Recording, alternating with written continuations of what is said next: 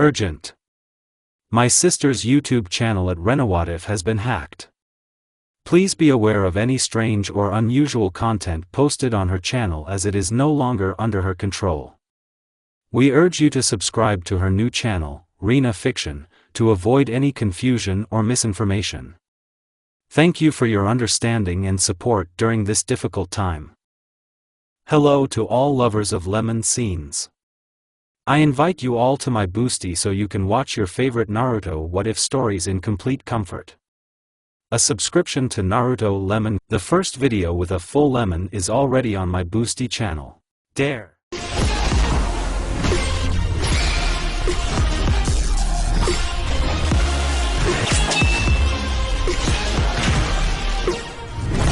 The morning sun was rising above the horizon and illuminated the still sleeping Konoha.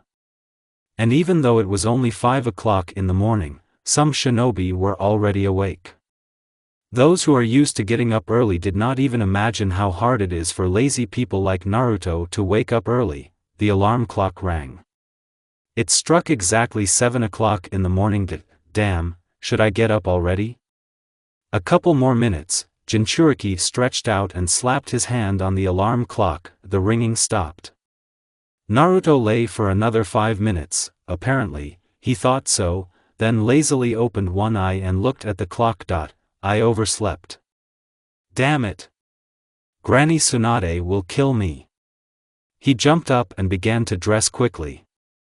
I had to be at her place at 8 sharp, and now it's already the beginning of the 9th. After a couple of minutes, he jumped out over the balcony and rushed to the Hokage, then disappearing, then appearing on different buildings. Here, the 5th Hokage handed the sheet of notes to Sakura. Here are all the listed medicines that were stolen from the hospital warehouse. There are not many of them here, only 7 or 8. Sakura arched an eyebrow, looking at the paper. Yes, but almost all of them are very rare. That's why the thieves stole them. According to the data, this is a small group of bandits of about 10 people. If everything goes well, their number will not increase. However, they can unite with other bandits who may have been waiting for them in the forest, if they have not already united. Or they could even hire a ninja. In any case, the rank of this mission can rise to B, or even A, depending on the circumstances. I see. But then I alone can't cope, Sakura sadly admitted. I understand, and even despite the shortage of people, I will assign a person to you. But only one. Although such assistance will be more than sufficient. And, Sakura, the most important thing, medicines should not be damaged. Tsunade said menacingly. Hi. And, what else? Who exactly is this person? Sakura asked quietly. He should have come a long time ago. Well, I'll arrange it for him. The 5th got angry, and hit the table with her fist, which shattered into 2 parts. Sakura and Shizune jumped up, and Tun even jumped out of the hands of the latter and screamed. Suddenly, the door to the office opened, and Naruto slowly entered it with a guilty expression on his face. Naruto. You're late. The demon in the guise of Tsunade shouted. Excuse me, Granny Tsunade, I overslept a little and, Naruto began apologetically, but before he could finish, he flew out of the office and crashed into the wall due to a powerful blow to the jaw from the Hokage. Jinchuriki already realized himself that he had come in at the wrong time, in general, so, continued Hokage after a while. Naruto Uzumaki. Haruno Sakura. I am entrusting you with a C-rank mission to return medicines. Go immediately. She spoke in a superior tone. What? So right away? And why only rank C? I want more difficult missions, where it will be possible to fight, or, Uzumaki began to complain. You were late and therefore missed all the details of the mission, the 5th calmly replied. Okay, but then why am I being sent on such a childish mission? What's difficult here, to bring medicines? I refuse this mission. Sakura, noticing the boiling of the Hokage, grabbed Naruto by the throat, not allowing him to talk, and began to apologize. "Excuse me, Tsunade-sama, we're already leaving." She squeezed his throat even harder when he tried to say something, and then ran out of the office. Naruto and Sakura were already halfway there, jumping from branch to branch. And, since they didn't know exactly where the bandits' lair was, they had to constantly look around from the very exit from Konoha. "Sakura-chan, why didn't you let me finish? I wanted to tell Grandma Tsunade everything so that she wouldn't give me such easy missions anymore," Jinchuriki asked a little frowningly. "Naruto, you are no longer a child, and you must understand that every mission is important. And this time we need to return the rare medicines that the bandits stole." Sakura sighed in resignation. "So we still have to swing with them?" "Well, yes, most likely. Just remember, Naruto, we must not allow the medicines to be damaged." "Yeah, of course," Naruto answered phlegmatically and pushed off from the branch harder, being in front. Damn, he's so irresponsible. After all, such missions are not suitable for him. Where did Tsunade-sama look? Sakura thought. Soon they reached the place where, according to the plan, there should have been a den of bandits. It was an ordinary small clearing, and there was nothing there except a large boulder closer to the center.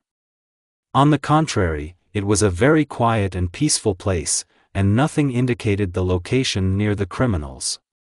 Naruto and Sakura examined the place from the tree behind which they were hiding, thinking that they would be discovered. "It looks like everything is clean here," said Naruto. "Don't let your guard down. There may be traps in the clearing," Sakura warned. "Yes, everything is fine, don't worry, Sakura-chan," said the blonde and, jumping down from the tree, ran to the center of the clearing. "Naruto, stop. Naruto." Haruno shouted. "See? There are no traps here. Naruto." The girl got angry, then with one jump she was near the Jinchuriki and hit him in the jaw so that he flew off with screams for a couple of 100 meters. "Don't ever do that again." 10 minutes later, when Naruto returned from his journey, Sakura had already managed to inspect the entire clearing. She never found anything suspicious, and now the drug thieves had to look elsewhere. It looks like the ANBU reports were wrong. The bandits couldn't just disappear without leaving even evidence. "Sakura-chan, why was it necessary to hit so hard? After all, it was clear that there were no traps here," Uzumaki mumbled, rubbing his jaw. "And if there were? My God, you haven't learned anything, even though you've become a hero. In any case, we don't need anything here anymore. Let's split up and look for bandits elsewhere. Are we going to look further?" "But Granny Tsunade said they should be here. There should be, but you can see for yourself that there is no one and nothing here. No sign of the lair. And it's very strange." "Okay, I'm going southwest. You're going east. If we don't find anything, we'll meet here in an hour. Hi." Naruto replied, and went into the forest in the direction of the east. At this time Sakura was moving in the direction of the southwest. Haruno checked every tree, looked for footprints on the grass, but found nothing. After all, if there was anything, she would definitely find it. There is nothing here. Not even a hint of anyone's presence. It seems it's time to get back to Naruto. Maybe he found something, the girl thought. And just as she turned back, she heard voices nearby. Sakura moved towards the sound, and soon found something like a lair. There were 5 or 6 tents right among the trees. One, which is larger, stood as if in the center. All the others were located in a semicircle opposite. People were rushing back and forth between them, hurriedly preparing for something. Sakura crept closer, wary of possible traps, hid behind one of the tents. Despite the small size of the camp, it was quite safe here. There is no doubt, this is definitely the camp of those thieves who stole medicines. I suppose that big tent is something like a warehouse, if you notice that everyone is carrying something there. It's quite crowded there, and probably a lot of things. The perfect place to hide something small, Haruno concluded. She understood that she would not be able to hide behind the warehouse and sneak in there unnoticed. Sakura crept up to one of the people passing by, grabbed him, covering his mouth with her hand so that he wouldn't make a noise, dragged him back and knocked him out with one blow on the back of his neck. Then she hid it away behind the bushes and, folding the seal, turned into her victim. Having successfully penetrated the warehouse under the guise of one of the bandits, the girl began to look for what she needed unnoticed. Yeah, I think it's medicine, Sakura thought, opening the bag that was in the box. Let's see. She took out the list of medicines that Hokage had given her. After making sure that everything was in place, the pink-haired woman put the bag in her pocket, closed the box and headed for the exit. What are you doing here, Kunsuk? You're supposed to be on duty. The 2-meter-tall big man who entered asked Sakura menacingly. I had an urgent order to deliver something from the warehouse, I'm already leaving. Haruno tried to fake a male voice. What's wrong with your voice? And who ordered it? I'm a little hoarse. The chief ordered. Well, then go. Hi. Sakura had already breathed a sigh of relief, started to leave, when suddenly the big man swung his baton at the girl, but she managed to get kunai and block the attack. A mistake came out, I'm in charge here. Who are you? He swung for another blow, but Kunoichi jumped back and scattered the technique. A girl, someone sneaked up from behind and painfully twisted Sakura's hands. The big man ran screaming at the girl. She struggled as best she could, but someone very strong restrained her. Another swing, and now, it seems, the whole life flew before my eyes. Haruno closed her eyes in fear. A second passed, but there was no blow. Opening her eyes, the girl saw her partner, who blocked the blow with a kunai. Naruto. The girl shouted joyfully. Sakura-chan. He kicked the big guy in the stomach, then immediately jumped up to the second one holding Sakura and punched him in the face. Are you okay? The guy asked anxiously. In the next few minutes, Naruto and Sakura scattered all the bandits in the camp.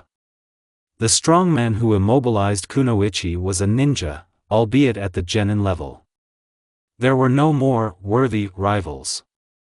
It seems that this is the last one, Haruno said, approaching the bandit in one of the tents, who was desperately and fearfully backing away. With a blow to the neck, the girl knocked him out and left the tent. Come on, Naruto, it's time for us to go to Konoha. I've already found the medicines. Mission accomplished. How, already?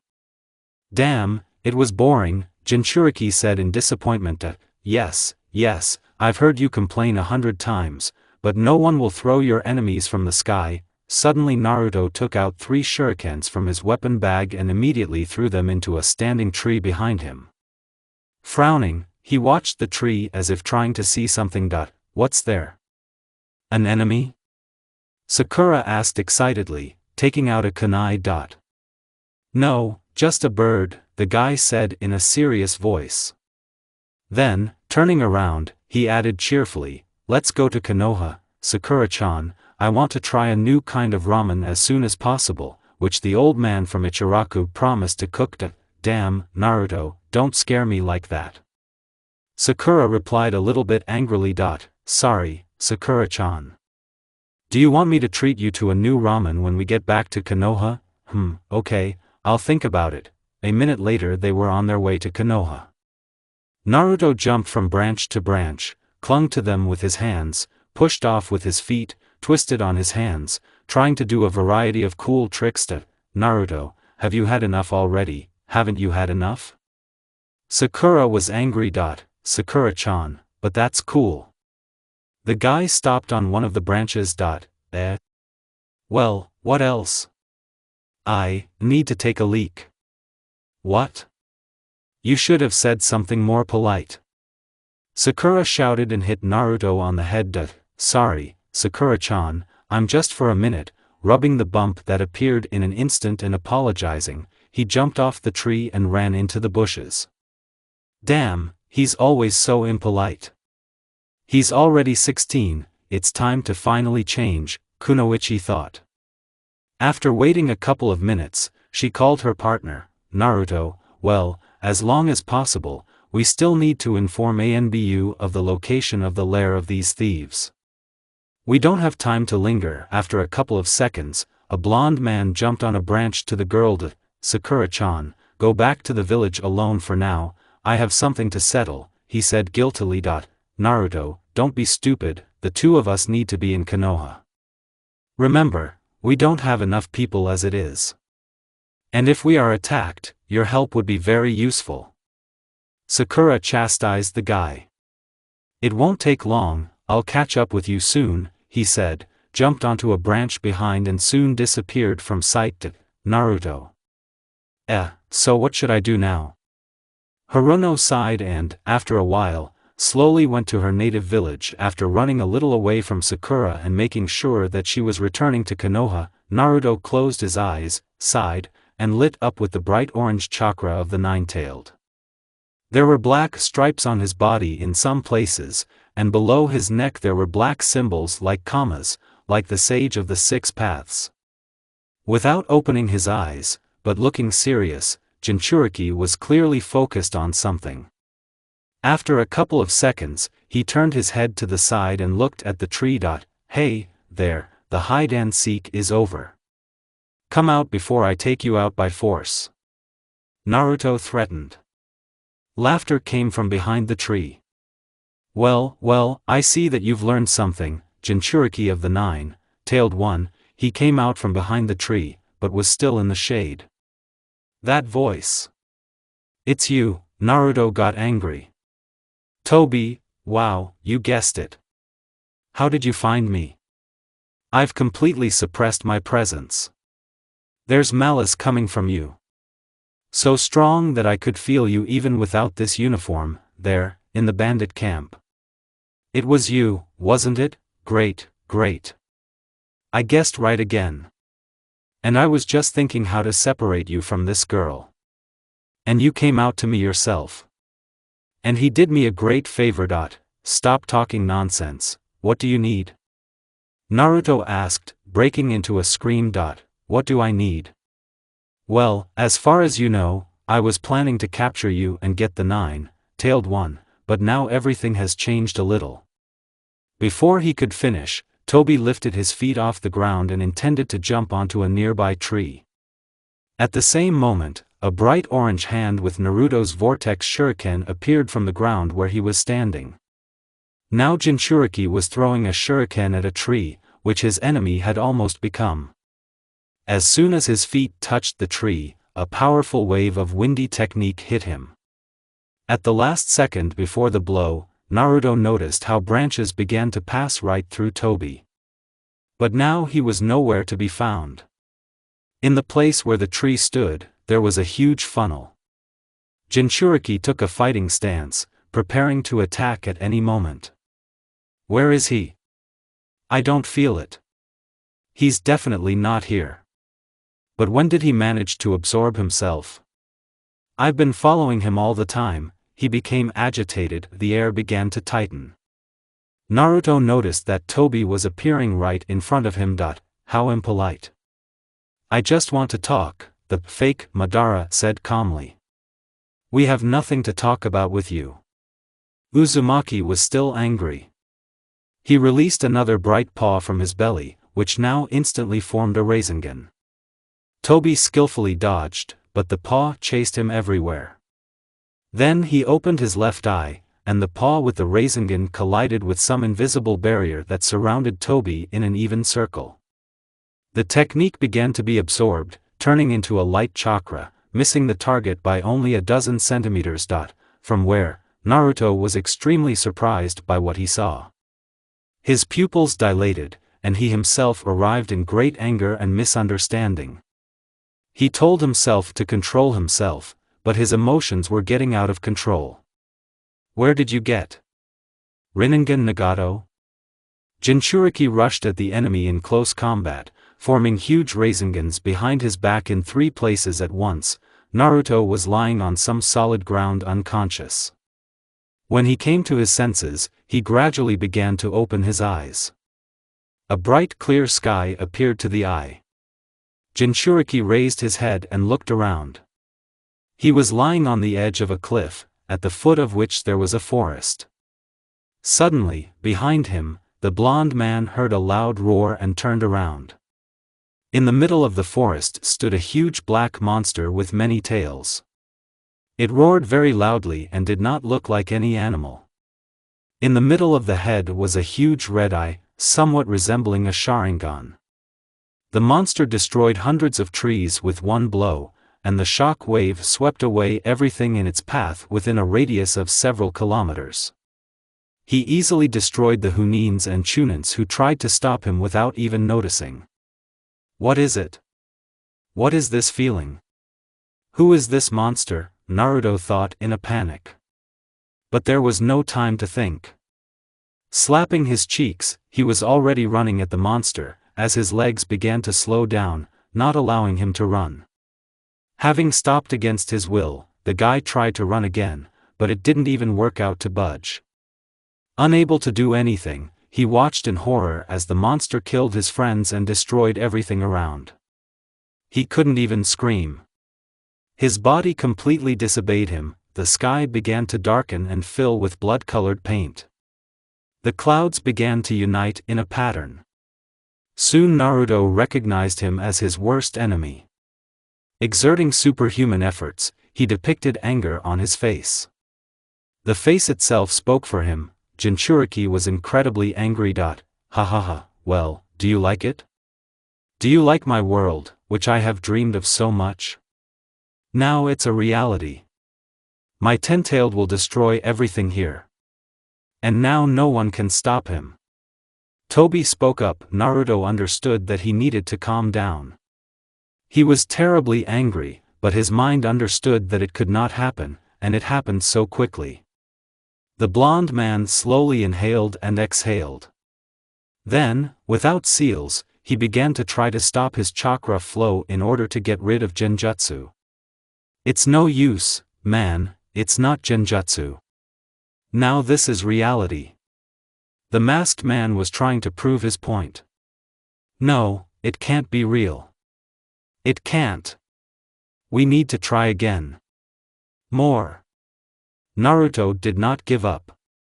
Slowing down his chakra, he felt that it was exhausting him a lot. But I realized that it wasn't enough yet. Finally, he completely stopped the flow of the chakra, but the illusion did not dissipate.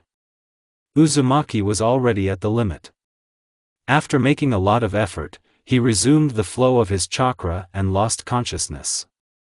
Without strength, he collapsed on a rock and, before passing out, noticed out of the corner of his eye that the sky began to take on its former blue color. Gradually recovering, the blonde began to realize where he was. After genjutsu, he was exhausted, and immediately began to breathe quickly and tiredly. But he was still able to stand on his feet. Now, Naruto realized what had happened. In a fit of anger, he ran straight at the enemy and, forgetting about caution, looked him straight in the Sharingan, thereby hitting a powerful genjutsu. But it took all the strength and all the chakra to get out of it. The cover of the nine-tailed began to disappear along with the 3 Otama Razengans. All this time, Toby was standing in front of him a few meters away. And you're good. No one has ever managed to dispel my genjutsu. Well, can we talk now?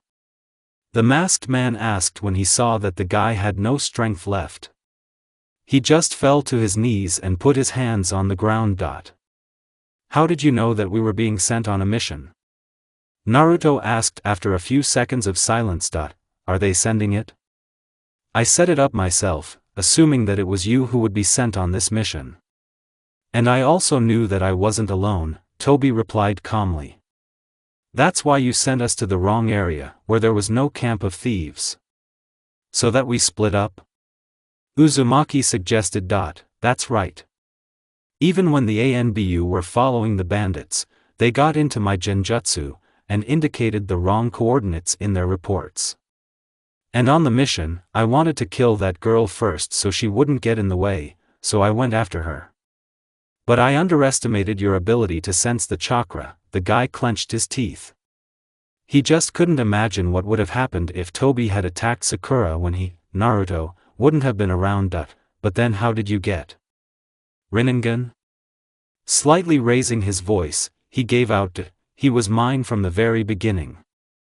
I just gave it to Nagato, and now I've taken what's rightfully mine. Here. You bastard.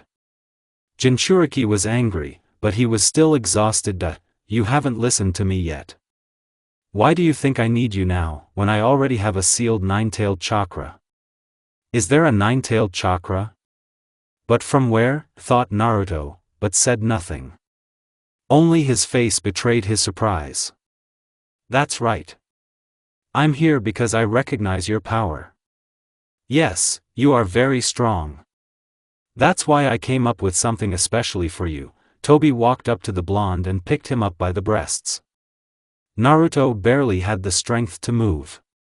He looked at Toby with hatred, as if he was trying to curse him with his eyes. Enjoy it. The masked man added finally, and Naruto felt that he was losing consciousness again. CSR, was all Jinchuriki had time to think. Several hours have passed. This time Naruto was lying somewhere in the middle of the forest. He was surrounded by a calm and quiet environment. At times, a gentle wind blew, stirring the green foliage on the trees. Birds sang, animals ran, enjoying their lives. Everything was serene and calm. Jinchuriki gradually regained consciousness. But he didn't want to get up, or even realize that he was conscious. However, I still had to open my eyes. Starting to feel the world around him again, Naruto noted that there was no previous fatigue. And the chakra was at a normal level now. Uzumaki began to look around. The surroundings were very familiar. He realized that he was only a kilometer away from his village. But, remembering the recent battle, the guy immediately jumped up from his seat. But Toby wasn't there. To finally make sure of this, Naruto again covered himself with the nine-tailed chakra and focused on the search. There are no enemies nearby. So, it's time to return to Konoha, the guy concluded. After walking a few meters, he saw a familiar path and headed along it. Along the way, the guy wondered where his enemy could have gone. After all, Toby just couldn't let go of the blonde, and even if he had the nine-tailed chakra, then why would he look for Naruto and then just let go? There was clearly something unclean here.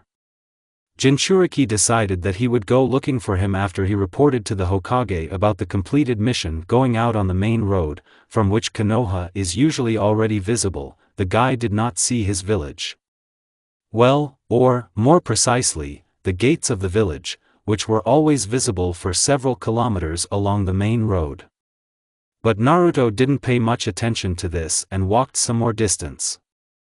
Soon stopping, he could not believe his eyes. A small village was visible not far ahead. There were about 40 houses in it, all wooden, and almost all one story. There was no fence, like Konoha, in this village. There were no habitual carved Hokage faces on the rock, and the rock itself was half as small and lower than usual. Gradually recovering from the shock, Naruto headed to the village. Having easily overcome a small river with a 5-meter jump, he was on the spot. What kind of village is this? Konoha?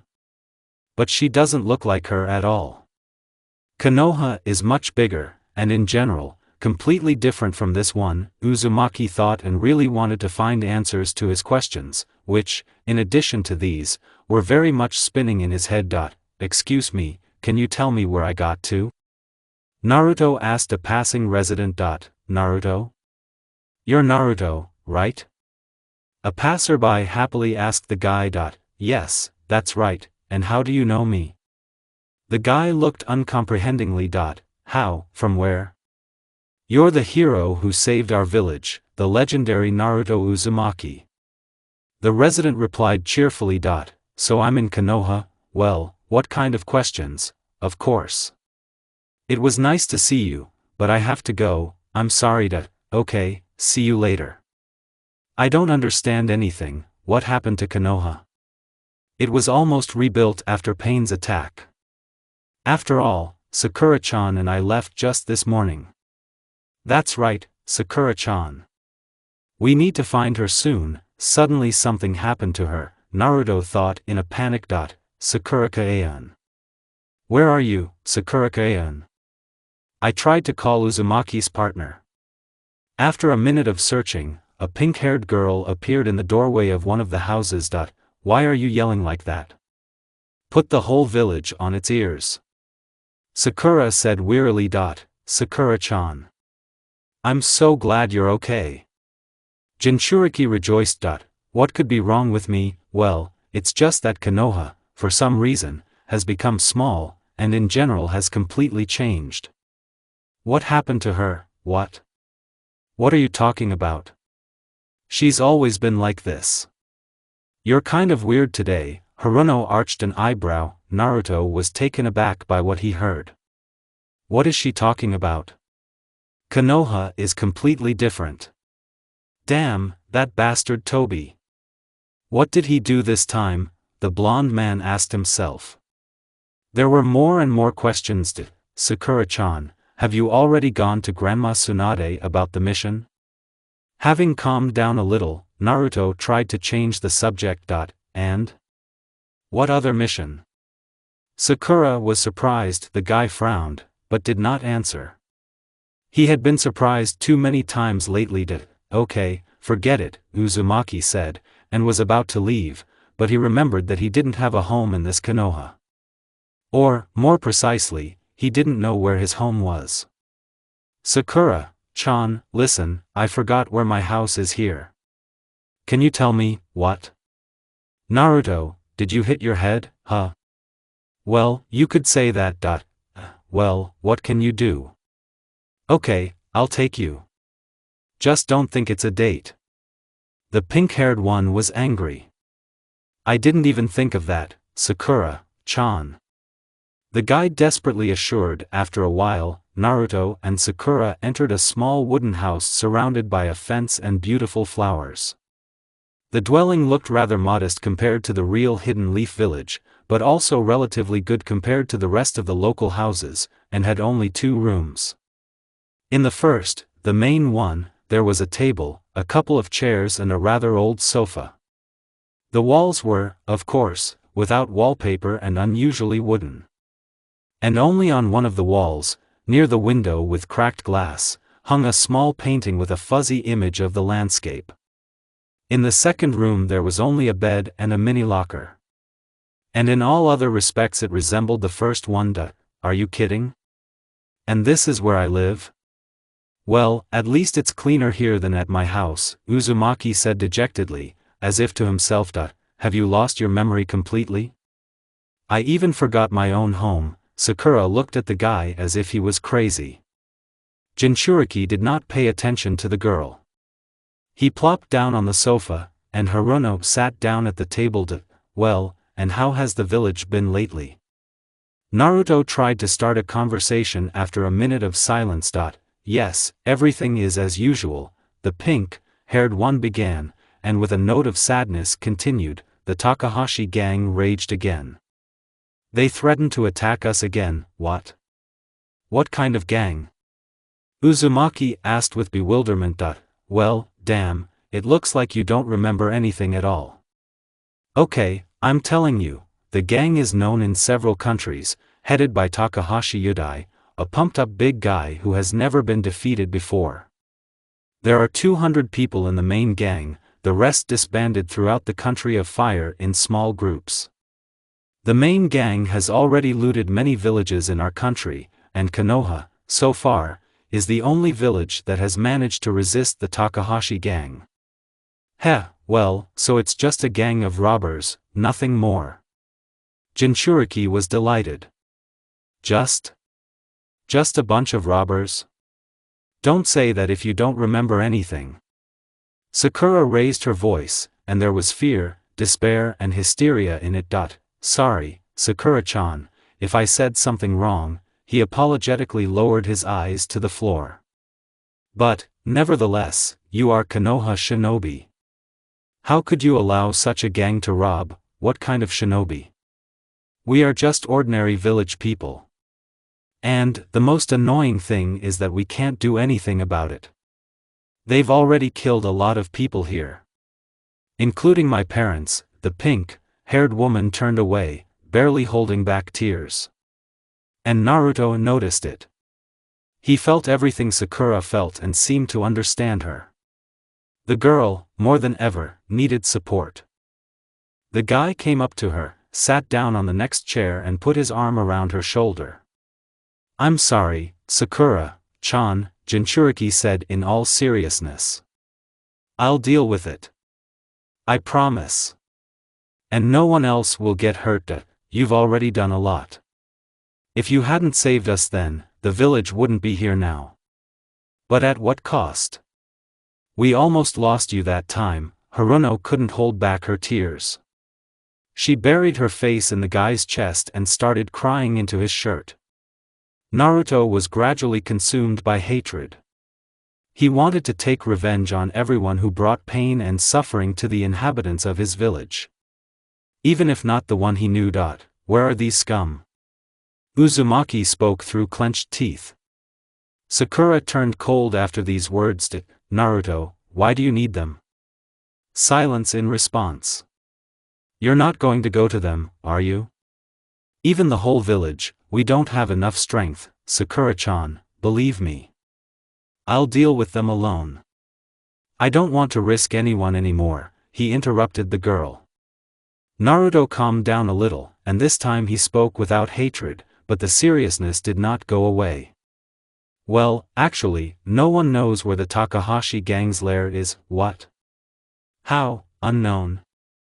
Damn, how am I supposed to stop them now? I won't let you go, Naruto. You'll die. No one has stopped them yet. Sakura warned. Don't worry about me. I'm not going to die.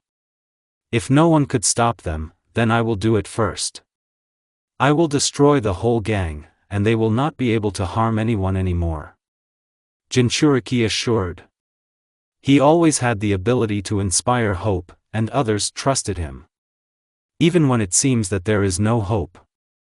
And now Sakura, who was confident in her warning, and ready to insist on it to the end, was almost completely convinced. Okay, now take me to Granny Tsunade. Isn't she your Hokage? So. Village headman? Yes, Haruno was smiling now. Tsunade-sama lives in the center of the village. Come on, I'll take you. Naruto left the house, followed by Sakura. They headed towards the center. On the way, Uzumaki examined the situation of Konoha, realizing that the protection of the village was not secured by anything.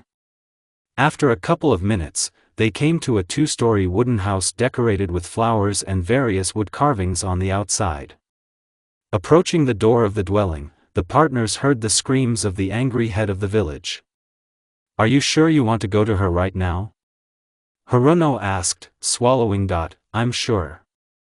That's why I'm here, Jinchuriki replied unshakably. The blonde knocked on the door, and after waiting for a loud and ferocious, "Come in," he went inside. The blonde knocked on the door, and after waiting for a loud and ferocious, "Come in," he went inside. Sakura followed him in. The room was small in size with only one window. In the corner there was a table on which stacks of papers were arranged, blocking the owner of this house. Her assistant Shizun was running around frantically, now bringing, then taking away some papers and folders. Who else is there? I can't see if I'm busy. Tsunade barked from behind the stacks of waste paper. Grandma Tsunade, I came on an urgent matter, Naruto began. Oh, it's you, Naruto. What do you want? Talk faster, I don't have time. Tell me, where is the Takahashi gang? You should know. Senju's face changed. The uncontrollable anger had disappeared somewhere, but she sat quietly, only frowning, and was silent. Granny Tsunade. Jinchuriki continued. Can you hear me? Give me their coordinates and I'll put an end to this madness, Tsunade-sama, Sakura began after a bit of hesitation. Naruto recently hit his head and, well, in general, it seems he lost his memory. It doesn't matter what happened to me. Just tell me, Naruto. Are you completely crazy? Tsunade shouted and threw a heavy folder of papers right in Naruto's face. He suddenly lost his balance and fell to the floor. Why on earth should I tell you where they are? Are you tired of living again? But after all. Uzumaki continued, getting up from the floor and rubbing his face, but the headman interrupted him again. No buts. The topic is closed. I have a lot of work to do, get lost. Senju replied politely and went to the window, turning her back to Jinchuriki. I can't leave everything like that. The guy continued, despite Tsunade's statement. Until we fix the problem that threatens to destroy Konoha, none of us will be calm. Naruto gradually raised his voice. Calm down already, Naruto. No one can beat this gang, let alone their leader. You're just going to die, Haruno interjected. Even if it is. A hero is not someone who runs away from danger. The hero is the one who protects his village at the cost of his life. The guy finished, literally shouting out the last words. He looked at Tsunade and waited for an answer. If you don't want to answer, don't. I'll find them myself, Senju sighed. She knew he wouldn't back down that easily. Wait, she stopped Naruto when he was already heading for the exit. If you wanted to know the coordinates of their location, then they are not known to me. What? How so? He became sad. Yes, but I can contact them. And the last time I received a letter from them, they warned that they would attack again. And it seems that no concessions on our part will suit them. Great, so they'll be here soon. That's where I'll arrange it for them, Uzumaki rejoiced. At that moment, there was a knock on the door. After permission to enter, a young guy entered the room, and immediately began to report in a hectic manner, the headman herself, we have trouble. Mushroom pickers in the forest found a group of people from several dozen people. They are heading towards the village from the south. The Takahashi gang. So soon? Tsunade was taken aback. Great, let's move out. Jinchuriki smiled and disappeared from the office. Where did he go? Sakura was scared. Disappeared? Sakura, find him, and don't let him go into battle alone. Yes, Tsunade-sama. Naruto stood on a small mountain that surrounded the village from the east. Using the power of Biju, he was covered with a bright orange chakra, and looked to the south. 10. 20. 30, the guy started counting enemies. 120. 130. 140. 154 people. And they're 2 kilometers south of here. But nothing, they won't take me in numbers. Uzumaki grinned and scattered the veil. Naruto. How did you get in there? Get down, we need to talk, Sakura shouted, noticing him, seeing his partner. Naruto went to the edge of the mountain and intended to jump down. Hey, are you going to jump? Don't you dare, you're going to crash. The girl shouted angrily at the top of her voice. Don't worry, Sakura-chan, the guy replied and jumped off the mountain. Landing successfully near his partner, he unexpectedly received a fist in the face, but flew only 4 meters away. Don't you dare scare me like that. Haruno was still shouting. Sakura-chan, what are you doing? There's only about 50 meters there, Naruto grumbled resentfully, holding his cheek. That's all? People don't survive falling from 10 meters, you're weird, Sakura-chan. And this time you somehow didn't hurt me at all, the blonde remarked. What? You've always complained that I hit you hard, the pink-haired girl was surprised. Okay, whatever. 2 kilometers from Konoha is this gang. Like her? Oh, yes. Takahashi. They are attacking a village of 1,500. Tell everyone to stay in the village and protect it if I suddenly miss someone, Naruto said with all his seriousness. 1,500? No, wait. I have an order from the headman not to let you go into battle alone. You're dead, enough, Sakura-chan. Just order the shinobi to protect Konoha. But we're just people. Farmers, fishermen, mushroom pickers. And what kind of shinobi are you talking about? Sakura was genuinely surprised. What? So you're saying that none of you are proficient in various elemental techniques? But do you, at least, know how to throw kunai and shurikens? The guy asked with surprise. What are you talking about? We are ordinary people. Haruno was angry. Damn it. What happened to you? He asked himself a question, and then continued, turning to Sakura. Well, okay, I have an idea. Naruto crossed two fingers on each hand, and several shadow clones appeared near him. How many Naruto? The girl screamed in surprise. Maybe it looks amazing, but please, Sakura-chan, pull yourself together and tell the rest of the residents to hide. My clones can handle it here. I'm counting on you.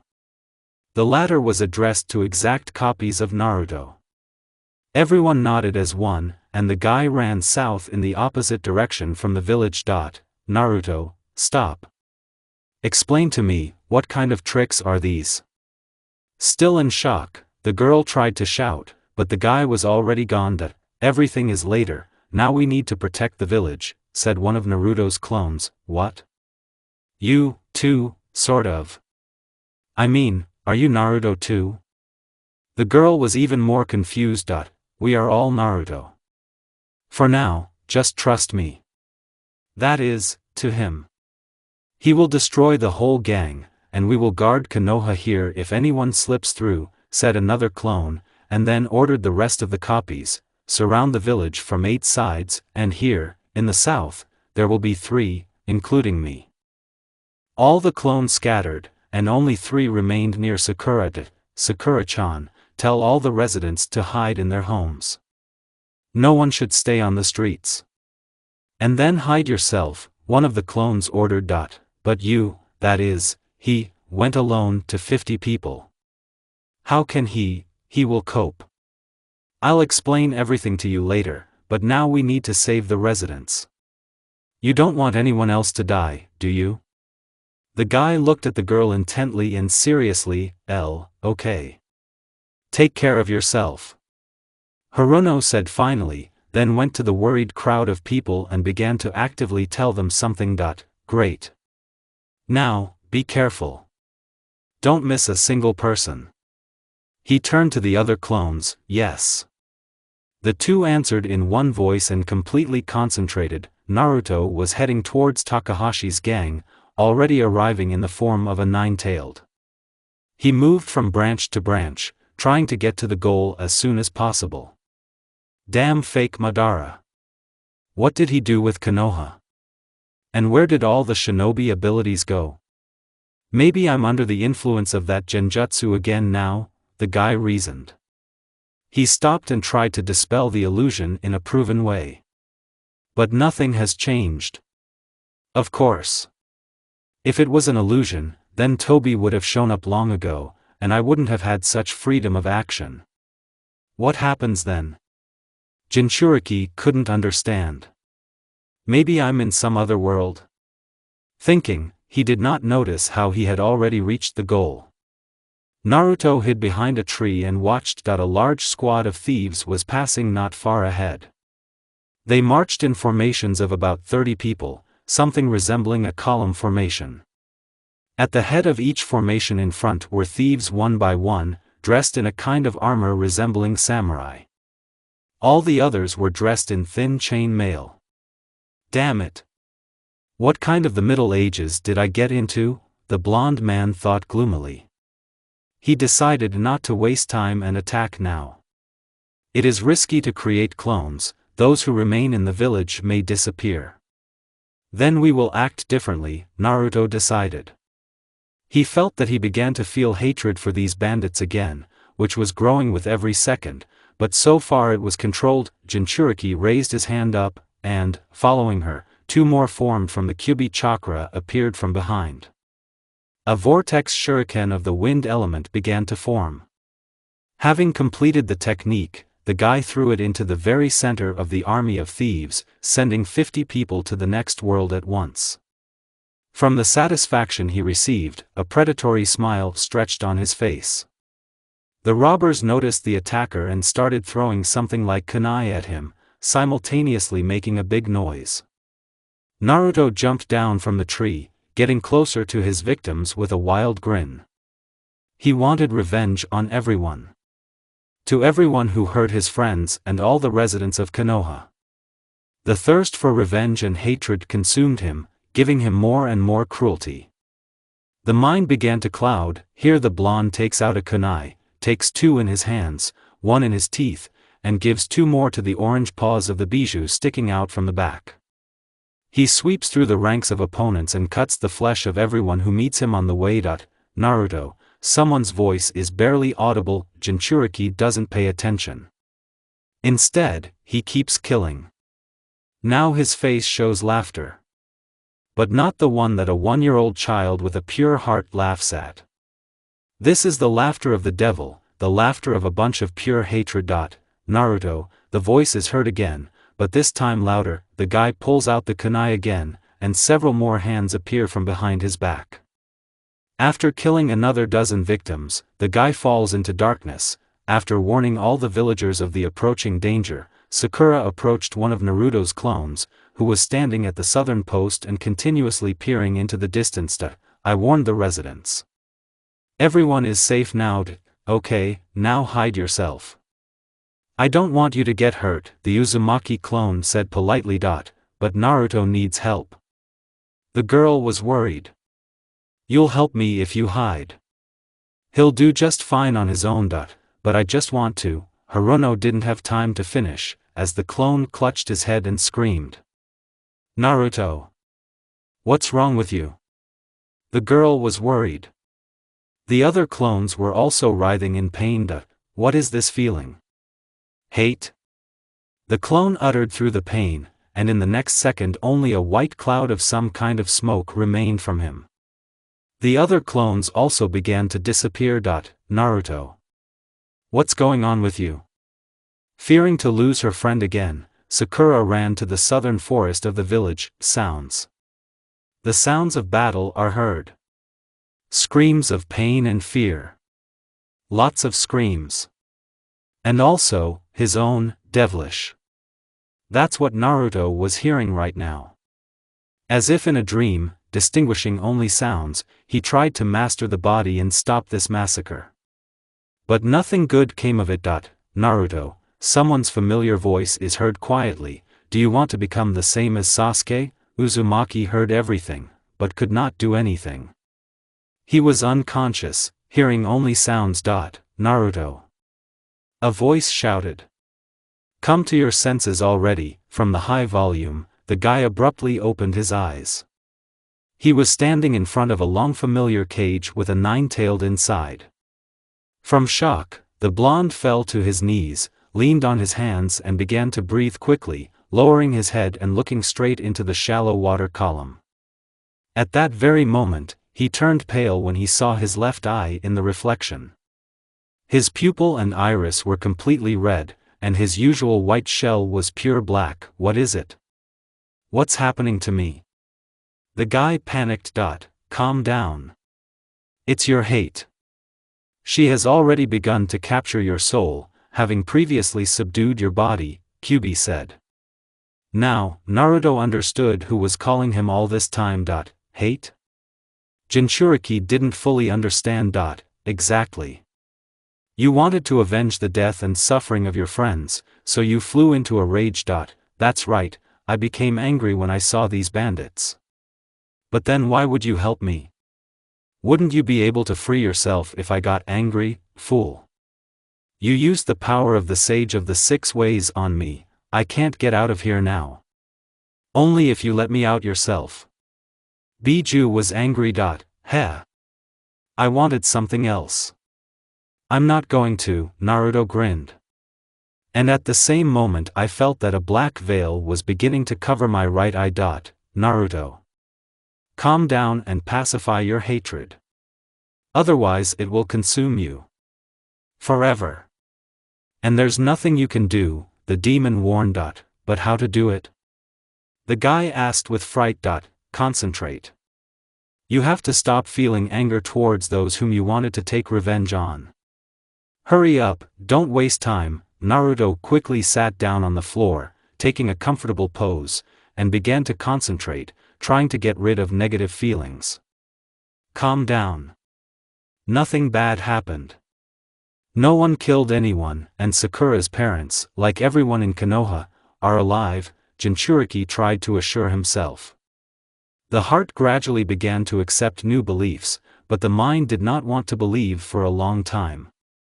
But gradually the anger and hatred began to recede, and Naruto felt that a black veil began to descend from his right eye.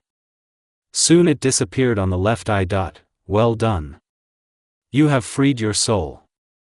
But your body, at the moment, is still killing, Kyubi said angrily. Then I'll get him back to me in a moment, and everything will be as before, Naruto replied seriously, and concentrated again. It is much more difficult to free the body than the soul. There's no way you can do it. It's just impossible. Another naivety of the guy irritated the nine-tailed. Well, unless you are somehow influenced from the outside.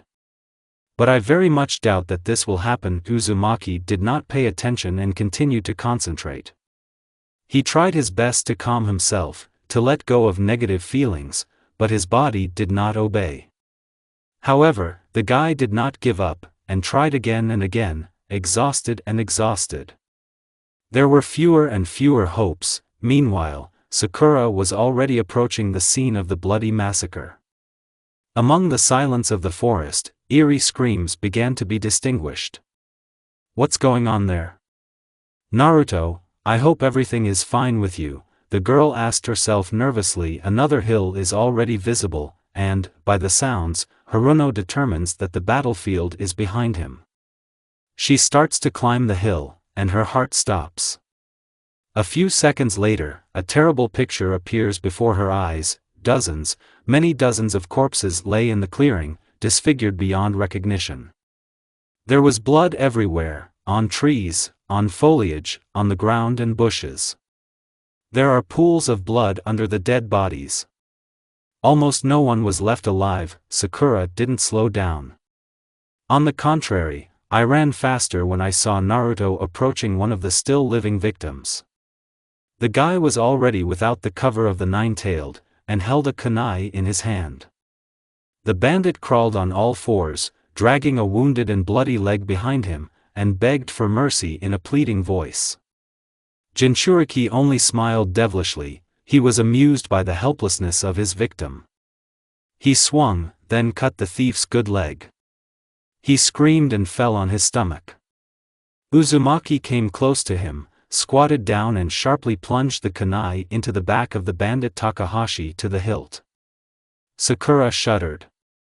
A piercing scream rang out throughout the forest, and the victim began to lose consciousness. A new pool of blood was forming. Naruto took out the kunai and approached one of the corpses lying in the center of the clearing. Do you think I haven't noticed that you're still alive? Jinchuriki asked with a grin. His voice was somehow strange and incomprehensible. At the same time, and scary.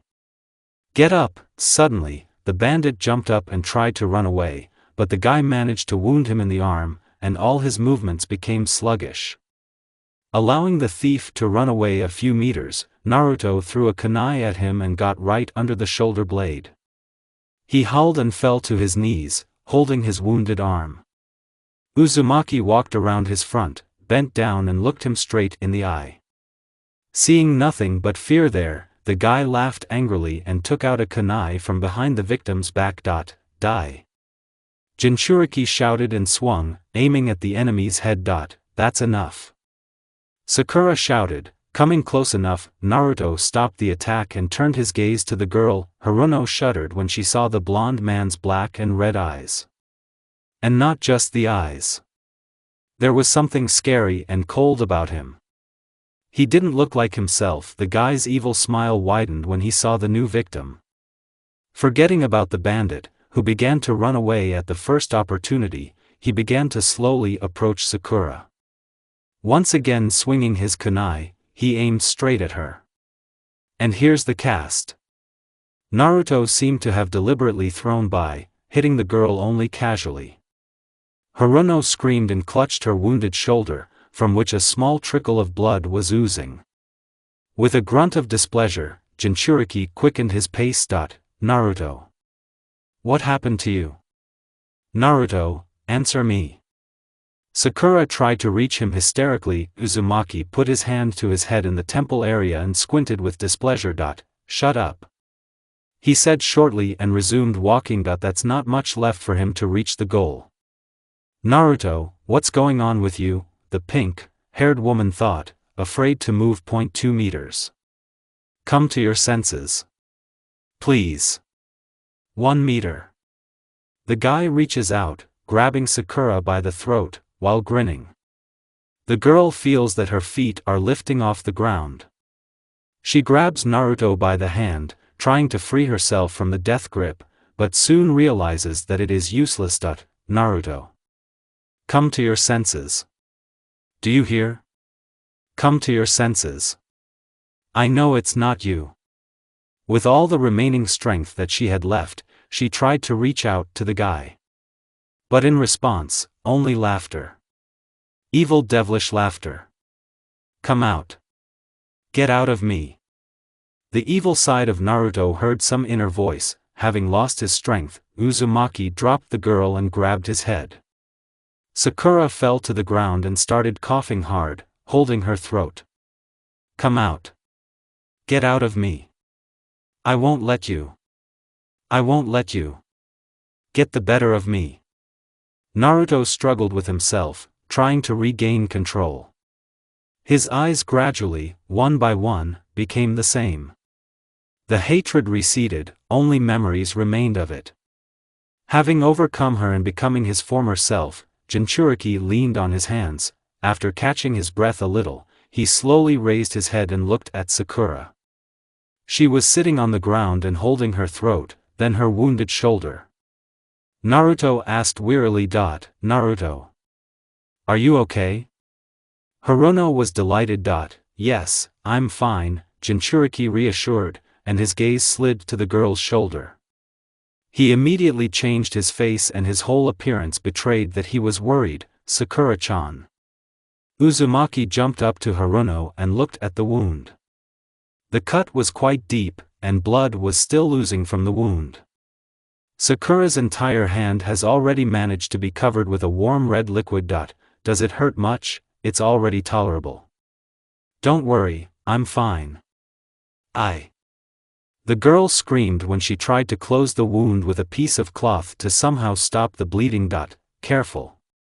Don't overexert yourself. Distracted from the cut, Naruto looked around and immediately saw the above picture. What? What happened here? Being in a stupor, the blonde asked. Naruto. Sakura hesitated and lowered her head. They're all dead. Am I their way? The pink-haired woman nodded silently. Then who hurt you? Jinchuriki asked with horror. It's a bandit, him. He's already run away, Haruno immediately replied, skillfully hiding the lie. Gradually recovering, Naruto got up and took a couple of steps away from his partner. Okay, let's get out of here. You need to heal the wound. I'll take you to the hospital. Sakura was about to say something, but he interrupted her. Oh, yes, I remember, you don't have a hospital. And you won't heal yourself either. Well, then we'll have to use herbs, the old-fashioned way. The guy smiled. He was about to turn around to leave here, when he noticed a bloody kunai sticking out in a tree right behind his partner, and instantly understood everything. Thieves don't use kunai. Damn, what have I done? Wounded Sakura-chan again. Jinchuriki was angry at himself. Hey, Naruto, is something wrong? No. Everything is fine, Naruto replied and walked up to Sakura, taking her in his arms. Come on, Naruto, what are you doing? I can walk by myself. The pink-haired one was angry. It's possible to walk, but it's unlikely to jump on branches. Uzumaki jumped on a tree branch 4 meters above the ground with one jump, and the girl screamed in surprise. Don't be afraid, Sakura-chan, we'll get there quickly. Naruto began to jump from one branch to another with quiet jumps, pressing his partner closer to him. Naruto, one more thing, Haruno began. What happened? You're in the village. That is, your copies. They disappeared. Evaporated, what? Jinchuriki stopped. How did it happen? He was worried. Well, they are. Grabbed their heads and... I don't know for sure, I didn't understand anything, Sakura said in a tone as if she was guilty of something. Naruto furrowed his brows. It probably happened because I lost control, he thought. CSR. Sakura-chan, we don't have much time. Hold on tight, the guy warned and took off, moving through the trees at high speed. Oh, yes, I forgot something else, Jinchuriki recalled and delved into his consciousness, familiar surroundings again. Green walls, dripping water and darkness. Naruto takes a few steps, and now you can see the cage that imprisoned, it would seem, the most evil demon 16 years ago. He came to me. I didn't expect it, the fox began, seeing the approaching guy. Yes. I came to tell you, Naruto began seriously, but then relented. Thank you, the demon was even surprised. Thank you? For me? What is it for? He grinned. Well, you saved me.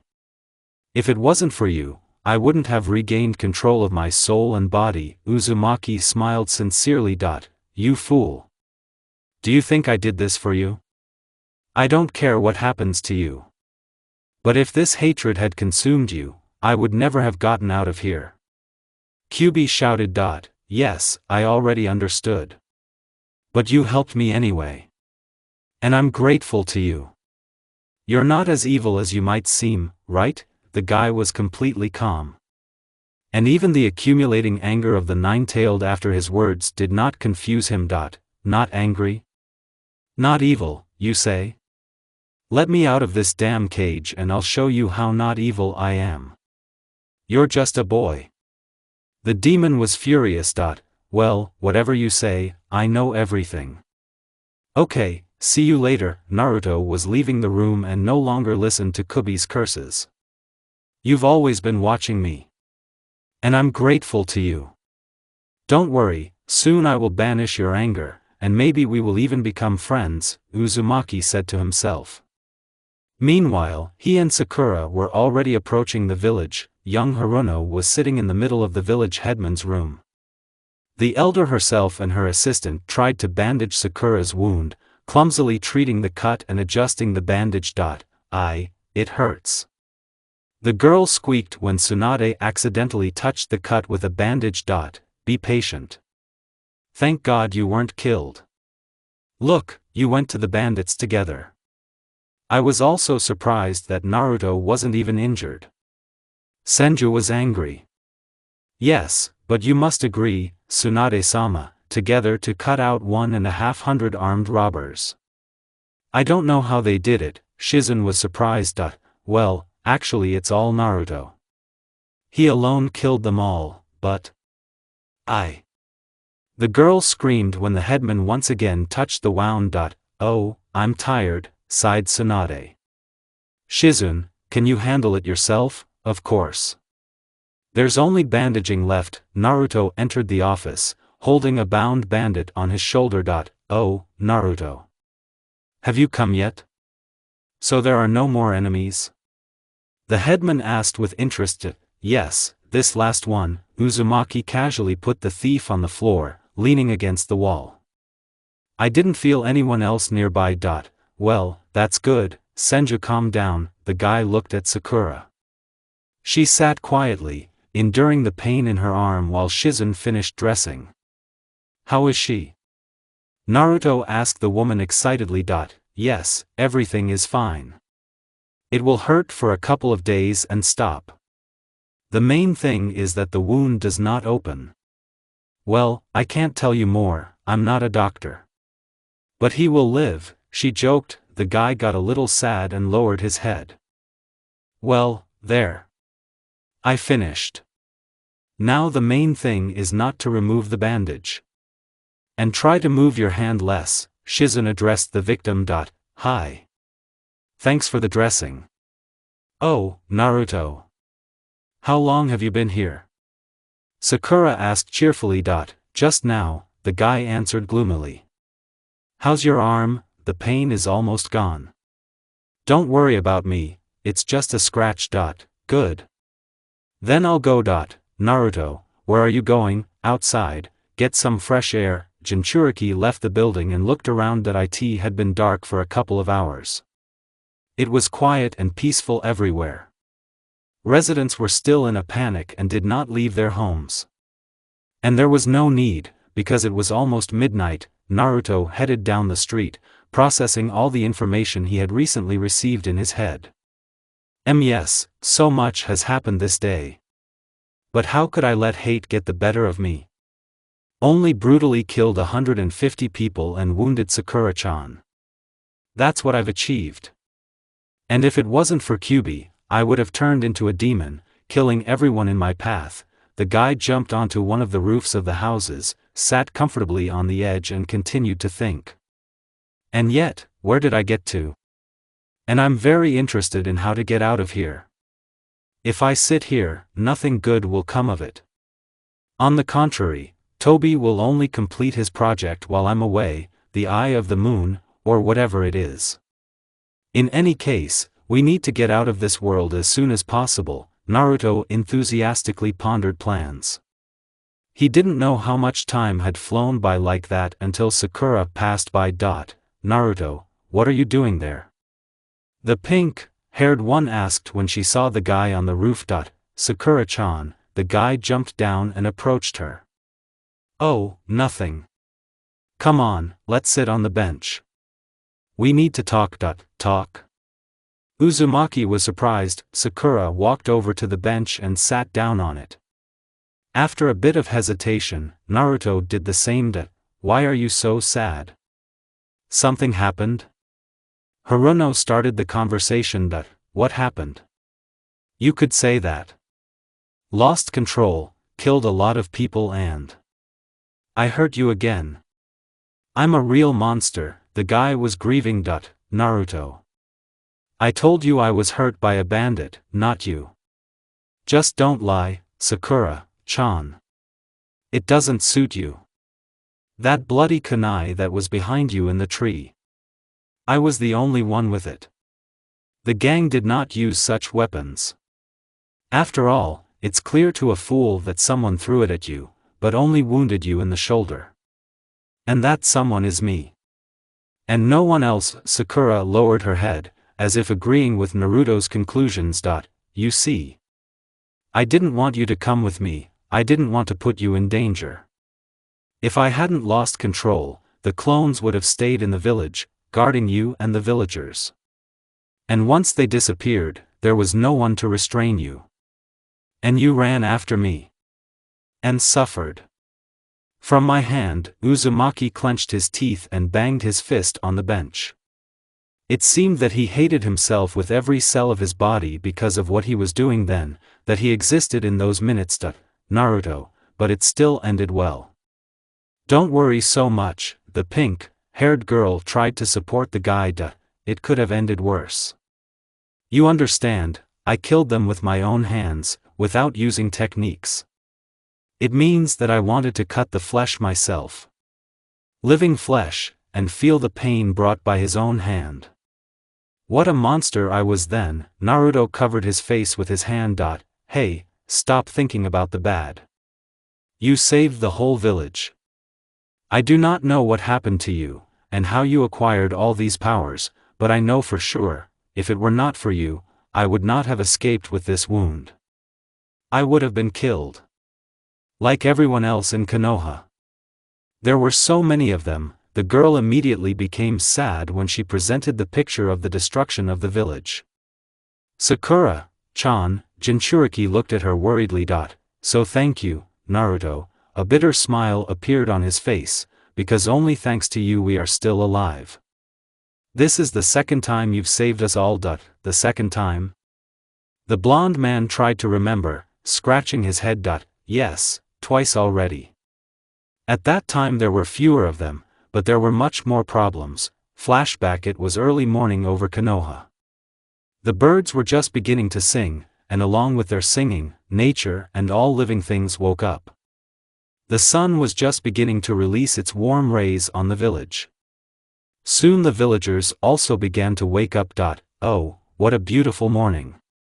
Sakura stretched and looked out the window while still lying in bed. 10 minutes later, she came out of the bedroom and into the main room. Oh, Sakura, have you woken up yet? The girl's mother asked solicitously, coming into the house and carrying some kind of bag with her. Hi, Mom. What are you talking about? She asked, coming up to her mother with interest. Yes, I bought some fish. Will you help me cook? Of course. Mother and daughter were sitting in front of the house by the fire, on which the fish was fried. A pleasant smell wafted from her, and Sakura's mouth began to drool. Be patient, it's almost done, the mother laughed. The girl smiled. It seemed that nothing foreshadowed trouble, everything was so peaceful, quiet. However, the beginning of panic in the village dispelled the calm family atmosphere. It was obvious that something had happened. What's the matter? Why is everyone making such a fuss? The woman asked the panicked residents anxiously. The Takahashi gang. They're attacking us. One of them shouted. What? So soon? Sakura was surprised.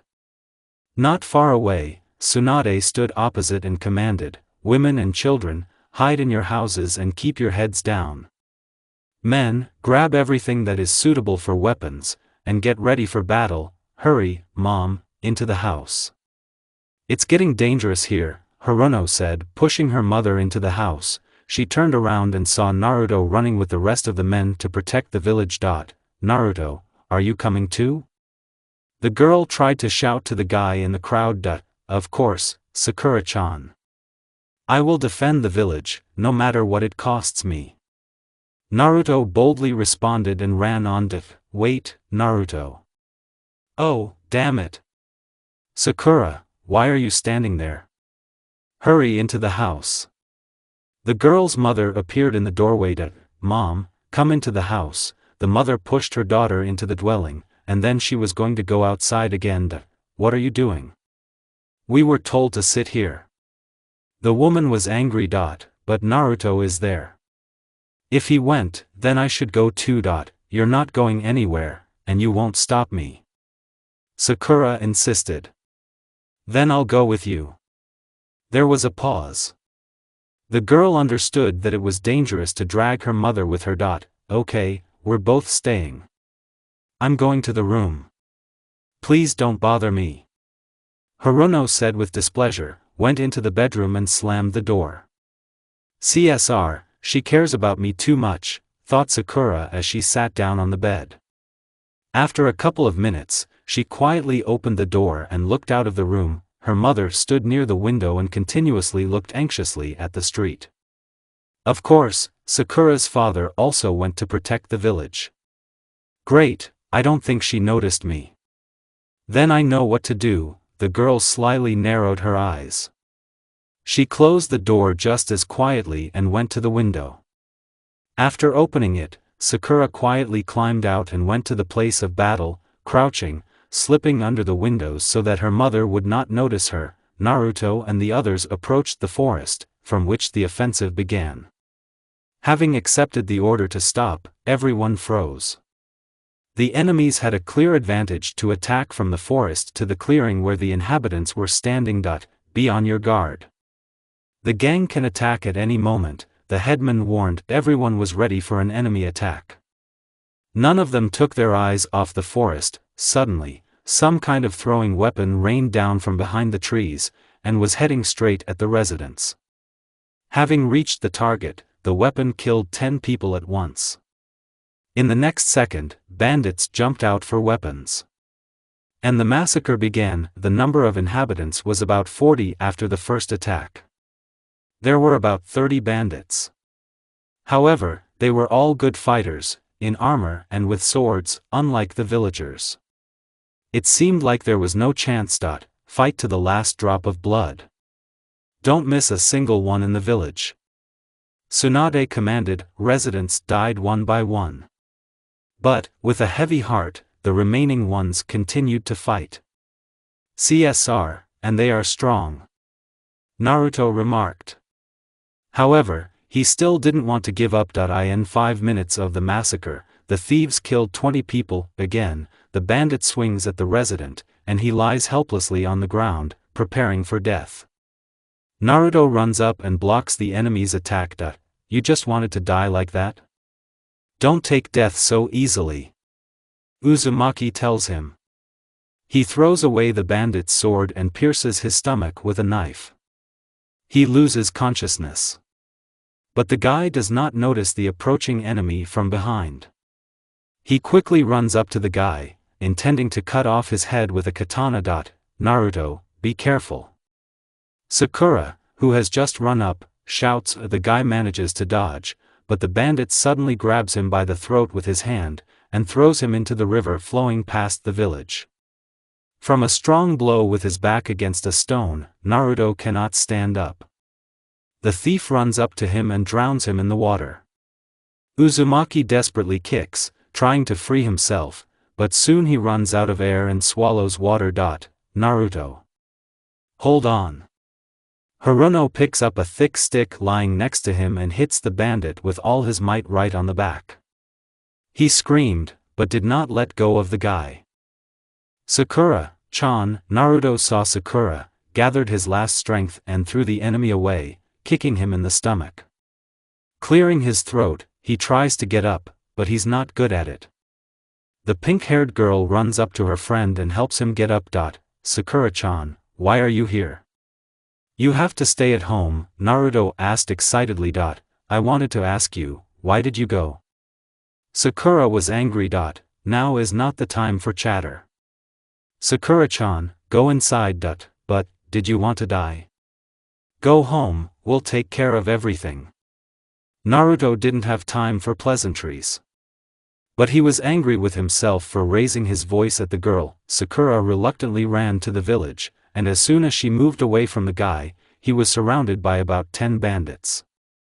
Gathering his strength, Naruto rushed to one of the enemies and immediately killed him, plunging a knife under his skin and hitting his heart. The others did not hesitate. They all rushed to the guy at once, swinging their swords. Uzumaki fought back as best he could, but soon felt a strong burning sensation on his back and realized that he had been wounded with a katana. Falling to his knees, he began to breathe rapidly. The bandits, for some reason, did not attack. Apparently they decided that they were done with him, but they stayed in place and watched. And that's what? The end? Is this how I'm going to die? No, I don't want to give up. I just can't give up, thought Naruto. Slowly starting to get up, he shouted, "You won't wait." The guy jumped up sharply and quickly cut the bandit who was standing closest to the neck. Blood instantly gushed out of her, and the enemy collapsed breathlessly to the ground. The others came to their senses and started attacking the blonde again. But he did not give up, dodging attacks and continuing to kill enemies, and again the pain. This time, in the hand. But he ignored her, continuing to fight. And now, 2 of the bandits who surrounded him remained. Struggling with his own fatigue, he ran up to one of them and attacked, aiming at the stomach, but the attack was blocked. At that moment, the second one came up and swung his sword, but the guy managed to dodge, turning to him and cutting the flesh in the shoulder area. The wounded man fell screaming on the damp ground. Then Naruto turned back to the remaining one. However, he did not waste time and quickly, with one attack, pierced the blonde's stomach. Blood gushed from his mouth. Uzumaki grabbed the sword with both hands and began to take it out of his stomach, while screaming in pain. When the cold iron was finally removed, Naruto slowly fell to the ground and began to lose consciousness. His face expressed fatigue, helplessness and regret. The bandit approached the guy lying on the ground and bleeding. He decided to finish him off so that he wouldn't cause any more problems. After all, he killed more than a dozen people of the gang. Die. The thief swung, but suddenly felt a strong blow to the face, and, losing his balance, fell. However, then he began to rise. Is it not enough for you? The green-eyed woman was furious. Approaching the bandit, she looked at him maliciously, cracking her fingers. Then there was a blow to the head. The thief was no longer coming to his senses. Sakura approached Naruto in a panic. The unconscious body of the guy was lying in a pool of his own blood. Tears began to come to the girl's eyes. She fearfully stretched out her hand to the blond man's neck to feel his pulse. Alive, the girl breathed out with relief and smiled. There were very few remaining male villagers. The bandits began to drive the remaining ones to the mountain, threatening to kill them. Everyone dropped their weapons and ran downhill. 2 people were also approaching Sakura. Not wanting to risk her life and the life of a friend, the girl also decided to follow the villagers. After all, there was only one way, and there was nowhere else to run. She picked up the guy, threw his arm over her shoulder, and, supporting him, carried him to the mountain. When she got to the place, the girl carefully put the guy next to her.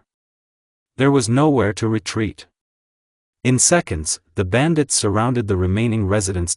Don't resist, and maybe we'll spare you, one of them said, and the rest of the bandits began to laugh softly. Well, we won't resist.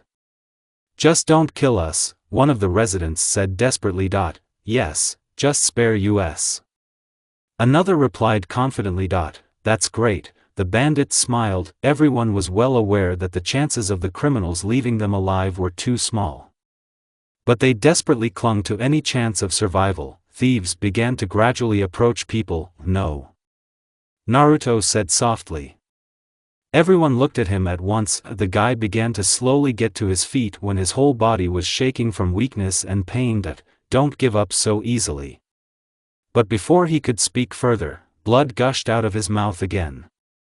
Naruto. You can't go up. Sakura stopped him. The guy laughed softly and wiped the blood near his mouth. If you surrender now, then who will defend our village? There was a confident grin on his face. Bravery and self-confidence were reflected in his eyes. You know they won't let you live. Then why the hell are you giving up? He was more confident than ever. And although he had just been on the edge of death, he now gave everyone hope. Yes, he's right.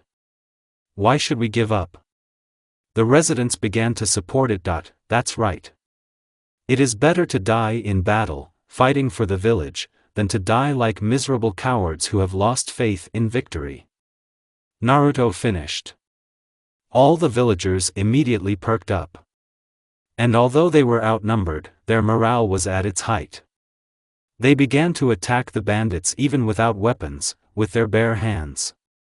But with confidence in victory, Naruto was also going to fight, but, having lost his strength, he almost fell. Sakura managed to catch him. Well done, Naruto. But I won't let you get into a fight. The girl said with a smile. But I can't stand by while everyone is fighting. Idiot, look at you. You need to think about yourself at least sometimes. Relax and leave everything to your friends. They can handle it. Naruto looked at his fellow villagers. Everyone had a sincere smile on their face, even during the battle. And they won. Heh, really, they can handle it. I told you, Haruno smiled. Thank you, Sakura-chan, the guy said finally and, with a smile, closed his eyes and felt that he began to lose consciousness again. End of flashback. Thank you, Sakura-chan, the guy said finally and, with a smile, closed his eyes and felt that he began to lose consciousness again. End of flashback. That's how it all happened. Sakura finished her story. Oh, well, I got a lot then, Naruto grimaced with displeasure. Yes. Then, after the victory, we took you to Tsunade-sama. I don't even know how she saved you. Such terrible wounds. Haruno shuddered, remembering the past again. How long ago was that? It's been a month. And my parents. Dad died during the battle. And then when I came back to the house, I was hoping that at least Mom survived, but she was. The girl covered her face with her hand so as not to show the tears coming to her eyes. Sakura-chan, don't think about it if it's hard for you. I'll understand everything. The blonde man tried to support his friend. Okay. Forgive me, Naruto, Sakura said, calming down a little. Yes, everything is fine, Naruto smiled. It seems that he has become the same again. It wasn't like him to sit and be sad like that, Haruno thought and smiled back. Well, now tell me about yours. Copies. How did you create them? The pink-haired one began a new topic a little uncertainly. Copies? Oh, you mean the clones. This technique is called shadow cloning, the guy enthusiastically began to tell. Sakura listened attentively. It's not every day in an ordinary village that an ordinary local resident has an unusual ability. Right? Clones, that's nothing. I can do a lot of things, so that's not all. Then show me something else, the girl immediately perked up. Well. For example, Rasengan, Naruto got up from the bench, crossed the seal, and one shadow clone immediately appeared next to him. Wow, another Naruto. But I've already seen that. And now look, Uzumaki stretched out his hand closer to Sakura, palm up. The shadow clone also stretched out his arms and began rotating movements. Immediately, bright blue chakra stripes appeared in the air near Naruto, narrowing right above Jinchuriki's hand. And a sphere of the same color began to form in his hand. After finishing his work, the shadow clone took a couple of steps back. Sakura was amazed. She looked at Rasengan as one of the wonders of the world, her mouth slightly open and her eyes bulging. She was mesmerized by the bright spinning ball from the chakra, and she could not take her eyes off it. Well, do you like it? Naruto asked, smiling. Amazing. Naruto, how did you do that? Haruno was still fascinated, and couldn't even sit on the bench and stood up. I can do more of it. The shadow clone again approached Rasengan, stretched out his arms, and the sphere immediately increased. It was now the size of a basketball. Seeing no reason to stay any longer, the clone disappeared into thin air with a corresponding pop, leaving behind only a light cloud. Wow! Sakura was even more amazed. Can I touch it? Without waiting for an answer, the girl began to quickly approach the Rasengan, stretching out her hands to touch the fascinating sphere. No. Sakura-chan. That's not what he's made for. Naruto began to quickly step back so as not to injure his girlfriend, but slipped and fell to the ground without finishing the sentence. The Rasengan dissipated at the same time. Ah, it hurts, Jinchuriki complained, rubbing the back of his head. Well, he didn't even let me touch it, the green-eyed woman pouted resentfully. Yeah, I'd be left without a hand if I touched it, Naruto grinned mockingly, getting to his feet. They both laughed merrily. Well, now tell me, how do you do it all? The girl asked after she had finished laughing. Uzumaki yawned for a long time.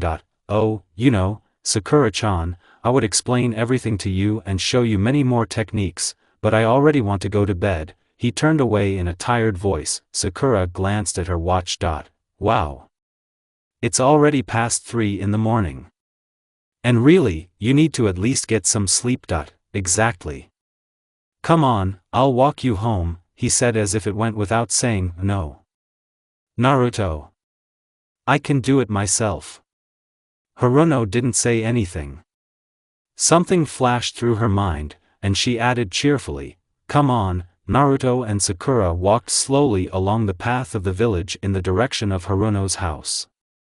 There was no one on the streets, because now everyone was quietly snoring at home in their beds. But still, did any of the residents ever go outside at 3 in the morning? Unlikely. They lost a lot by not seeing such a wonderful night beauty. Sakura noticed every little thing, and enjoyed it. Thousands of stars shone high in the sky, and it itself seemed to be dotted with small lanterns illuminating the universe. And besides the small lanterns, there was another big one shining in the sky.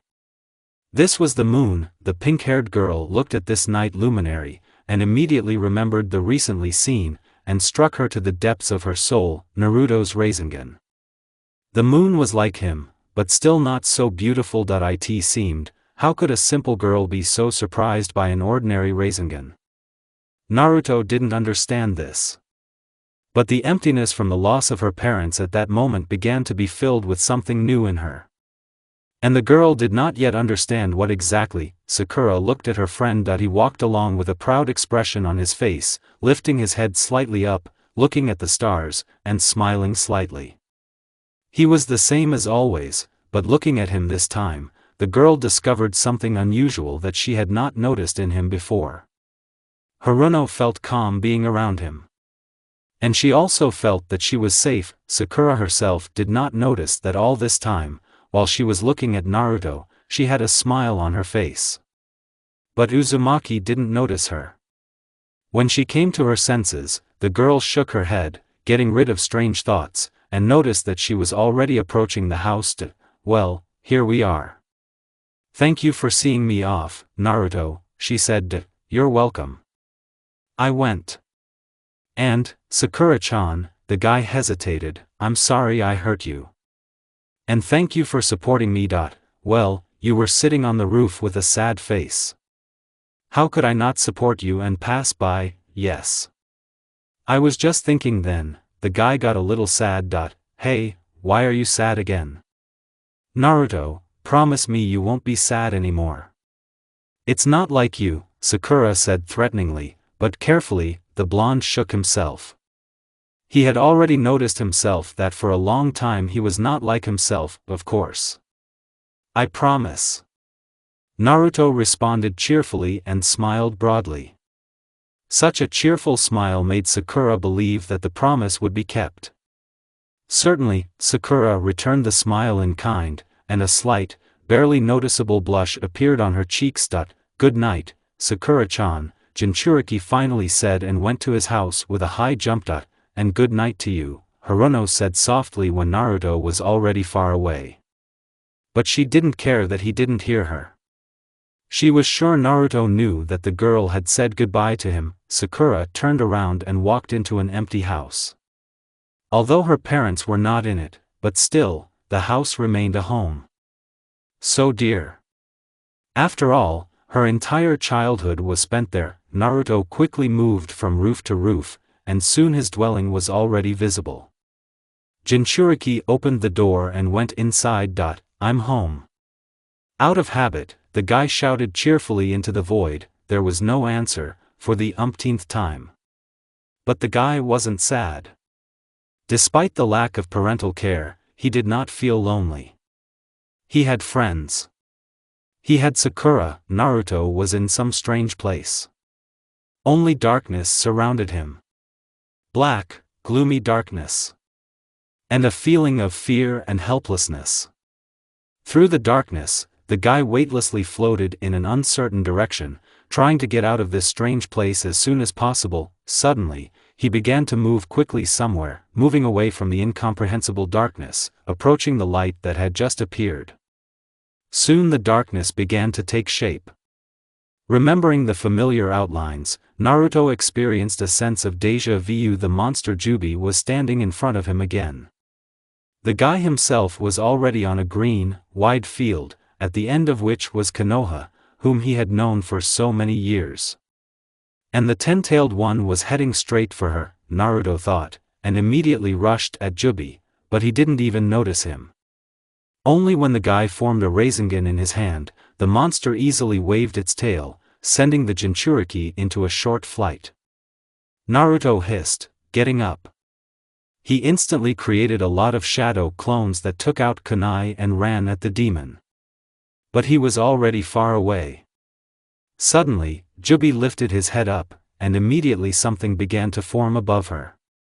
Realizing that it was a bomb of the tailed one, and the 10-tailed one was pointing it directly at Konoha, Uzumaki and his clones accelerated their pace, but it was too late. Jubi had already fully formed the ball, and all he had to do was shoot. Stop! Naruto shouted desperately, but the next second he was overwhelmed by a wave from the splash of a huge amount of chakra. Jinchuriki's eyes snapped open. Soon he realized that he was in bed. Just a dream. Naruto breathed out in relief and sat down on the bed, swinging his legs to the floor. It was almost 10 o'clock. The guy didn't want to fall asleep anymore. I didn't get enough sleep this time. Especially considering that I went to bed so late yesterday. Uzumaki got out of bed and heard a rumbling in his stomach. Damn, I'm hungry. I didn't even really eat yesterday. I wonder if there is something to profit from in this Konoha before sending. He instantly became animated and began to get dressed. 10 minutes later, Naruto went outside. The whole village has already woken up. Residents scurried between the houses every now and then. Jinchuriki went to the village headman. So what? Tell them you didn't have to deal with us. Execute! Shouted Tsunade so that she could be heard almost throughout the village. Naruto hesitated a bit, but still entered the office. Well, who else is there? Senju blurted out even more fiercely. Calm down, Granny Tsunade, it's me. He began to calm down. I don't have time right now. The headman continued to shout. Yes, I just came to see how you're doing, why yell like that? The guy started to get angry. Tsunade sighed, trying to calm down. The Takahashi gang sent a threatening letter. They want to unite with the rest of the small gangs and attack Konoha at once. Nani? Naruto woke up. If they do that, then their number may amount to several thousand warriors. Thousands, and this is very bad. It seems we have only one way left. Run to the next village. No. I won't let you. Uzumaki interrupted. What else do you suggest? We can't lose any more people. Naruto was silent. Alone, he could defeat more than 1,000 ordinary bandits. But before that, there was too much to wait for. And Jinchuriki couldn't leave and let everything take its course. Then Konoha would definitely have been destroyed. How long will it take them to unite? Uzumaki asked worriedly. I think at least 2 or 3 months. As I thought. But you can't leave everything like that. Okay, I wanted to take a walk anyway.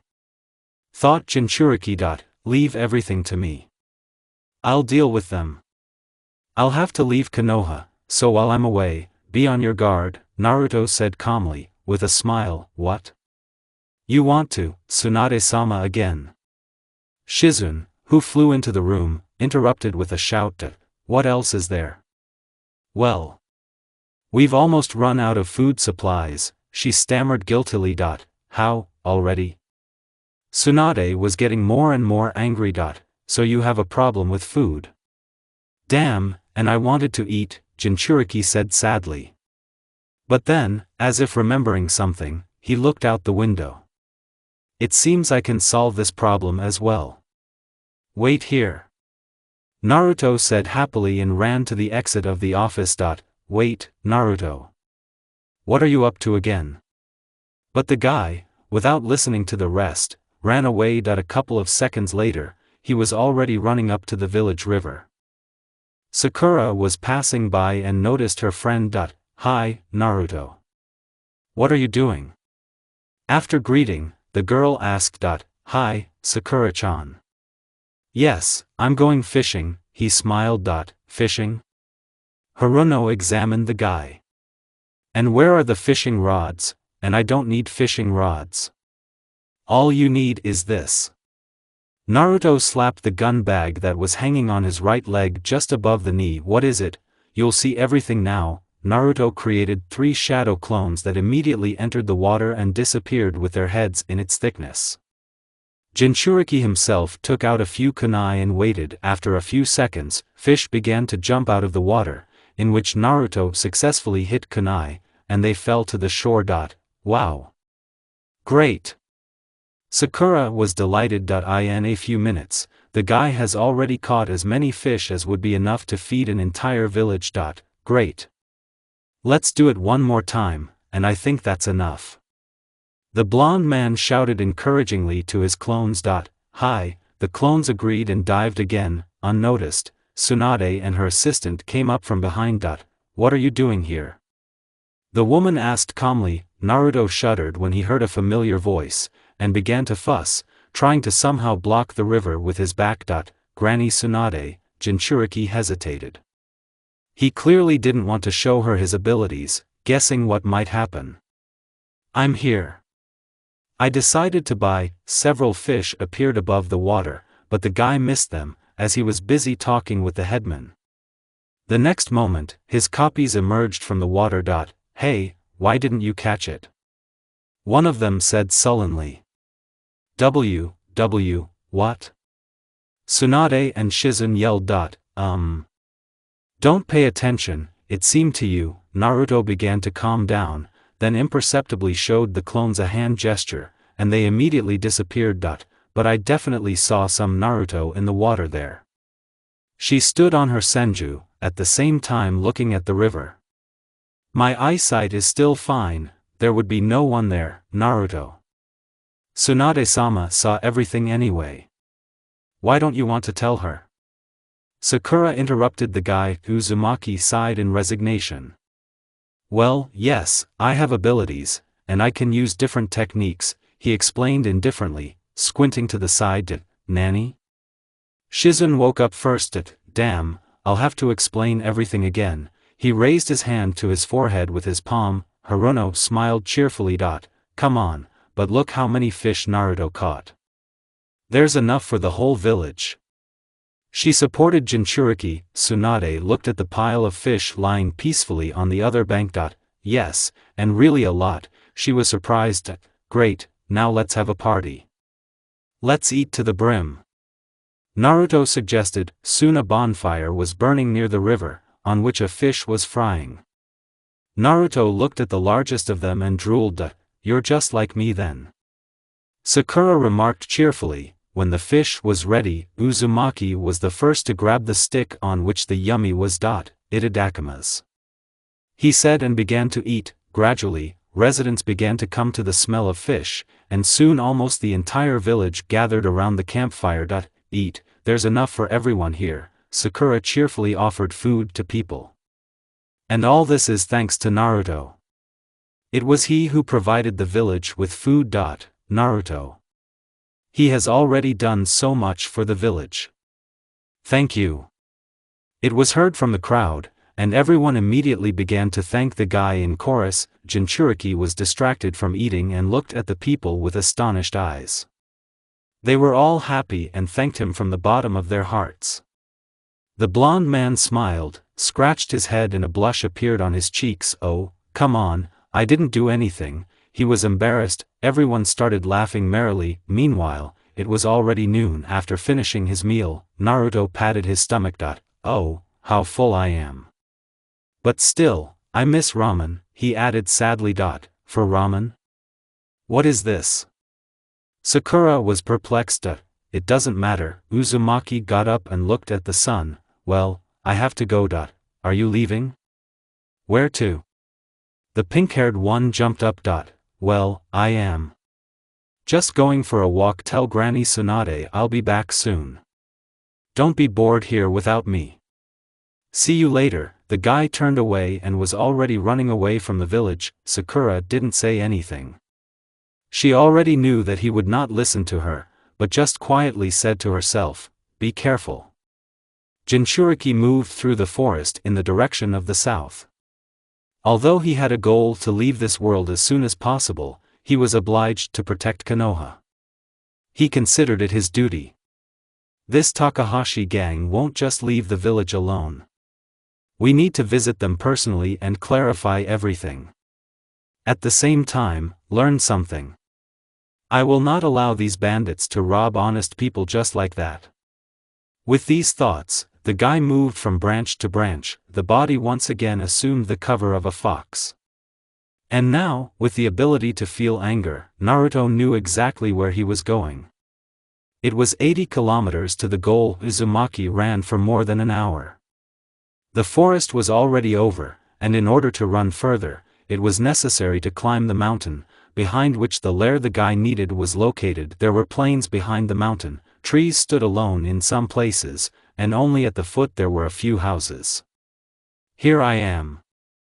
And this place is smaller than I thought. It looks like a small village, Naruto remarked. Indeed, the lair was quite small for a gang of 200 people, who, moreover, kept all the loot here. The village was surrounded by a fence a couple of meters high with barbed wire on top. This place naturally aroused suspicion. And Granny Tsunade was well informed. I feel about 50 more people here.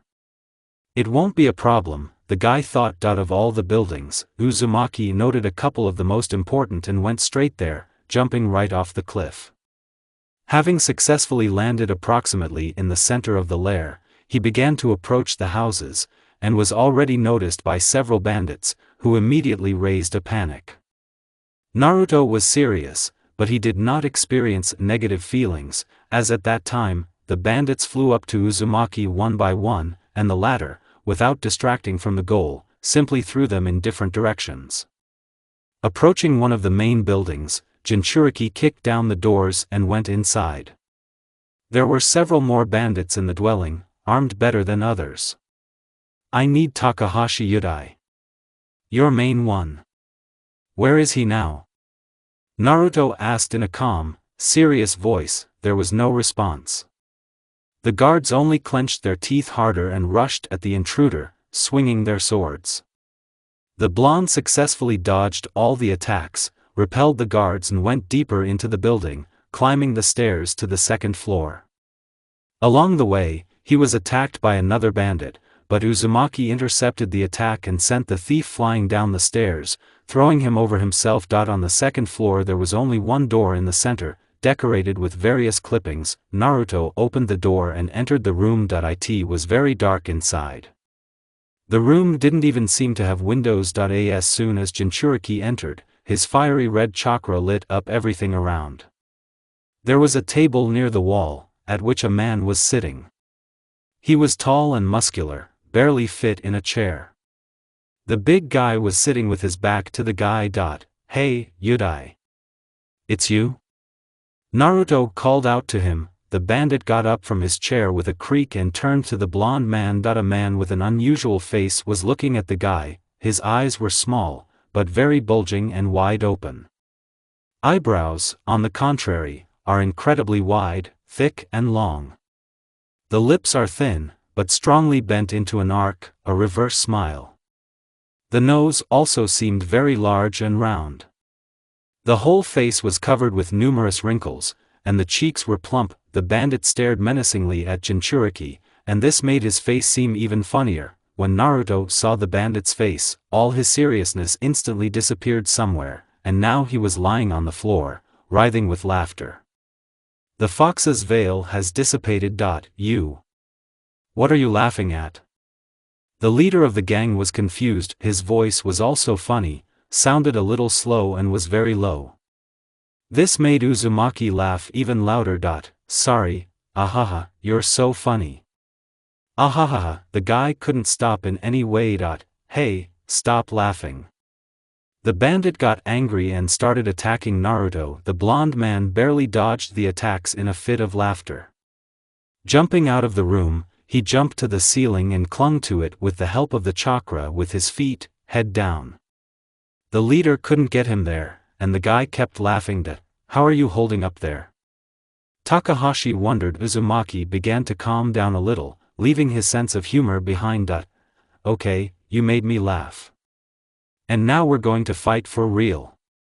Naruto regained his seriousness that he jumped down from the ceiling, stopping a few meters away from the bandit. He screamed and ran at the guy, trying to hit him with his huge hand, but Jinchuriki dodged and kicked him in the stomach. The bully flew off and crashed into the wall, damaging its integrity. I don't even want to spend my chakra on such a nobody like you, the blonde grinned. The big guy tried to get up, but Naruto came up to him and knocked him to the floor. He took out a kunai and swung. The bandit screamed, but the guy plunged the kunai only into the clothes over his shoulder, pinning the thief to the floor. He was pounding, as if in a 60-degree frost. Is it scary? Jinchuriki sneered mockingly. Who are you? The bandit asked in fear. He looked at the guy's headband and immediately understood everything. You. From Konoha? From the author, Konoha's symbols were the same in different worlds.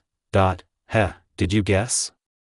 You wanted to destroy Konoha twice already, and now you tremble at the sight of one of its inhabitants? You thought my village was weak and defenseless, and you wanted to rob it. And what now? What an irony! How pathetic you are, Naruto quipped. What do you need? The criminal was nervously interested. Need to? You know, nothing. I'll just kill you here and now. No. Don't kill me. I'll do whatever you say, just spare me. Takahashi yelled at the top of his voice. That's it, everyone wants to live, the guy calmly noted. And you? By your order, Konoha has lost many lives. What can you do? Uzumaki got angry. In response, the bandit narrowed his small eyes, as if preparing to take a blow. Although you know, I may not kill you, really? Will you let me live? Yudai was delighted. Yes. Only you have to promise me something. Of course. Whatever you ask. It seemed that the thief was ready to go to the end of the world right now, if necessary. Don't you dare touch my village anymore. Naruto threatened. Otherwise, next time I will come back, and I will kill you for a long time and painfully, cutting off finger by finger, organ by organ. The big guy has already turned blue. And I'll ask you something else, the guy continued. Do you know anything about the masked man? No. I do not know anyone who wears a mask. I swear. Okay, the hell with you, Jinchuriki breathed out in resignation. Then, he took out the kunai, which did not allow the bandit to get up, and he ran screaming and screaming to his room, locking himself there with all the locks. Naruto grinned.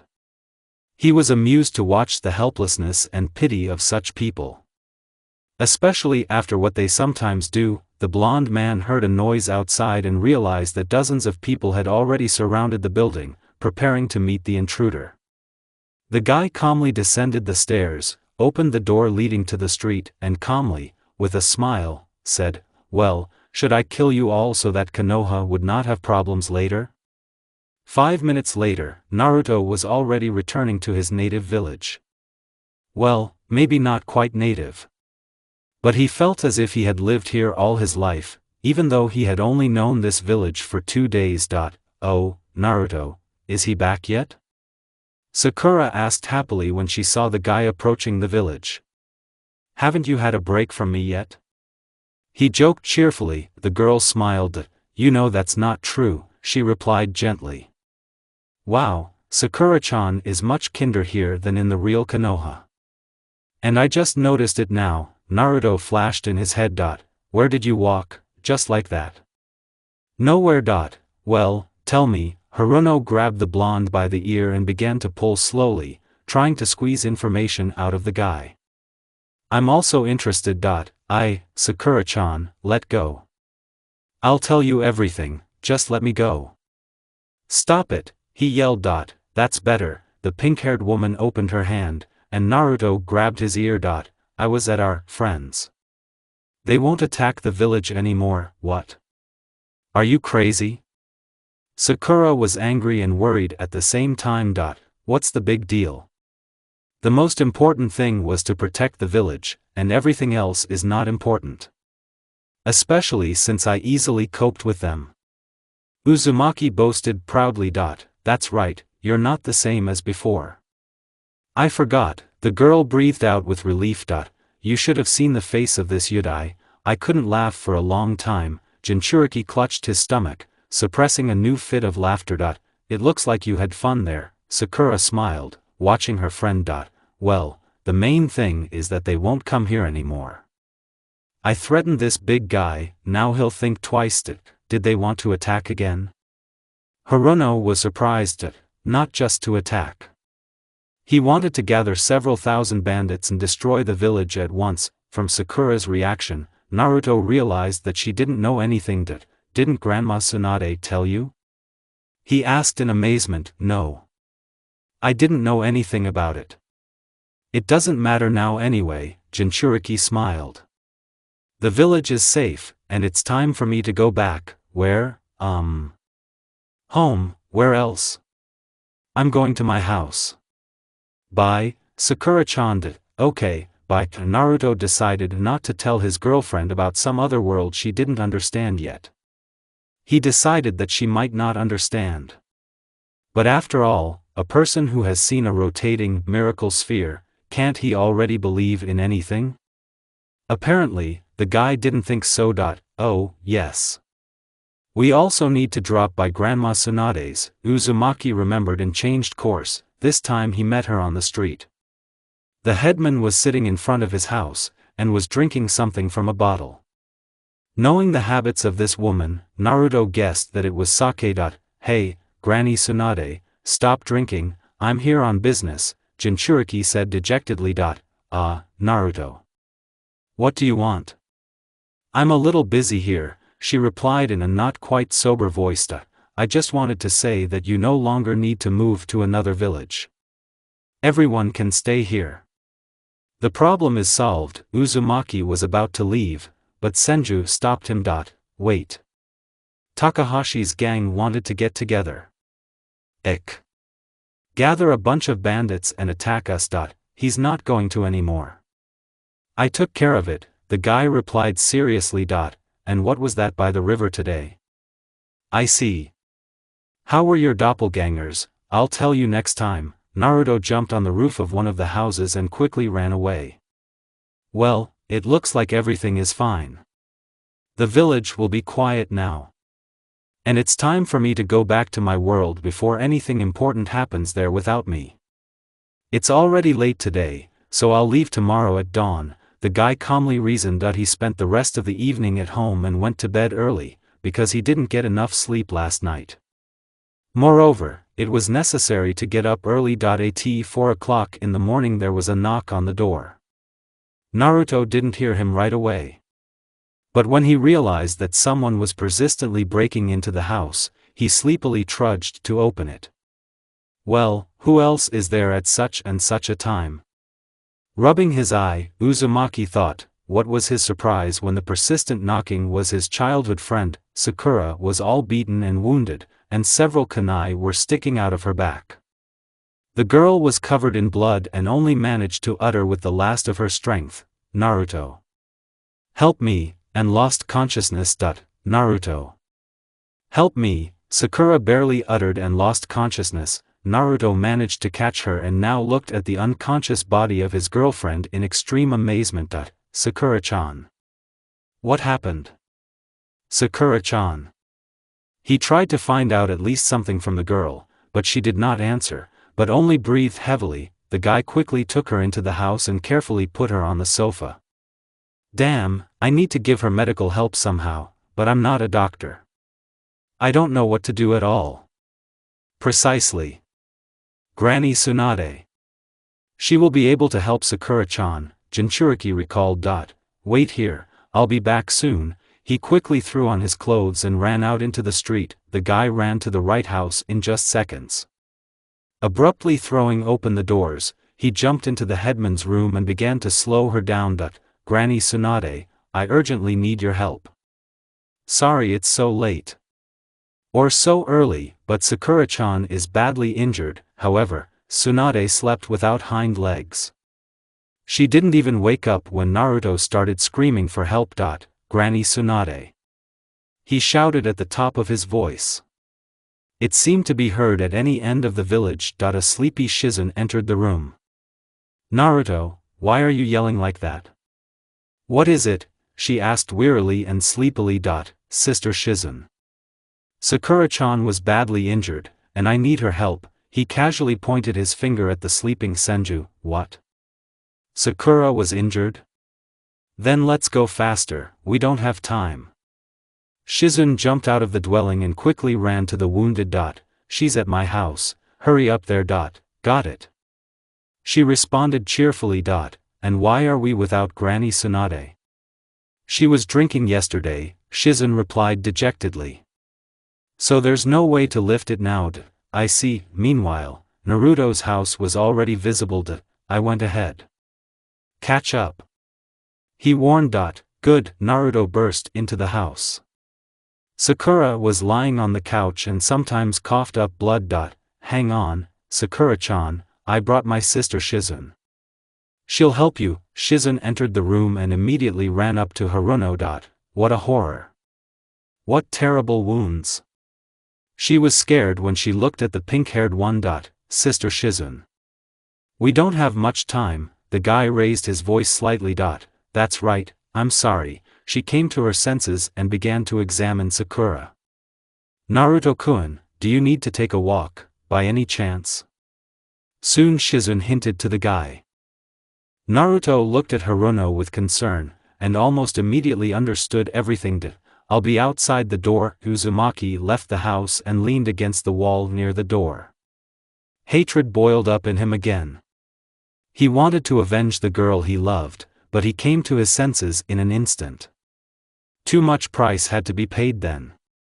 And although he didn't cut Sakura much that time, the biggest wound remained in the girl's soul.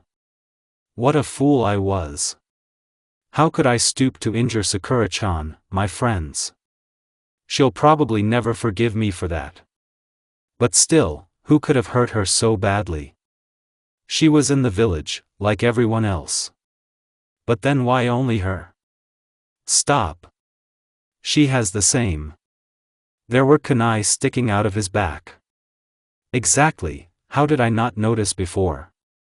There's no one here who could use them. Unless, only one, Naruto reasoned, but his thoughts were interrupted by Shizun, who left the house after 20 minutes. The guy noticed that she was kind of sad. How is Sakura-chan? Come on, tell me, how is Sakura-chan? Jinchuriki panicked. This is very strange.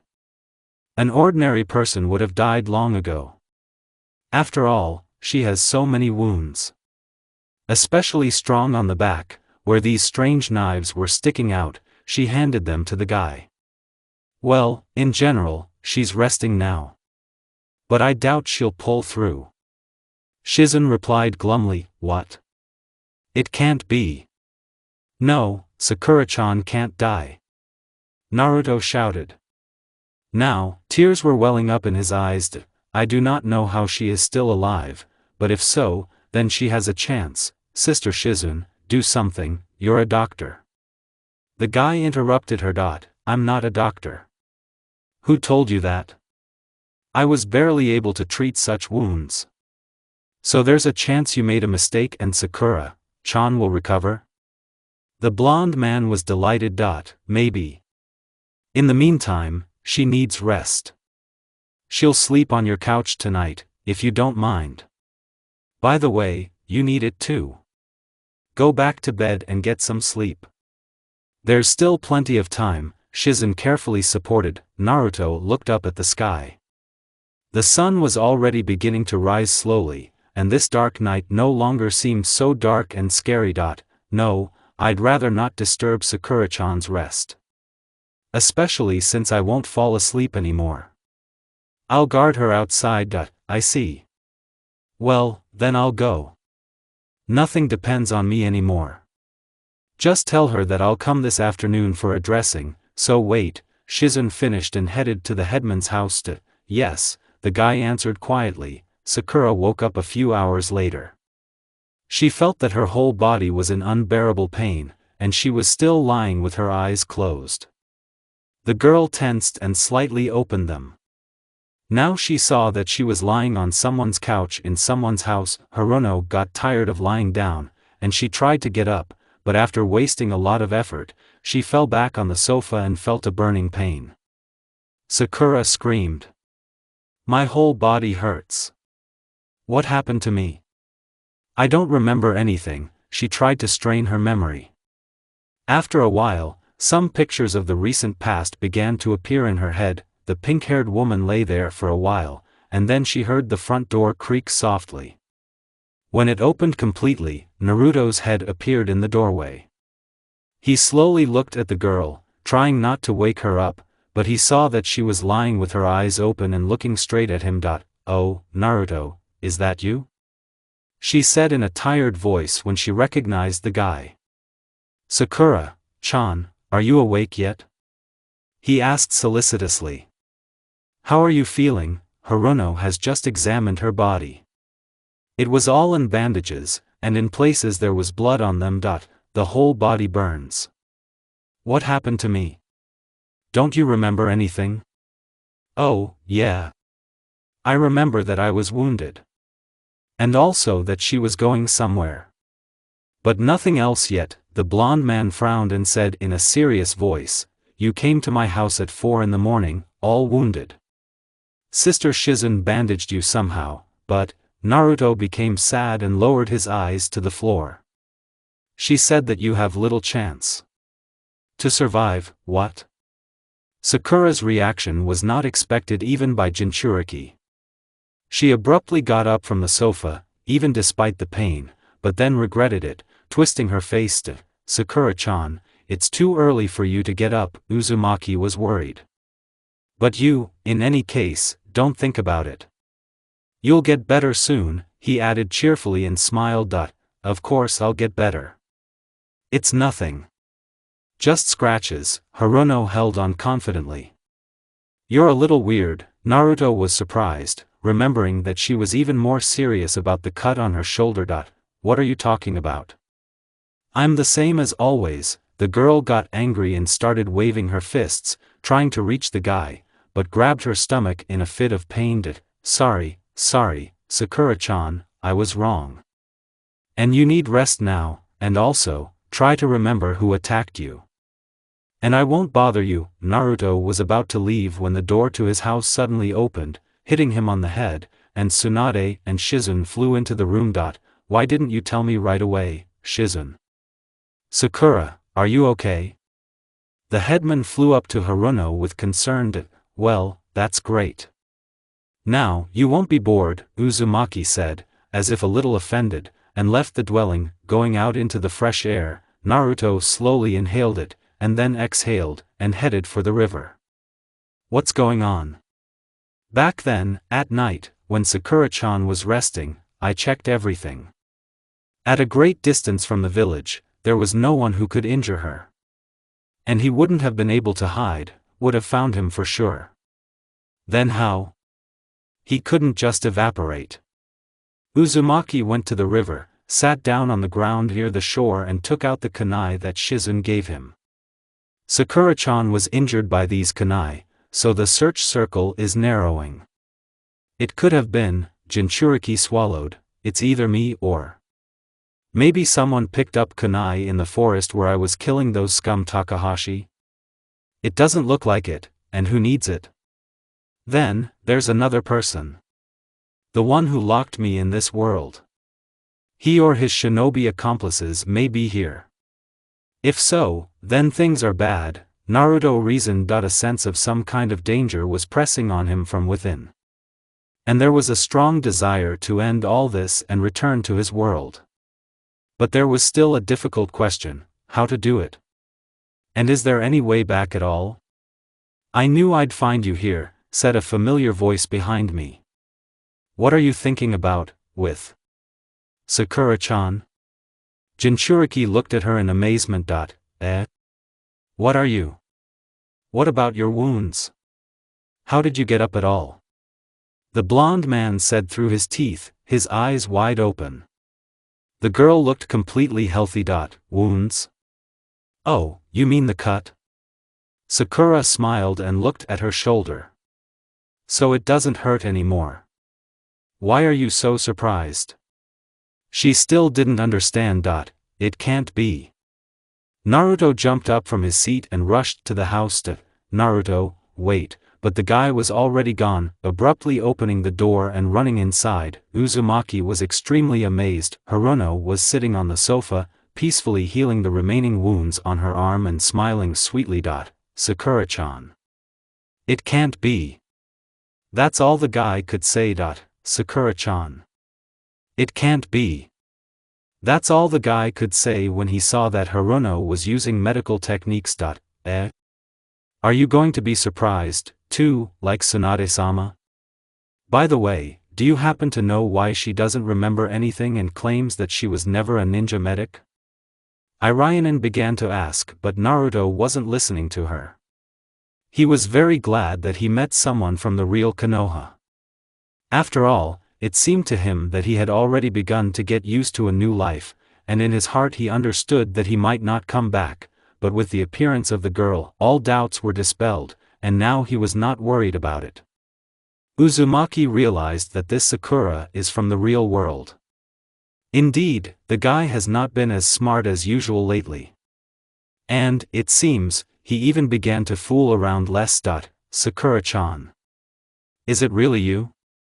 Jinchuriki smiled happily and in a fit of feelings rushed to hug the girl, but, as usual, received a strong blow to the jaw. The wooden wall was knocked out, and behind the hole there was a huge hole, elongated into a strip, in which Naruto was. Oh, how I missed these flights, the blonde tried to show a smile to Naruto baka. Why are you spreading your hands? Haven't received it for a long time? The pink-haired one was angry. Sakura-chan, I'm sorry. But I'm so glad to see you.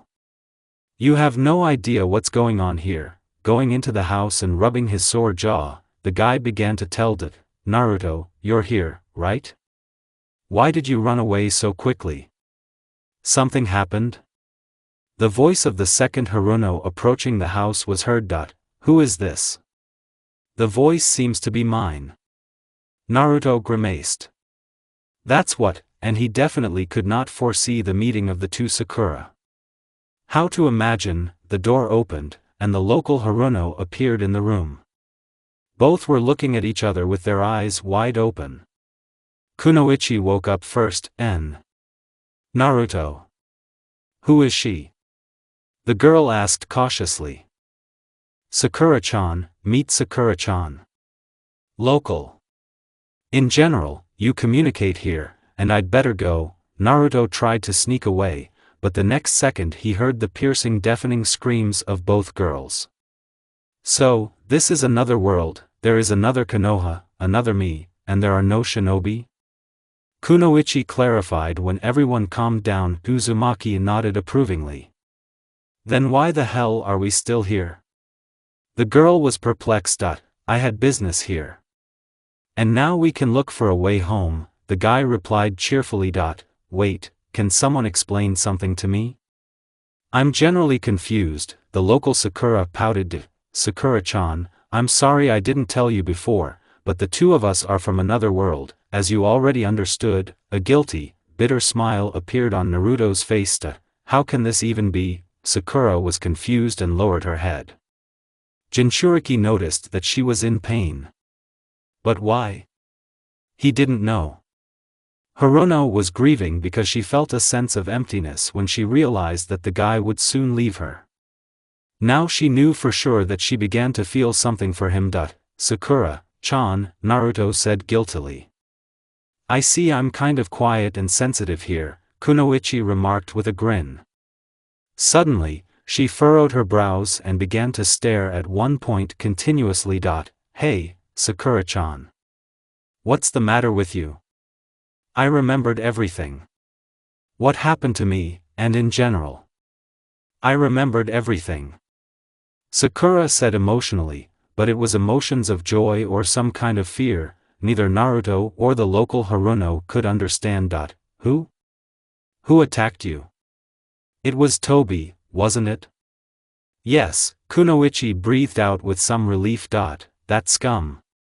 Jinchuriki blurted out and banged his fist on his palm. It happened when we were returning to the village, and you said that you needed to stay late. Flashback. Sakura was returning to Konoha, slowly jumping from branch to branch. CSR, what is this baka thinking about? Because of him, Tsunade-sama can fly into me too. He should know how terrible she is in anger. She will definitely be angry if she finds out that Naruto does not return to the village after the mission. And at the same time, he will get me for not stopping him, Hirono thought worriedly. Thoughts were interrupted by a powerful blast wave that hit the girl with a strong wind from the direction from which she was heading. What happened there? Really, Naruto? Damn, he always needs to get into something. Sakura sighed in resignation and hurried in the opposite direction. Very soon, she was already approaching the place of battle, but she did not hear any sounds of battle.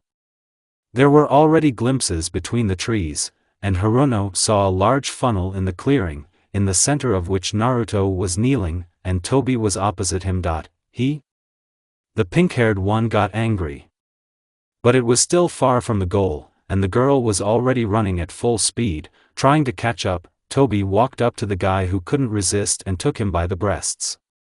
The masked man was saying something to him, and then Jinchuriki began to be surrounded by darkness right out of thin air, and he disappeared somewhere.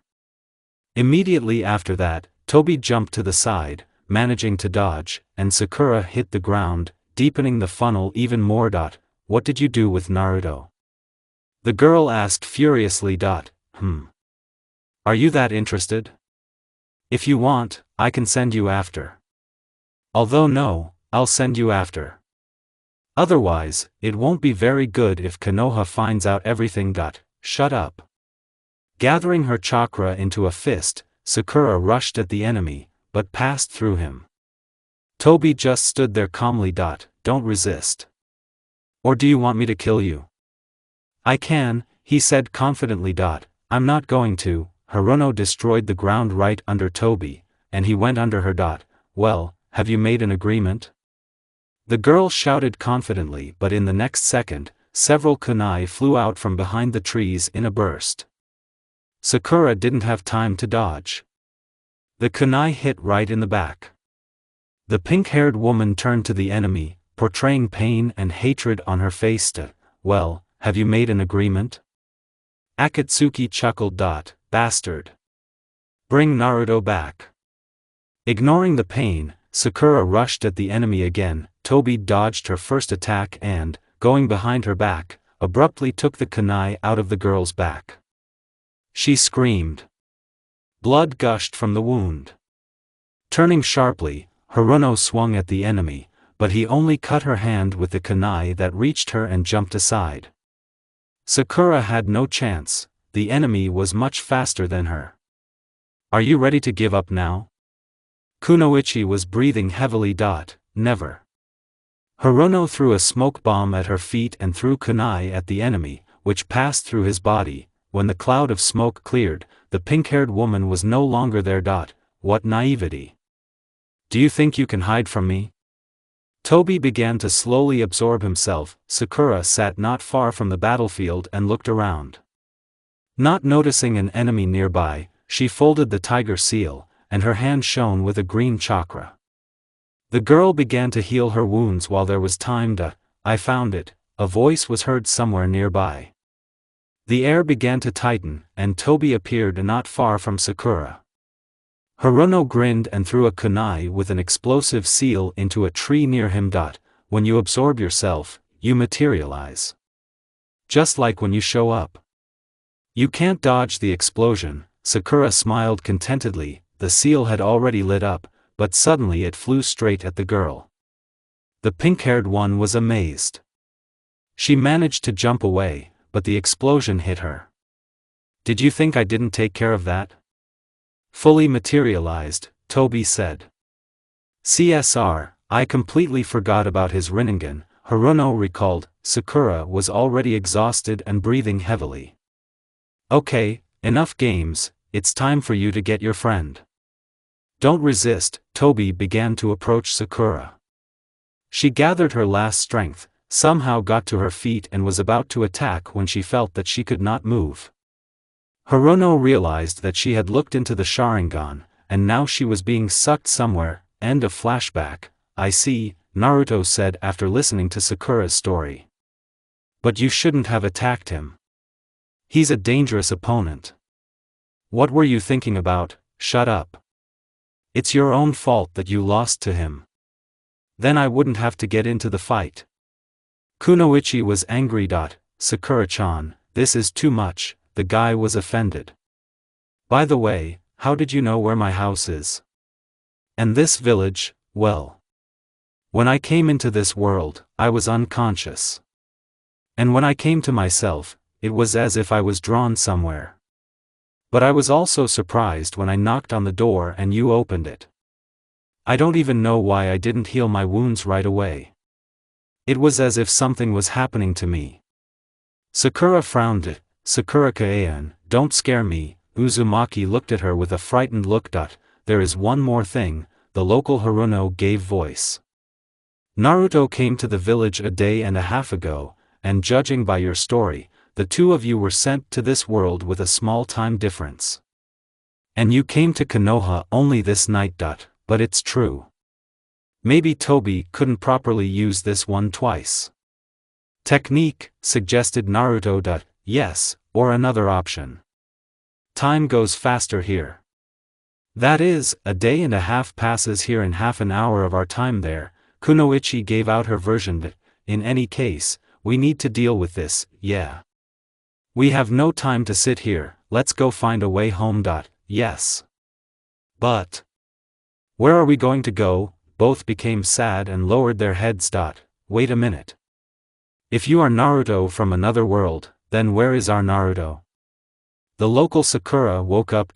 That's right, I didn't think. So, if I were me here, then where would I be? He narrowed his eyes and made a thoughtful look of Jinchuriki. Sakura laughed softly. It won't help, Naruto. The local Hirono was a little more kind, and treated Uzumaki better. Well, it was necessary to try. The guy smiled. Kunoichi grabbed him by the collar and dragged him out of the house. Enough of this snot, I'm not like that at all. The pink-haired one was indignant. Sakura-chan, where are you dragging me? Naruto insisted. Anywhere but away from her.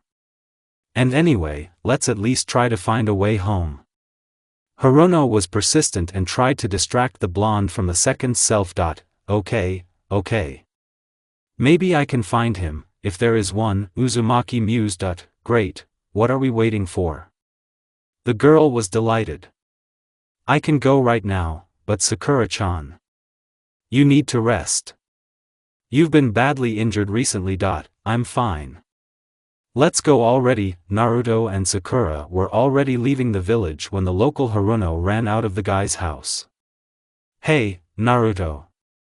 Wait. Please find our Naruto. And the pink-haired one tried to shout, and then quietly added, be careful. I hope you'll come back. Hirono turned around, slowly went to her home and reasoned. So much has happened recently. I wonder what kind of world they have. There, probably, everyone can do tricks like Naruto. Naruto. It seems that the moment I saw your Rasengan, some new feeling appeared in my soul. I stared at him as if mesmerized. You know, in an ordinary village. And anyway, in this world hardly anyone could see something like that. And even though you are from another world, you are the same as the local Naruto. You're protecting a village that's not yours, no matter what it costs you. Thanks to you, I began to notice every little thing and enjoy it. You filled my emptiness from the loss of my parents with joy. When I met you, I changed. And now I realize that you are the best friend I've ever had. Thank you for that, Naruto. Naruto and Sakura were on a small mountain near Konoha. He was sitting on solid ground, collecting natural chakra and tracking enemies in hermit mode, while she patiently waited for the search results from her partner and admired the landscape. They had been sitting like this for about half an hour, and Sakura slowly began to get tired of the prolonged waiting. Well, did you find someone? She asked her partner cautiously. Wait a bit, Sakura-chan, the search at such long distances is not conducted so quickly, the guy answered quietly, without distracting himself from meditation. Kunoichi sighed, but didn't say anything. It took some more time before Uzumaki finished his work. It's useless. There are no chakra flows within a radius of hundreds of kilometers, Naruto reported and dispersed the hermit mode. However, I found something. Incomprehensible. Incomprehensible? Haruno arched an eyebrow questioningly. Yes. This something has neither flesh nor chakra. He's like. Jinchuriki swallowed nervously. It's like a ghost of some kind. A ghost? Are you sure? I don't know. Maybe it won't help us, but it's worth checking. Okay. Since this is the only oddity, let's go. Naruto headed to the place where he felt the anomaly. The girl followed him. That's weird, the blonde could not understand in any way. What exactly? Haruno asked. I've never seen anything like it before. More precisely, I didn't feel it. He doesn't have any emotions. It's like he doesn't exist. How is this possible? The pink-haired one was perplexed. The guy frowned. In addition to an incomprehensible ghostly feeling, he felt something else. Something familiar, but, at the same time, never seen before. Naruto didn't want to say everything at once, didn't want to scare the girl. From that moment on, he was alert and prepared for any surprise. Meanwhile, there was not much left to the goal. The situation changed, and now Naruto and Sakura were running on the damp ground. In some places, burnt trees stood alone. There was nothing alive nearby. There had been a fire here recently. The weather was also changing, and now dark rain clouds covered the sun. A thunderstorm was beginning. Everything seemed to warn of some kind of danger. I don't like it here. Kunoichi noticed a sudden change of scenery. Don't worry, Sakura-chan, everything will be fine. If anything, I will give my life to protect you. The guy smiled. Sakura smiled back, and then peered into the distance. Ahead, a dark dense forest began, in which Naruto felt an incomprehensible creature. Be on your guard. We're getting close, Jinchuriki warned. Kunoichi became more serious and prepared for possible attacks. Meanwhile, there was very little left to the forest. It was only now that Sakura noticed that he, too, had been exposed to fire. The trunks and branches of the trees were black, there were no leaves anywhere. Small rays of some bright light appeared through the impenetrable blackness. Naruto walked up to the scorched tree and leaned his back against it. Then he carefully peeked out from behind the trunk and peered into the opaque darkness. Haruno repeated all the movements of the guide. Something's not right here. Where does this light come from? The blonde man asked himself quietly. Okay, we need to check. The guy came out from behind a tree and headed towards an unknown light. Naruto, what are you doing? What if there are traps?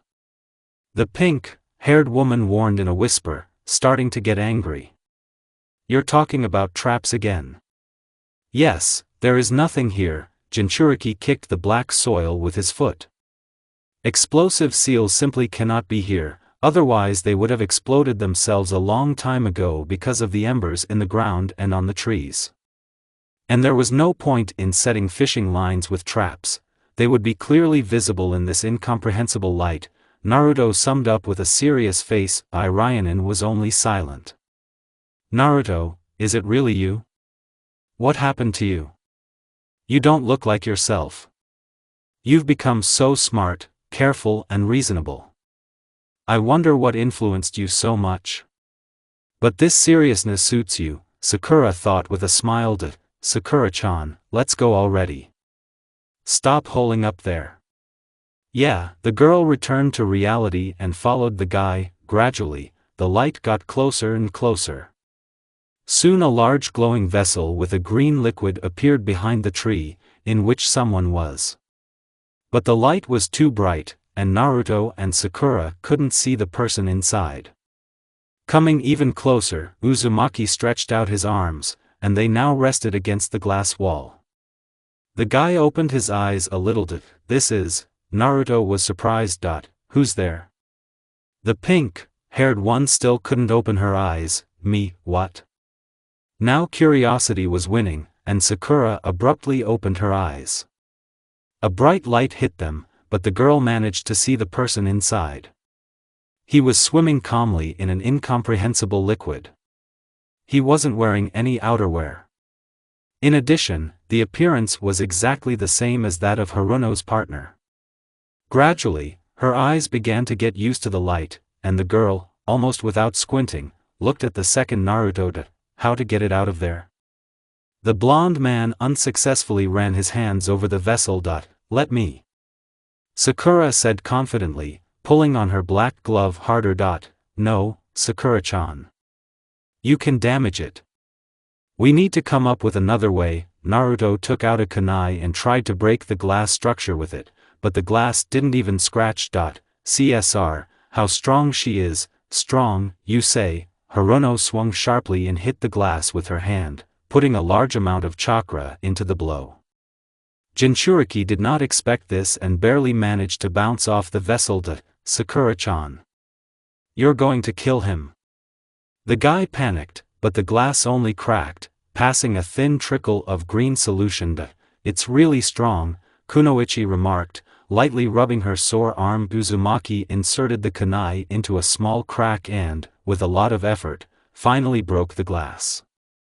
The liquid immediately flowed out, and the hostage was now lying at the bottom of the vessel. Hey, are you alive? Naruto jumped up to his lifeless copy, picked him up and carried him to his partner. Sakura-chan, the girl immediately understood everything and began to examine the second Naruto. Putting her ear to his chest, the girl listened. He's not breathing. The pink-haired one immediately concluded. Naruto frowned and clenched his teeth, but continued to watch in silence. Sakura crossed her arms, placing one palm on the other, and sharply pressed on the chest of the victim. A green liquid escaped from his mouth, and when he came to himself, he began to cough. Ryanin breathed a sigh of relief. Sakura-chan, you're just super. Naruto was delighted, looking at the guy who came to himself, and then added, turning to him, Hey, the second me, are you okay? He turned his head to Naruto and stared at him, eyes wide open. Naruto, you're scaring him. The girl immediately guessed. Of course, it's not every day you can see your exact copy, grinned ironically Jinchuriki. Who are you? Cautiously asked the one who had recovered from the shock. I? Yes, no one, just the great Naruto Uzumaki, who will definitely become a Hokage. Smiling, the blonde introduced himself. N. Naruto? It can't be. The guy was perplexed. It's me, Naruto. Yes, you're right, you're both Naruto. Sakura squinted in the direction of doom. Something, I'm completely confused. The local Naruto scratched his head uncomprehendingly. Jinchuriki was laughing wildly from something right now. What are you doing, Naruto? Haruno stared at him. Ahaha, well, did you see? He reacted normally to me, but here's how. Ahaha, how did the local Sakura-chan react to you? Ahaha, well, stop laughing, I'll squeeze all the positivity out of you now. The girl was furious. She had already started to approach Naruto to slap him on the back of the head, when he suddenly stopped laughing abruptly. He clutched his stomach and began to scream loudly in pain. Naruto, what happened? Naruto. The pink-haired panicked, but the Jinchuriki did not get any easier. The pain only intensified with every second. What's going on with him? Another blonde man asked. I don't know. Naruto, what happened? Uzumaki couldn't say anything. He just screamed, unable to contain the burning pain in his stomach. Suddenly, laughter was heard. It was coming from nowhere and getting louder. I knew that this would happen. Sakura turned around and saw a long familiar person standing behind, from whom this laughter was issued. However, it was translucent, like a ghost. You again? Haruno was angry. Yes, and who else? I'm the one who locked you in here. What do you need now? Well, I want the 9 tails to get out of control and destroy everything here. Then Naruto won't be able to stop me. Oh, you. Kunoichi rushed at the enemy again, but passed through his body. You repeat yourself. In this world, I'm just a ghost, and no one can touch me, Tobi said calmly as usual. What happened to Naruto? Sakura glared at the enemy, trying to squeeze out an answer to the question. He met himself in this world, and there was a resonance. Now Kyuubi is breaking out, and even Naruto will not be able to stop him. But I also met myself in this world. Why didn't anything happen then? The girl did not understand. Because you don't have a tailed monster in you. And Naruto Uzumaki differs from himself here in that he has a biju. Now this world is trying to expel him, but instead weakens the seal. Sakura looked at her friend bitterly. Streaks of red chakra hovered in the air around him. Naruto himself was sitting on the ground, clutching his stomach. The shirt was unbuttoned, and a seal appeared on the stomach, which was constantly pulsating, as if trying to be erased. Sakura-chan, the guy said softly through the pain. Haruno heard him, and a tear slid down her cheek. She saw Naruto's helplessness, but there was nothing she could do. Stop it. The girl shouted in despair towards the enemy. Laughter followed in response. This process can no longer be stopped. The local Uzumaki all this time looked uncomprehendingly at Tobi, then at the tormented himself from another world, not daring to say anything. Naruto. Sakura screamed, and tears were already pouring down in a stream. The guy's eyes swam from the pain. He didn't have the strength to scream. He saw that a transparent red chakra was beginning to cover him. 3 tails were formed at once. Losing control, Naruto felt that he was gradually sinking into darkness. The last thing he saw was Sakura crying, who wanted to run up to him so much, but realized that she would only be wounded again by the hand of her partner. Sorry, Sakura-chan, Jinchuriki mentally apologized and finally fell into darkness. Dark. Damp. Familiar green walls from childhood. The sounds of dripping water and a slight smell of sewage. And also, some noise is heard. Naruto lay unconscious for a while, but he had already woken up and opened his eyes. Somewhere ahead there was a cage with a 9-tail, from which the noise came. Uzumaki came closer to the cage and saw that Kyuubi had almost broken it, sticking his paw out. The last blow, and the cage finally shattered, releasing Biju to freedom. Jinchuriki was surprised, but did not show it outwardly. Finally. Freedom. The demon exulted. No one can stop me now, so you got out. Impressive, the guy remarked without emotion, looking at Kyuubi. Naruto stretched out his hand, intending to stop him with the power of the Sage of the 6 Ways, but nothing happened. Jinchuriki looked at his hand uncomprehendingly. 9 tails just laughed out loud. So what are you going to do now? The seal is broken, and you won't be able to stop me with this power. I've almost completely taken control of your body. Yes, so what? What are you going to do now? This place is still under my control, the guy replied with confidence. Ahaha, I made you laugh. Now let's see who is stronger here. 9-tailed shouted and attacked Naruto with one of his tails. He quickly jumped aside, but Kyuubi was also fast. He leaned forward and raised his paw over Jinchuriki's head and brought it down sharply, hitting a small layer of water. You're just a bug, Biju said, grinning. Yeah, are you serious? Naruto's voice was heard behind him. Stop underestimating me. Uzumaki created about 100 shadow clones, which split into pairs and quickly formed many Odama Razengans. On command, the clones attacked the 9-tailed one at once, but he destroyed all the clones with one blow of his paw, and was already looking out for the original. Naruto was sitting in the distance, gradually entering the hermit mode.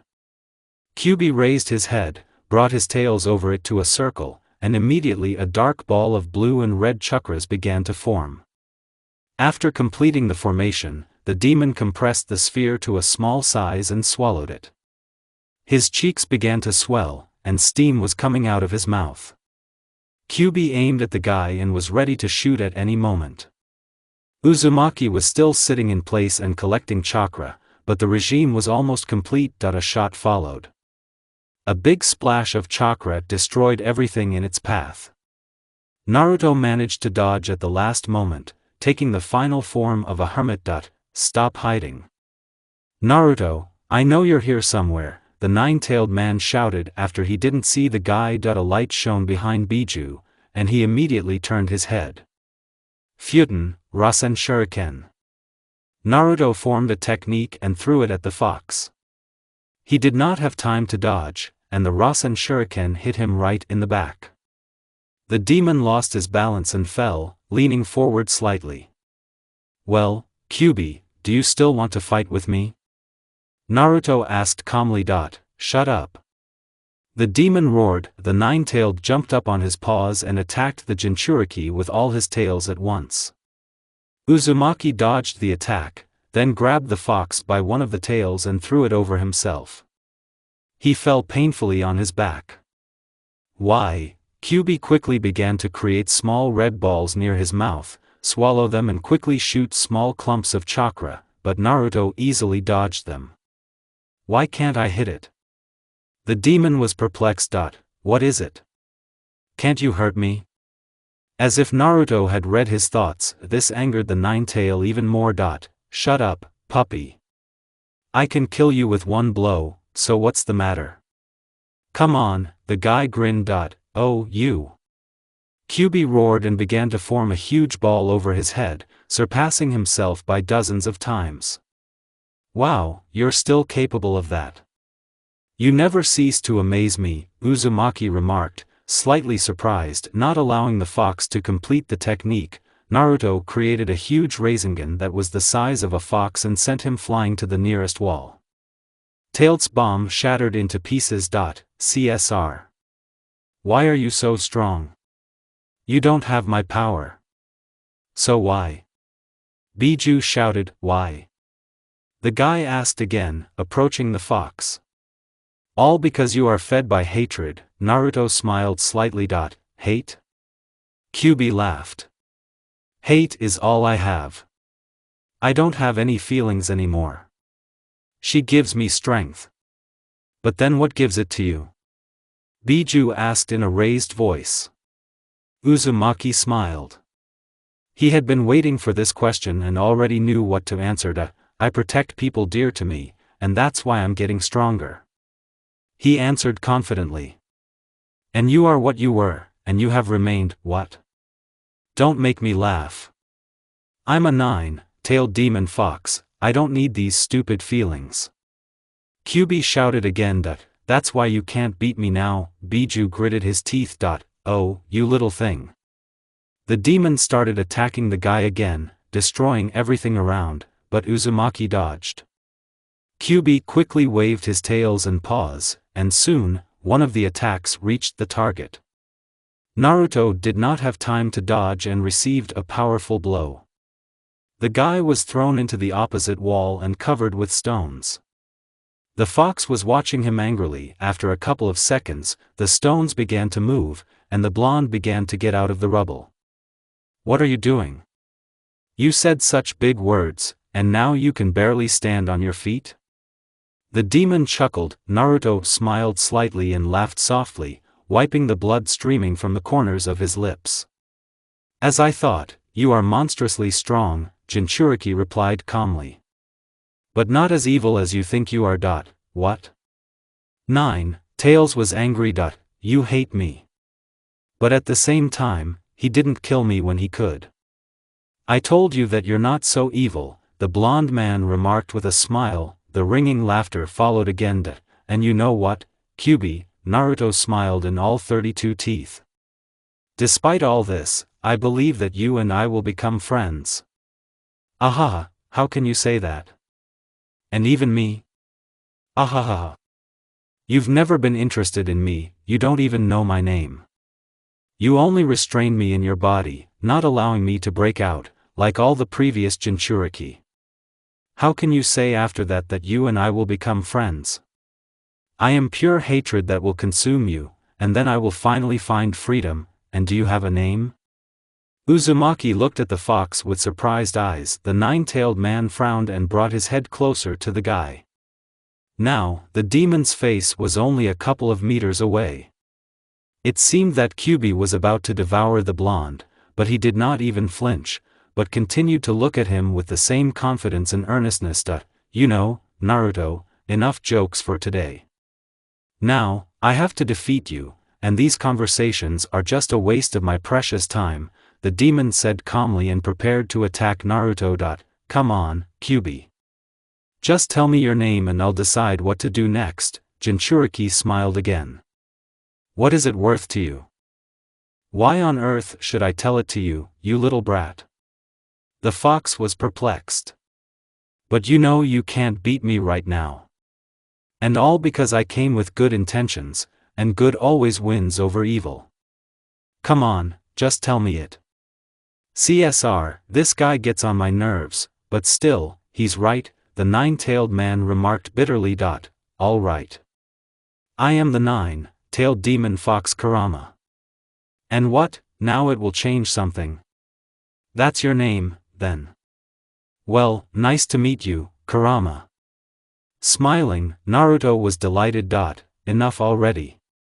You found out my name, and now get ready to die. Kyubi got angry and swung at the guy with his paw. Where are you in such a hurry? Is it really so impatient to kill me as soon as possible? And you know what, even in spite of this, I trust you. Naruto, with one movement of his hand, unzipped the zipper on his shirt to the end, and now a black seal became visible on his stomach, suppressing the demon. Uzumaki took his right hand to the side, and symbols burning with blue chakra began to appear on his fingers one by one. What are you up to? Kurama asked coldly, frowning.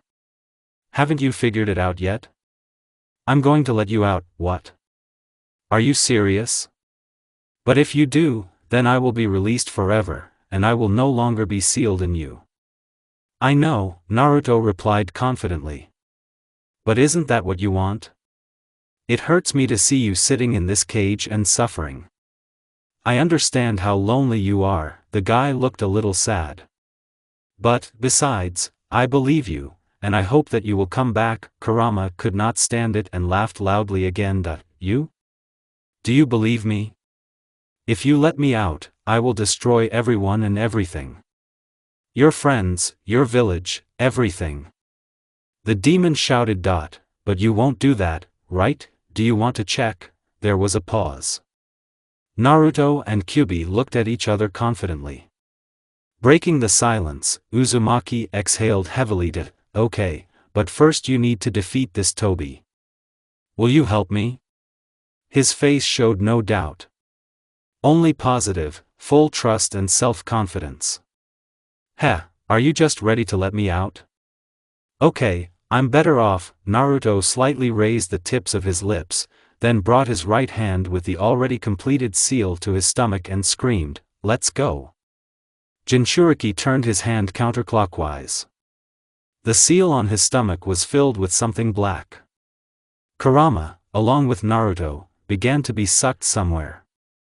"Achin, you naive fool." The demon exulted inwardly. Finally, I will find the long-awaited freedom. Sakura sat on the ground, afraid to take even a step. She understood that it was getting dangerous here, but her friend needed help, so she didn't want to run away. Hey, Sakura-chan. Or what's your name? Hurry up, we need to get out of here. I tried to protect Naruto's girlfriend. But what about Naruto? Worried about Haruno's friend, Jinchuriki is already covered with a dark red chakra, which is formed when the fourth tail appears. The chakra bands were still floating around. This indicated that the transformation had not yet been completed. Do you want him to kill you? The guy shouted. Although I don't understand everything, but in this case I know that he can't control himself. Am I right? Sakura turned around and looked at the local Uzumaki. He looked very serious, and it was clear that he was worried about Kunoichi, who was not even from his village, who was from nowhere at all, and it was unclear what she wanted. Sakura-chan. The blonde man shouted, as if calling the pink-haired woman to hide with him in a safe place. Haruno cast one last sad glance in the direction of Naruto, who had lost control of his body, and ran after the guy. Toby stayed where he was, watching the release of the Nine Tails. Suddenly, at one moment, a powerful wave hit from the side of Jinchuriki, raising a dense layer of dust in the whole area. Sakura and Naruto barely managed to hide behind the cliff, otherwise they would have been blown away by a powerful stream. From the rising dust, sand got into their eyes. We took cover in time, Uzumaki remarked, rubbing his clogged eyes. However, Sakura couldn't sit still.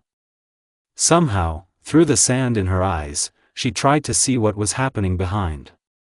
Gradually, the dust cloud began to dissipate, and it was no longer so thick and impenetrable. Somewhere ahead, the outlines of something large with tails could be seen. Haruno almost immediately realized what had happened. No, it can't be. Just like that? Instantly 9 tails. Yes, and so huge. A tear rolled down his cheek again. In the clearing stood a real 9-tailed fox in its true size and strength. His roar shook the ground. His fur was bright red, long ears and claws, and simply frightening red eyes with black vertical pupils. Naruto. Really, you? Barely restraining herself, Sakura said in a trembling voice. What a monster. The local Uzumaki opened his mouth. Hey, what are you doing, Sakura-chan? This monster was sitting in it. But now he has broken free. And Naruto. The girl covered her face with her hands. The blonde didn't know how to support her. He didn't understand anything at all, and only stared at the demon in surprise. Hey, and this tailed monster doesn't happen to have a head. Naruto? The guy pointed at Kurama with his finger. Sakura abruptly raised her head and looked at Kyubi. Naruto was standing right on the demon's head, out of breath and tired. On the exposed areas of his body, red spots from the 9-tailed chakra were visible. He himself was completely exhausted, and could barely stand on his feet.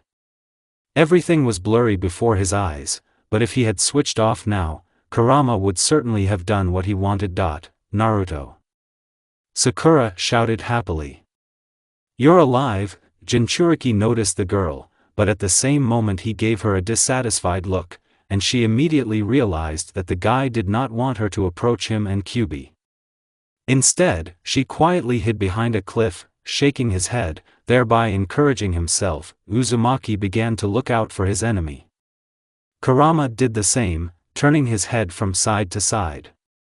After all, he also hated Madara, and even after learning that he was not Madara at all, he did not hate him any less. CSR, where the hell is Toby hiding? Naruto was angry when he didn't see him in the same place.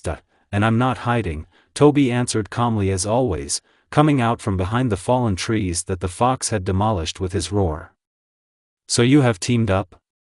Yeah, I didn't expect it. It might disrupt my plans. What are you talking about? I only came out to kill you. And then Naruto, Kyubi objected. So you let him out yourself? Toby turned to Uzumaki, and then laughed softly. How naive you are. Shut up.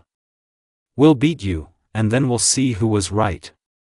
Naruto shouted. Kurama raised his head and quickly formed a tailed bomb, and then swallowed and shot at the enemy. A huge funnel formed. However, Toby did not even move from his place, and remained unharmed. It's useless. There are no attacks on him, Jinchuriki warned. Shut up. Don't tell me what to do. Kyubi shouted. He leaped up to Toby and began to attack. But Naruto is right. You should have listened to what he says, the Sharingan owner said, skipping the attacks. CSR. Interrupting a series of attacks, Kurama jumped aside. Understand this, I'm not the real Toby. I'm just a ghost that you just can't beat. Which means you won't be able to get out of here. A ghost? Naruto thought about it, as if he was remembering something. I don't care. I'll kill you, whoever you are. The demon shouted and rushed at the enemy again. Wait, Kyubi, don't attack him. I think I have an idea how to beat him. What? I already told you not to bother me, just give me a minute. If I fail, you can do whatever you want. Naruto jumped off the head of the Kyubi and landed a few meters away from Toby. Damn boy. What is he up to? The fox flashed in his head, but outwardly he just grunted with displeasure. Interesting, interesting. What are you up to, Naruto Uzumaki? Toby answered calmly, letting the guy come to him. Jinchuriki came close to him and closed his eyes, concentrating hard on something. Suddenly, something started coming out of his back. It was translucent, but outwardly resembled something like another copy of Naruto, this time, ghostly. How much longer will I have to wonder? What is it? The local blonde man stared blankly. Naruto. Be careful. Sakura struggled to suppress a strong desire to rush into battle and help. So he wants to pull out his chakra with his own, as he once pulled out mine and got a new power. It might work, Kurama said to himself. The half-ghost from Naruto's back, meanwhile, had already stretched out his arms and grabbed Toby, pulling his chakra over himself. Do you want to devour me? It won't work. Do you think your willpower is stronger than my hatred? So feel the real hate. Toby shouted, and a dark chakra began to crawl onto Naruto's ghost. Someone flashed before Jinchuriki's eyes. What was that? The blonde did not understand, and here it is again. This time, he managed to take a little look at it. It was a child of about 12, with ash-colored hair sticking up. A blue mask covered almost the entire face. Only the eyes were visible. And he himself was wearing a blue turtleneck. Who is this? What kind of child is this, and why is he flashing before my eyes? Somewhat similar to Kakashi-sensei, Naruto remarked. Various pictures continued to flash before the guy's eyes. Here's some girl. Again, a boy who looks like Kakashi, and father. Immediately recognized Jinchuriki when he saw a young blonde. He himself did not notice how Toby's hatred began to consume him. A black veil covered his left eye again, and Naruto began to suffocate. You see how my hatred affects you. After all, you have it in you too, don't you? Shut up. Naruto shouted and began to pull Toby's chakra over himself, but nothing worked. CSR, I have too little strength left after suppressing the cover of the four tails. In addition, these red burns of the chakra hurt a lot. Everything swam before Uzumaki's eyes again, but he did not give up. He couldn't lose consciousness at the most important moment. I won't give up. No way. Jinchuriki gathered his last strength to finish this tug of war. You won't give up, you say? Well, then I'll have to devour you myself. Toby said calmly and began to pull on himself. Naruto immediately began to lose. It even seemed to him that the opponent had not strained before, but now his strength was simply incredible. Uzumaki was getting weaker by the second. Everything was swimming in my eyes again, and my strength was quickly leaving my body. CSR. How strong he is. It's useless, I have no strength left, Naruto thought bitterly. Toby had already almost completely pulled the Jinchuriki chakra to his side and was about to absorb it, when suddenly the guy felt that there was no resistance anymore. The blonde turned around. Kyubi stood behind him and helped him pull Toby with his chakra. Kurama. Naruto exclaimed happily, thanks to such help, it immediately became easier for him. Strength seemed to be returning. The black veil from the left eye immediately disappeared. So you decided to help him? Toby asked tensely. Why are you helping me? It's not like you, Naruto asked curiously. I told you that I hate Madara, the fox replied angrily. But after all, yes, I know. But I don't care. I will destroy any Madara, real or not real. Jinchuriki turned his head back to Toby, smiled and continued to pull. Thank you, Kurama, the guy answered quietly, but the fox still heard him. CSR, I can't handle a nine-tailed one yet.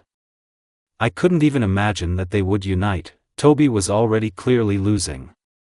There was no way he could have foreseen such an end to the battle. A little more, Naruto. We almost swallowed him up, Kyuubi encouraged. Uzumaki strained with the last of his strength and shouted as if it helped. No. Toby shouted before he was completely engulfed. After completing the fight, Naruto plopped down behind the ground and began to rest heavily. Finally, he breathed with relief. Hurrah! Sakura shouted joyfully from behind the cliff, but, afraid of Kyuubi, she still did not dare to approach. Naruto just stared at his tired copy with uncomprehending eyes. Kurama also exhaled with relief. However, they all understood that the real Toby was still alive, and he was in their home world. Well, everyone except the local Uzumaki, of course. Now this Toby is defeated. Great, so I'm completely free. The demon shouted joyfully. After catching his breath a little, Naruto got to his feet. He raised his head and looked calmly at the fox. Stop pretending already, Jinchuriki smiled. What? Kyuubi was angry. You've always been watching me. That's why you know me better than anyone. You know how I grew up. You know what I've become. The blonde lowered his head, but still smiled. You, as well as I, know what loneliness is. After all, everyone thought you were a demon. They didn't even try to see anything good in you. Just like in me before. What are you trying to say? We worked well together, right? I helped you only to defeat this fake. And that's it, no matter what you say, I already consider you my friend. What? Don't make me laugh. Can you call someone who wants to kill you a friend? Kurama chuckled. Kill him? Well, try it. Naruto spread his hands to the sides and closed his eyes, showing that he was not resisting. Sakura watched all this with horror, but at the last moment she couldn't stand it and ran out of her hiding place. Naruto. What are you doing? Stop it, he's really going to kill you. But Uzumaki simply ignored her warning. Come on. If you do that, you'll be free forever, right? Kurama just laughed out loud. He was sure that the guy was unable to resist. Burns from the veil, lack of chakra and strength, terrible fatigue, all this made him helpless. The fox wondered how he could still stand on his feet. Do you want to die just like that? Well, you don't have to ask me twice. Kyuubi swung his paw at him and stretched out only one finger. The fox intended to pierce the guy with a claw. Just like his parents once did. Sakura shuddered. It seemed to her that her heart had already sunk into her heels. Naruto just stood motionless with his arms outstretched and his eyes closed, and after the words of Kyuubi smiled. He didn't flinch, even when the fox was less than half a meter away from the guy. However, Kurama abruptly stopped his attack, missing the target by only a few centimeters. But he didn't take his paw away. CSR, I've been craving freedom for so long. Right now, the only thing separating me from this is the murder of some boy. But why? Why can't I kill him? I've killed so many times. Helpless old people, newly born babies, all, indiscriminately. But now, Kurama could not understand in any way. Anger and hatred were still visible on his face. However, there was something else in the soul. There, the dense layer of hatred that filled any void seemed to begin to dissipate. And instead, other feelings and emotions began to manifest themselves. Positive and kind. Naruto stopped smiling and lowered his head. He put his hand on Bijuu's claw, leaning on it, and spoke in a serious voice, You see, You finally figured it out, too. Your house. Uzumaki put his other hand on his stomach. Here, Kurama continued to stare angrily at his Jinchuriki and didn't say anything to come back. Naruto looked at him confidently, seriously, but, at the same time, happily. There was no malice in his blue eyes. The nine-tailed man slowly removed his paw from the guy. And you, it turns out, are brave. That's all, Kyubi said. Uzumaki was still looking at the fox, waiting for his answer. Okay, so be it. It's boring to destroy this world. I'd rather go back to our real world and destroy it. Biju grinned. The blonde man was obviously surprised. He didn't expect such an answer directly. Unable to contain his emotions any longer, Naruto smiled broadly, and then laughed. Pure and sincere. Like a child. Hey, what are you so excited about? Kyubi was surprised. I've been dreaming of making friends with you for many years. This. And indeed, it happened. Just because I didn't kill you doesn't mean I became your friend. Stupid boy, Kurama was angry. But now his voice didn't sound as dark and gloomy as before. Jinchuriki laughed merrily again, and then stretched out his fist to the fox, smiling. Kurama immediately understood everything. Naruto even thought that he smiled, although, rather, it was just another grin. The fox stretched out his paw towards the guy, and their fists touched. At the same moment, Kyubi began to disappear into thin air, returning home. And now it is no longer in the hated cage, and not under the seal. Nothing was holding him back anymore. Sakura, along with another Naruto, watched the whole picture. The girl had a joyful smile on her face for a long time, and the guy was constantly bending his eyebrow, trying to understand something. When Kurama finally dissolved, Haruno ran up to her wounded friend. You did a great job, Naruto, and a smile. So warm, gentle and attractive. And the main thing is that it is addressed to him, Naruto. Sakura-chan, are you okay? The guy asked solicitously. I'm fine, but you, Naruto. You're all wounded. How are you even still conscious? Jinchuriki only now noticed the burning burns all over his body and the wild fatigue that had been tormenting him all this time. But he didn't feel anything. Those minutes were too important to pay attention to such trifles. Feeling dizzy, Naruto grabbed his head. Hey, don't overexert yourself. I'm going to treat you now. The pink-haired woman was worried and sat him down on the ground. Then she walked around Jinchuriki and began to treat his back, first folding the seal of the tiger. Yeah, how many years have I lived, but I never would have thought that I would see something like this. The local blonde was still perplexed, approaching Naruto. Sakura just grinned. Uzumaki looked up at his local self. There were many scars and cuts on his body, and the biggest one was on his stomach. The wound was fresh, previously deep, and had not yet fully healed. You're doing great. I've heard about your exploits. Turning his head to the side, Jinchuriki turned to the guy standing opposite and smiled slightly. What are you talking about? The blonde did not understand. Now Sakura was surprised. What, have you already forgotten? Everyone thinks you're a hero. You saved your village. It's only been a month yet. Oh, you mean that? Naruto was embarrassed and scratched his head. I didn't do much. Jinchuriki just laughed softly. Having finished treating his back, Haruno now treated his hands with one hand and brought the other to his face. Like last time, the wounds heal very slowly. I can only provide first aid. Kunoichi was worried. Naruto closed his eyes and put his hand on top of Sakura's hand, which was near his cheek. Naruto. The girl came to her senses. I'm so glad you're okay, Sakura-chan, the blonde man said seriously and quietly, and at the same moment Haruno's green healing chakra shone brighter. Kunoichi didn't pull her hand away or hit Naruto. He was giving her the nine-tailed chakra. From this, the treatment went much faster. The girl felt the warmth coming from his cheek.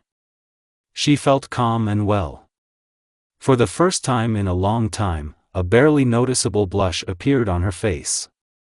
And she smiled a little. Naruto, you've really changed, Sakura thought. Jinchuriki quickly moved through the forest in the direction of Konoha, jumping from branch to branch. Naruto from this world was sitting on his back and somehow looked guiltily at the wounded guy. The red spots had not healed yet, and long-term treatment was required. Sakura ran ahead, occasionally looking back.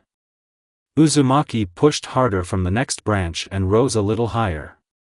He hadn't fully recovered from the fight yet, and now he was feeling tired again. However, it was still a long way to the village. The guy didn't want the others to be delayed because of him, so he insisted on going to Konoha right now. Sakura, of course, was against it, but he could not be persuaded. Suddenly Naruto felt that in an instant he lost all his remaining strength and his eyes went dark. The blond man shook his head to somehow get rid of fatigue, but when he opened his eyes, he saw that he was rapidly approaching the tree. Naruto. Sakura quickly turned around and screamed, afraid for her friend, almost crashing into him. The guy quickly pushed off with his feet. In flight, he grabbed a branch with one hand and hung there, breathing heavily. Hey, are you really okay? The guy sitting on Jinchurika's back asked uncertainly. Naruto opened his hand and landed safely on the ground. Naruto, are you okay? Don't scare me like that. The girl exclaimed anxiously, running up to Jinchuriki. Don't worry, Sakura-chan, I'm fine. Uzumaki tried to fake a smile, but it turned out badly. Fatigue and weakness could be read on his face. The local Uzumaki got off the back of his double and stood firmly on the ground. Enough, Naruto. Not only have you not recovered from the fight yet, you insisted that we return immediately, so you also volunteered to deliver another Naruto yourself. Jinchuriki Kunoichi scolded. I told you, I can run myself, the local Uzumaki said guiltily. Shut up. Sakura turned to him. But Sakura-chan, Jinchuriki drawled fatefully. And you, too, be silent. We'll make a halt. And it's not up for discussion. Both Naruto sighed. Haruno walked away a little and sat down behind a tree, thinking about something. Damn, I said I'm not tired. Shinobi was still complaining. But she's right. And your whole appearance proves the opposite, Uzumaki said. It doesn't matter. I could go on. Naruto grunted and sat down discontentedly under a tree standing nearby. Unbelievable. He was so wounded, he has terrible burns and no strength left at all. But, despite this, he is not going to rest. And he doesn't want to delay Sakura-chan's rest. I should learn from him, the guy thought with pride. And you're stubborn. But you still need to rest. Heh. I can run without rest for a few more days. Everything Sakura-chan said is not true. Jinchuriki replied confidently. Listen, she's also Sakura-chan, only from your world, right? Yes. And what? Well, and, the guy hesitated and blushed a little. How do you feel about her? Jinchuriki was surprised by the question, but immediately understood what he was hinting at. Oh, that's what you mean. He was also embarrassed. Then you should know better than anyone else. So, the same thing, the local Naruto realized and became a little sad. Yes. And why do you ask? Well, it's simple. I watched today how Sakura-chan from your world was worried about you and how carefully she treated you. But our Sakura-chan doesn't pay any attention to me. Sometimes it even seems to me that I'm just an obstacle in her way. Uzumaki turned around and, making sure that Sakura did not hear him, lowered his head. Hey, why are you so sad? How can you be my copy after that? The guy just kept silent.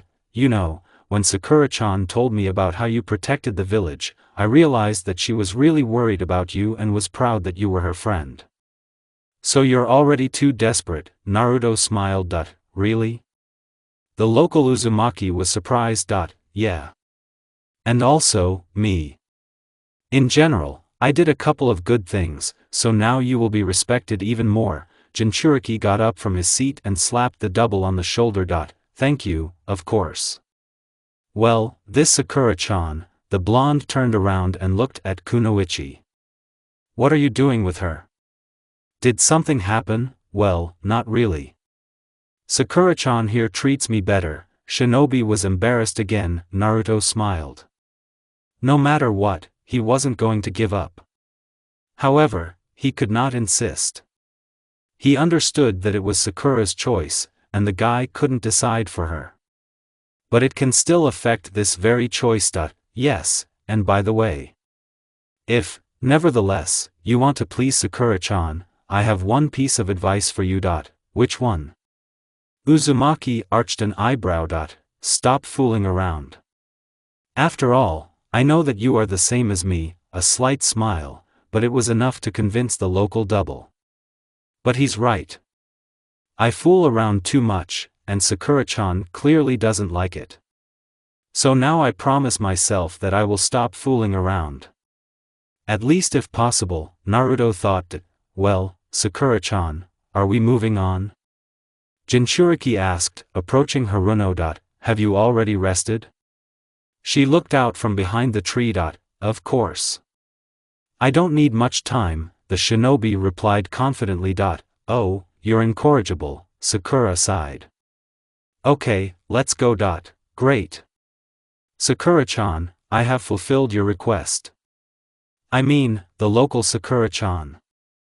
I have found my doppelganger and will now deliver him to Konoha. The village is safe now. I think it's time for me to go back. Only I don't know how yet. And I hope you'll ever forgive me for hurting you, Naruto thought as his copy sat on his back. Wait, Naruto, are you sure you want to? Let's move out. Jinchuriki didn't let Sakura finish and took off. Wait, Naruto. Irionen shouted and went after her friend, Konoha. Rays of the sun setting over the horizon constantly slip between small wooden houses. The evening does not take long to wait. It will start getting dark soon. Naruto, I wonder where you are. Are you all right? CSR, why am I so worried about him? He's not even from here. Although the same as him. An exact copy, Sakura thought, walking around the village. Oh, right. I still have to go to Tsunade-sama. The wound doesn't hurt anymore, but she still made me go to her for a dressing. Haruno looked around. Lost in thought, she didn't notice anything around her. But distracted from her thoughts and realizing that she was not far from the headman's house, the girl went for an examination to a local doctor. There was a knock on the door. Come in. Tsunade's sharp and clear voice. Sakura entered the office with a slightly guilty expression on her face. Sorry, Tsunade-sama, you asked me to come earlier, but somehow I forgot and, the pink-haired woman tried to justify herself, but Senju interrupted her. Oh, is that you, Sakura? Okay, it's okay, come on in. The woman immediately smiled, recognizing the girl. Haruno came in and sat down on a chair next to the headman. She began to carefully remove the bandage and examine the wound. Does it still hurt you? Not if you don't touch it. That's good. The wound began to heal. I will not apply a bandage anymore, let the skin breathe better. But you, nevertheless, do not move your hand sharply. The wound may still open, Tsunade warned sternly but carefully. Good. Thank you, Tsunade-sama. Sakura happily jumped up from her seat, and, before leaving, added, good night, and the same to you, the headman sighed. Oh, what restless teenagers you are, she thought, yawning. The pink-haired one went outside. It was already half dark, and Sakura was walking in an uncertain direction. After a while, familiar, rapidly approaching voices were heard ahead. I'm telling you for the last time, go home quickly. Stop running around already, you need to heal your wounds. The voice of an angry Kunoichi. But Sakura-chan, I have to find a local one. Oh, Sakura-chan. Naruto shouted when he saw Haruno wandering around the village. Naruto. Are you finally back? The girl was delighted. Sakura quickly ran to the guy, but only now noticed that another Uzumaki was standing behind him. The pink-haired woman stopped and began to stare at him incomprehensibly. Sakura-chan. Sakura-chan. Is it true, you? I'm so glad. The blonde rushed to the girl with his arms outstretched, preparing to hug her, but she swung out of surprise and hit him in the face. Poor Naruto flew a few meters away. Yes, it's definitely Sakura-chan. Uzumaki was lying on the ground, and a healthy black eye began to form under his eye. Damn, they are exactly our copy. After all, I was just as happy with the real Sakura-chan and paid the same price, Jinchuriki said. And? Naruto? It's you? The pink-haired girl stared at the lying Uzumaki and blinked her eyes often. Yes, it's me. But maybe you would have greeted me more politely? He mumbled, rubbing the sore spot. This. Is it really you? Sakura spoke softly, barely audible. The corners of her lips lifted slightly, and tears glistened in her eyes. What's wrong with you, Sakura? Uzumaki was worried, but the girl interrupted him, coming up to him and hugging him tightly. To say that everyone was surprised is to say nothing. Irionen was the most amazed of all. I'm so glad you're back. Never leave the village again. Haruno reproached, pulling away a little. Then, she turned to Jinchuriki, smiled such a warm, kind smile, and slowly said, "Thank you, Naruto." Shinobi only blushed slightly and smiled. Come on, I didn't do anything, but the next second, the guy got a good slap from his partner. It hurts. For what, Sakura-chan? Stop accepting the flattery of others like that. No, it wasn't flattery. The local Sakura began to explain, but stopped when she noticed small burns on Jinchuriki's face. The girl began to peer at them.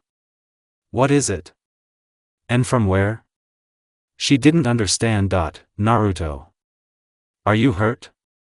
Haruno asked cautiously. Shinobi put his hand to his cheek and turned away. It's nothing. They don't even hurt. You don't have to worry about me, Uzumaki said quietly and seriously. By the way, how is your wound? It's already healing. Everyone looked at the injured shoulder of the local Haruno. She has a wound on her shoulder. Wow, and I hadn't even noticed her before. Although, the wound was bandaged last time, Irionen noted. Do you have a wound too? Let me. She approached Sakura. Kunoichi took off one glove and brought her hand to the girl's shoulder. A bright green chakra shone, and the wound began to heal quickly. This cut, the pink-haired woman noticed a well-known wound, which she treated constantly, but tried to put her guesses out of her head. The girl was amazed at the speed of healing of her wound. She was looking at the green chakra, trying to figure out how this technique works. That's it, I'm done. Now she won't bother you, Kunoichi concluded with a smile after finishing the treatment. Thank you, of course. But if you have such abilities, it would be better to take care of Naruto's wounds. Irionen said nothing to Sakura-chan. Were you hurt? The local Uzumaki was worried. Who did this? He was angry. In his eyes, this malice could be read. Jinchuriki felt the oppressive feeling of guilt again and lowered his head, still standing with his back to the others. Haruno noticed the change in the guy's mood, and hurried to change the subject. Fell. It's not a big deal. By the way, it's getting late. It's time to go home and go to bed. The pink-haired woman grabbed the angry Uzumaki by the sleeve and dragged him somewhere. But Sakura-chan. There is no such wound from a fall. Tell me, I'll kill him. They began to move away, and their speech was already poorly legible. Only Sakura and Naruto from the shinobi world remained on the street. The guy stood with a serious expression on his face and his head lowered, clenching his fists. Kunoichi noticed this. She didn't know the details, but she didn't want to ask Jinchuriki. The girl knew that this would cause him even more pain. They were both silent. No one dared to speak first. Naruto sighed slowly, trying to put the guilt behind him. Footsteps were heard. Uzumaki recognized them immediately. Sakura-chan. He began without turning around. Naruto. The local Haruno interrupted him again. He's staying with me tonight. I calmed him down, and he's waiting for me at home. So you can spend the night in the same place as before, she said quietly. Good. Thank you, the blonde man replied just as quietly. Sakura became even more sad. And one more thing. Forget about what Naruto said. It's not your fault, and I don't hold it against you, she said even more quietly. Yes. I know. Good night, Jinchuriki threw over his shoulder, and then added, turning to his partner, let's go, Sakura-chan. Let's go? But where? Oh yes. Well, you'll spend the night at my place. What? The girl was angry, but then she remembered about her friend's wounds. What else can I do? Well, he has a separate sofa. Moreover, you never know if he will get worse because of the injuries of the nine-tailed, Sakura summed up and sighed in resignation. Okay, I don't have a choice, the girl pouted. Let's go already, Uzumaki answered gloomily and headed towards his house. Sakura followed him. And good night to you, Naruto. I hope you won't torment yourself and blame me for getting this scratch, the local Haruno thought bitterly and continued to look after the guy until he disappeared into the dark. When he got home, Naruto wearily flopped down on the sofa and sighed. Hey, I thought I was going to sleep on the couch, Sakura arched an eyebrow. You'll sleep on my bed. It is, nevertheless, more convenient, the shinobi still said indifferently and thoughtfully. Well, no way. It's you who need to rest, not me. Come on, get in your crib, and it's out of the question. Jinchuriki's gaze slid into the bedroom. I had neither the strength nor the desire to argue with my friend. Naruto just got up and trudged wearily to his bed. What's going on with you, Naruto? Sakura thought, when after a while she finally lay down on the couch. What changed you so much? You've always been cheerful and impetuous. You know, your behavior today reminded me of Sasuke. He was the same before he left the village. Haruno turned her head, the bedroom door was ajar, and through the crack Kunoichi saw Naruto. He hadn't slept yet, although it had been quite a while. It was obvious that he was thinking about something. But at first I even liked the way you changed. You have become smarter, more responsible and serious. But, at the same time, something torments you, and it scares me.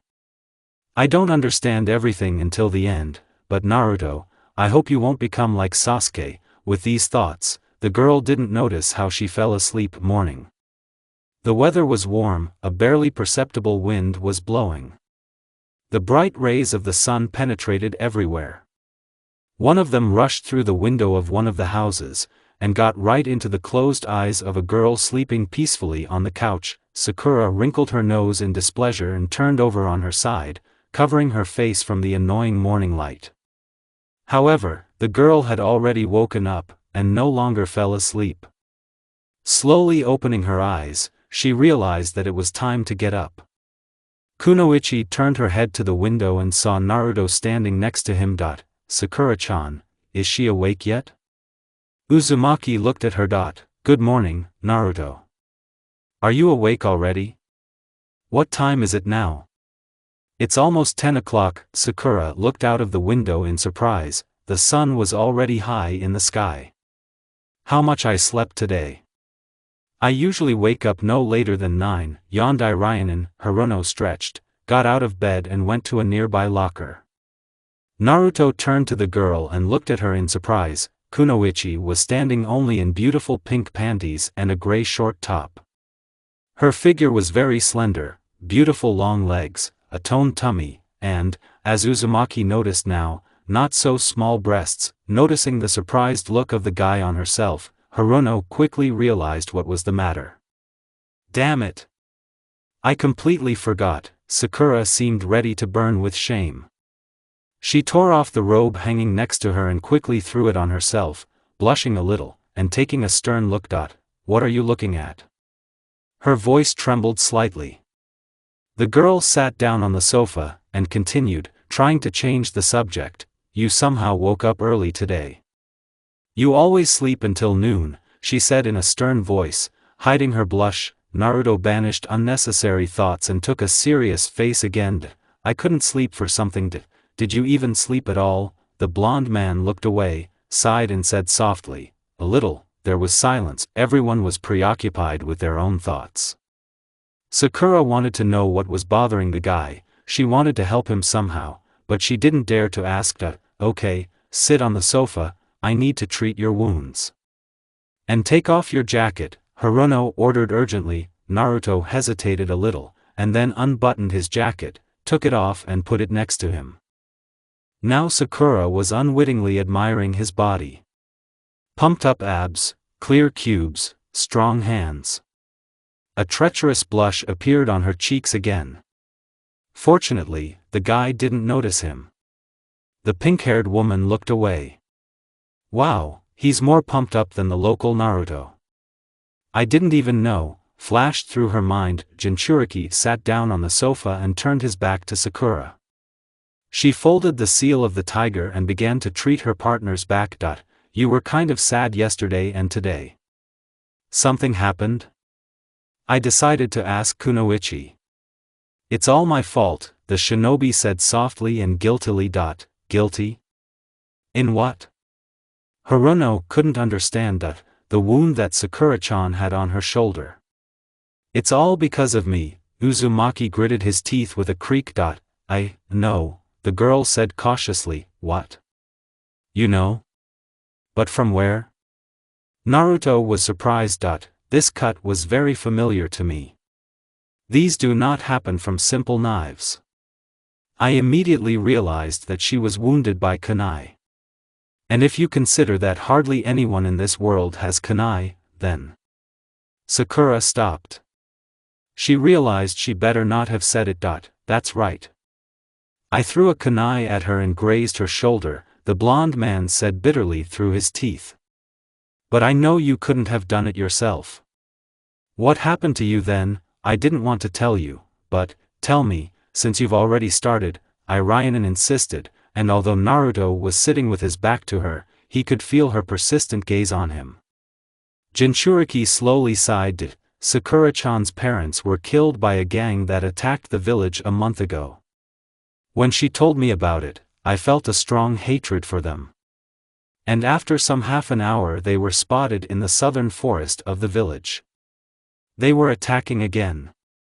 I went there alone, but I was very angry and lost control of myself.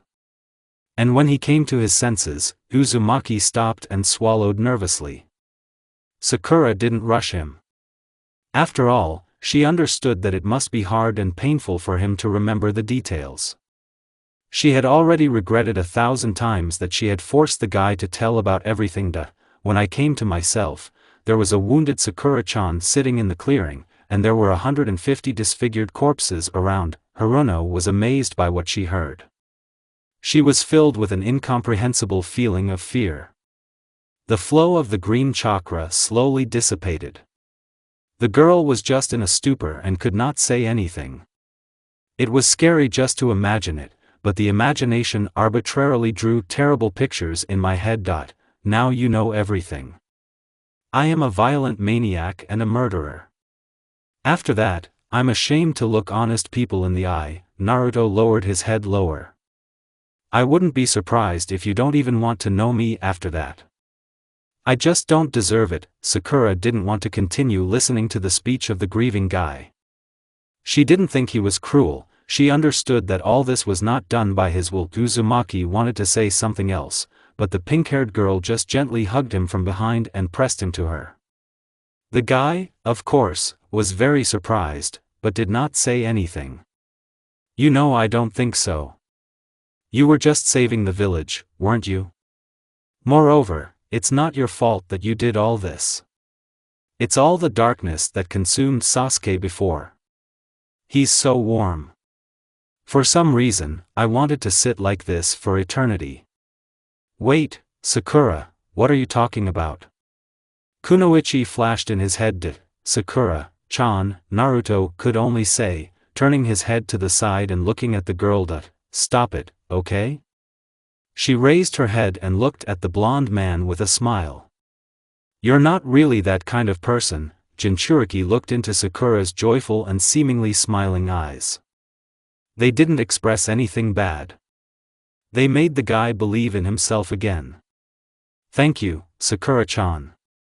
Thank you for believing in me, he thought, and smiled back at the girl. You're right.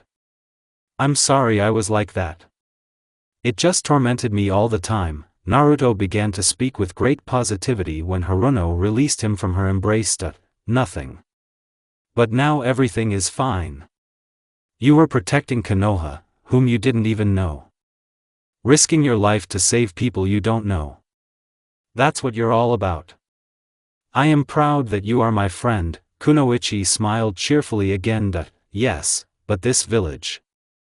I feel like she's like my own. And this world.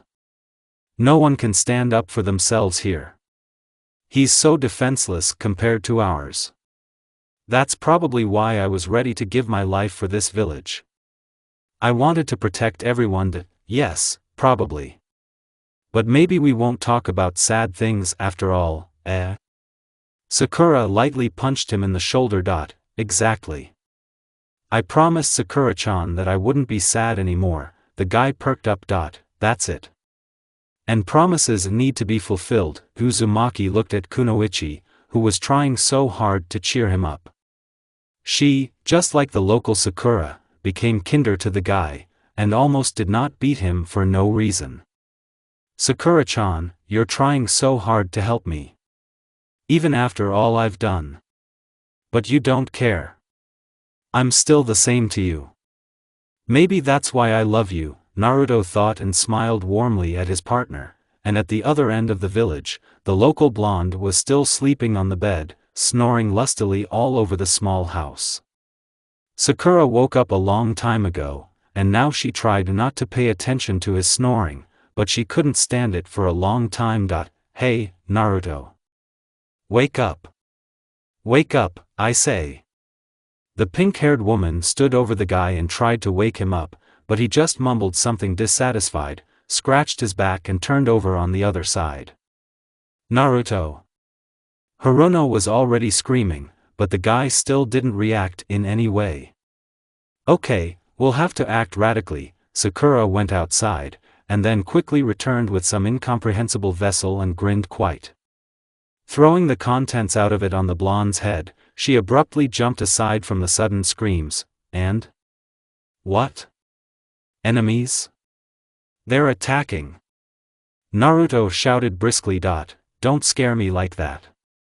And anyway, it's time to get up, it's almost noon. Sakura-chan. He touched his cheek with his hand. Water? Damn, are you waking me up like that? What else? You're snoring all over the village. The pink-haired one complained with displeasure. The guy just sat guiltily on the bed and sleepily wiped his face with his hands. Okay, forget it. Let's go, you need to wake up completely. Sakura pulled Uzumaki by the hand in the direction of the exit to the street. Hey, wait, Sakura-chan, where are you taking me? He tried to resist. Fresh air, where else? It won't hurt you to get some air. Naruto and Sakura went outside. The latter immediately began to breathe greedily, capturing as much fresh air into her lungs as possible, and enjoyed the morning weather. Why are you standing so downcast? Look how nice the weather is today. Haruno happily remarked. A breeze was felt. The guy immediately hugged himself by the shoulders and trembled a little, because he still had no outerwear on. Is it good? But it's kind of cold for me. Hey, this isn't. Are our doppelgangers standing there? The pink-haired woman asked thoughtfully, looking ahead. Just 100 meters ahead on the street stood two, Naruto and Sakura from the world of shinobi, and looked somewhere into the distance, thinking about something. In front of them was a bridge over a small river of the village, and then a path leading somewhere into the forest. The blond man looked at his hand, which at the same second began to strangely distort, becoming transparent, but soon returned to its previous state. "I think we should go," Naruto remarked. "Yes," Sakura also nodded approvingly. "Hey, guys, what are you standing there for?" Local Haruno waved her hand, approaching the young shinobi together with Uzumaki. "Sakura-chan. Good morning." Jinchuriki immediately smiled. "Morning. So you're the same again. I am very happy. It looks like your partner Sakura was able to calm you down," the pink-haired woman thought, smiling at her thoughts. "We seem to be leaving already." "So let's say goodbye," Jinchuriki said sadly. "What? Already?" Sakura didn't expect this. It was a shock to her. She had only just begun to sort out her feelings, and now she realized that she would never see him again. "But your wounds haven't healed yet. And wouldn't you like to stay here for a while longer, Sakura-chan?" the blonde quietly interrupted the girl. "I'm just a stranger to you. A guy who appeared out of nowhere, with incomprehensible abilities. But you still managed to believe me. But Naruto, you're not a stranger at all. You saved our village." Haruno was barely holding back tears. "Don't worry so much. You have a real Naruto." Jinchuriki looked at his copy. He smiled gratefully in response. "This. Not like that," the pink-haired woman whispered faintly, bowing her head. Suddenly, the shinobi began to distort completely. "Oh, it looks like this world doesn't want to leave us for a long time," said Naruto, looking at himself and his partner. However, the distortion stopped, and they resumed their material appearance. "But we are still staying. Let's say goodbye, otherwise we won't have time," Kunoichi remarked and smiled with a little bitterness. "Okay. Goodbye, local Naruto Uzumaki." "Goodbye, Sakura-chan," Uzumaki said cheerfully and turned around, preparing to leave. Naruto, the local Sakura, stopped him. "Wait." The guy stopped, turned around and arched an eyebrow questioningly, patiently waiting for an answer. "He's leaving. And now forever." "Yes, it's bitter and painful for me. I don't want to say goodbye to him." "But you have to." "I didn't dare last time, but now," thought Haruno. "Naruto. Thank you for everything. I am infinitely grateful to you for what you have done for me and the village, for opening my eyes." The pink-haired woman spoke softly and even smiled a little. "Yes, you're welcome." Naruto, smiling, scratched his cheek with his index finger, looking somewhere to the side. "And also, I would like to give you something." Sakura began to approach Jinchuriki and stopped when there was a distance of half a meter between them. Uzumaki looked at the girl blankly. Unexpectedly for everyone, the pink-haired girl slowly put her hand on the guy's cheek, while looking him straight in the eyes and smiling sincerely. Pulling Naruto towards her, she leaned forward herself, and their lips gently touched. Naruto and Sakura were standing next to each other, but they did not expect this in any way. They stood with their eyes wide open and their mouths open. And Jinchuriki himself didn't understand what was going on. "Sakura-chan. Of course, I wanted you to kiss me someday, but it's so unexpected," Naruto thought, blushing slightly, but without interrupting the kiss. Gradually accepting the fact that Haruno was kissing him, the guy slowly closed his eyes and gradually began to respond. "Sakura-chan. Is it true, you?" The local Uzumaki was perplexed. "And is she my exact copy?" "Well, no," Irayanen refused to believe, but something pricked her in her soul. The kiss was gentle and light, but no more. Both were overwhelmed with feelings, and they expressed them in their kiss. Sakura wasn't just thanking Naruto. During all this time while he was here, Haruno realized that she had fallen in love with this restless guy. He opened her eyes. The girl felt the same way about the local blonde, but there was no way to show it yet. But she will definitely find the time. And this beautiful moment ended when Haruno slowly pulled away from Jinchuriki and looked into his face. He was still in shock, and stared blankly at the pink-haired one. With Sakura-chan, he said in a trembling voice. Naruto. This is for you to say goodbye, the girl explained with a smile. Sakura turned around and approached the local Uzumaki, who was still standing in a stupor. Don't forget us, Haruno threw a last cheerful glance in the direction of the guy. Naruto smiled and also looked at the girl. After that, the shinobi's bodies began to distort again. It looks like this time is the last, the blonde grinned. Goodbye. And tell the same to Grandma Tsunade and Sister Shizun. Heh, the people here are strange after all. Okay, goodbye. Kunoichi also examined her with a partner of spears, and, together with Jinchuriki, began to disappear into thin air. Yes, goodbye. Hey, Sakura-chan, can I come too? Having recovered, the local Uzumaki began to pester Sakura. No. The girl answered right away, and then, noticing that the guy was offended, she added affectionately, maybe another time. Naruto immediately lit up with joy.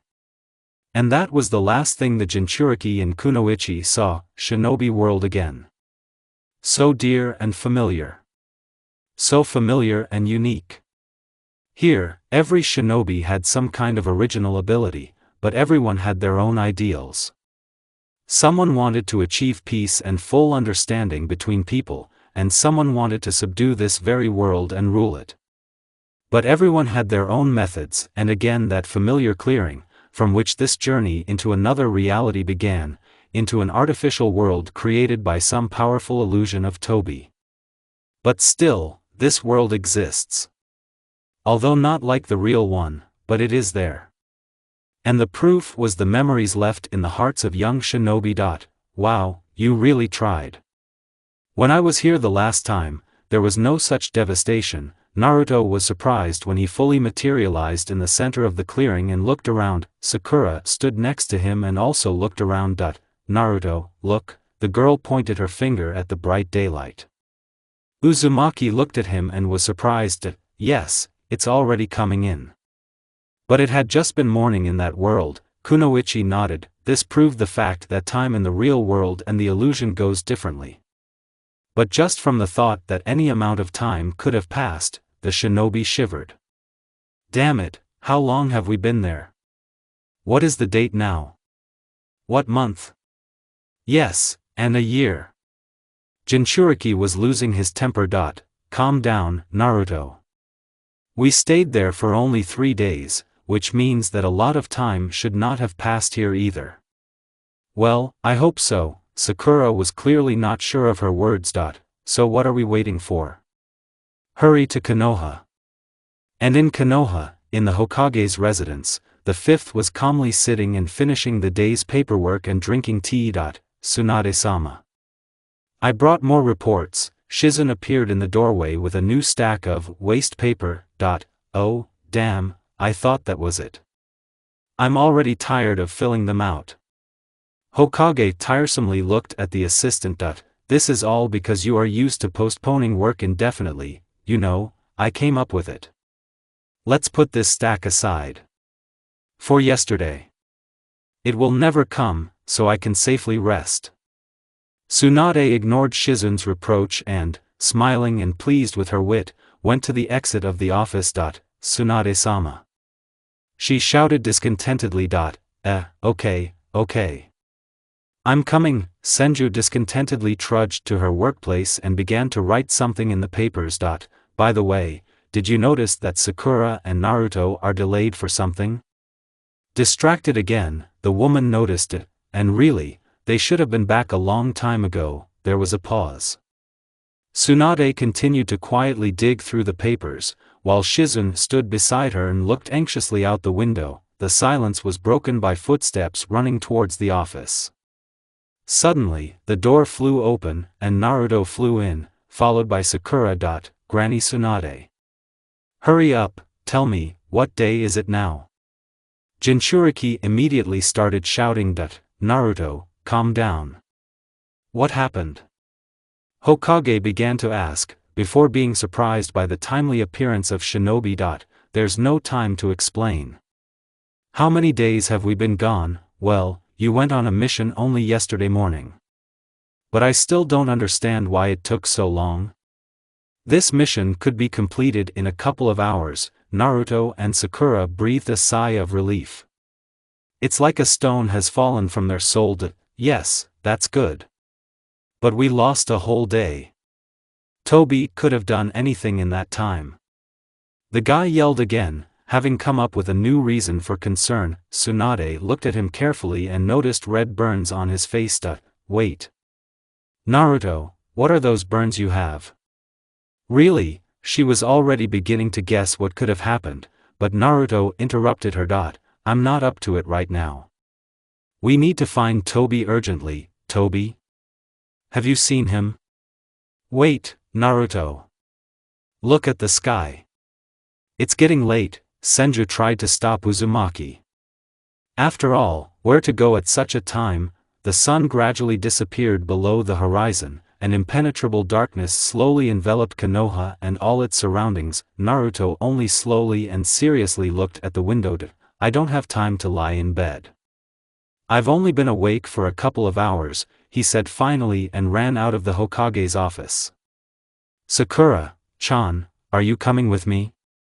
I'm sorry, teacher, I'll explain everything to you later. With a guilty face, Hirono quickly took out the medicines received during the mission from her bag and ran after the guy. Oddly enough, they were with her all the time. Damn, here are the young people. Senju looked at the medicines with displeasure, and then at the stack of reports lying peacefully on the edge of the table. Oh, I'm tired. I'll probably finish them tomorrow. Shizune just looked at the tired woman with a resigned expression. Naruto was running along Konoha in the direction of the exit. Behind him, a little behind, Sakura. Naruto.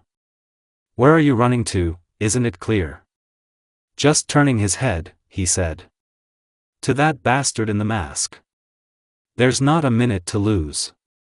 I'm afraid to imagine what he could have done during our absence. Jinchuriki lit up with the orange chakra of Kurama, and now he knew exactly where to run. It looks like Naruto was able to get out of my genjutsu, and is now heading here.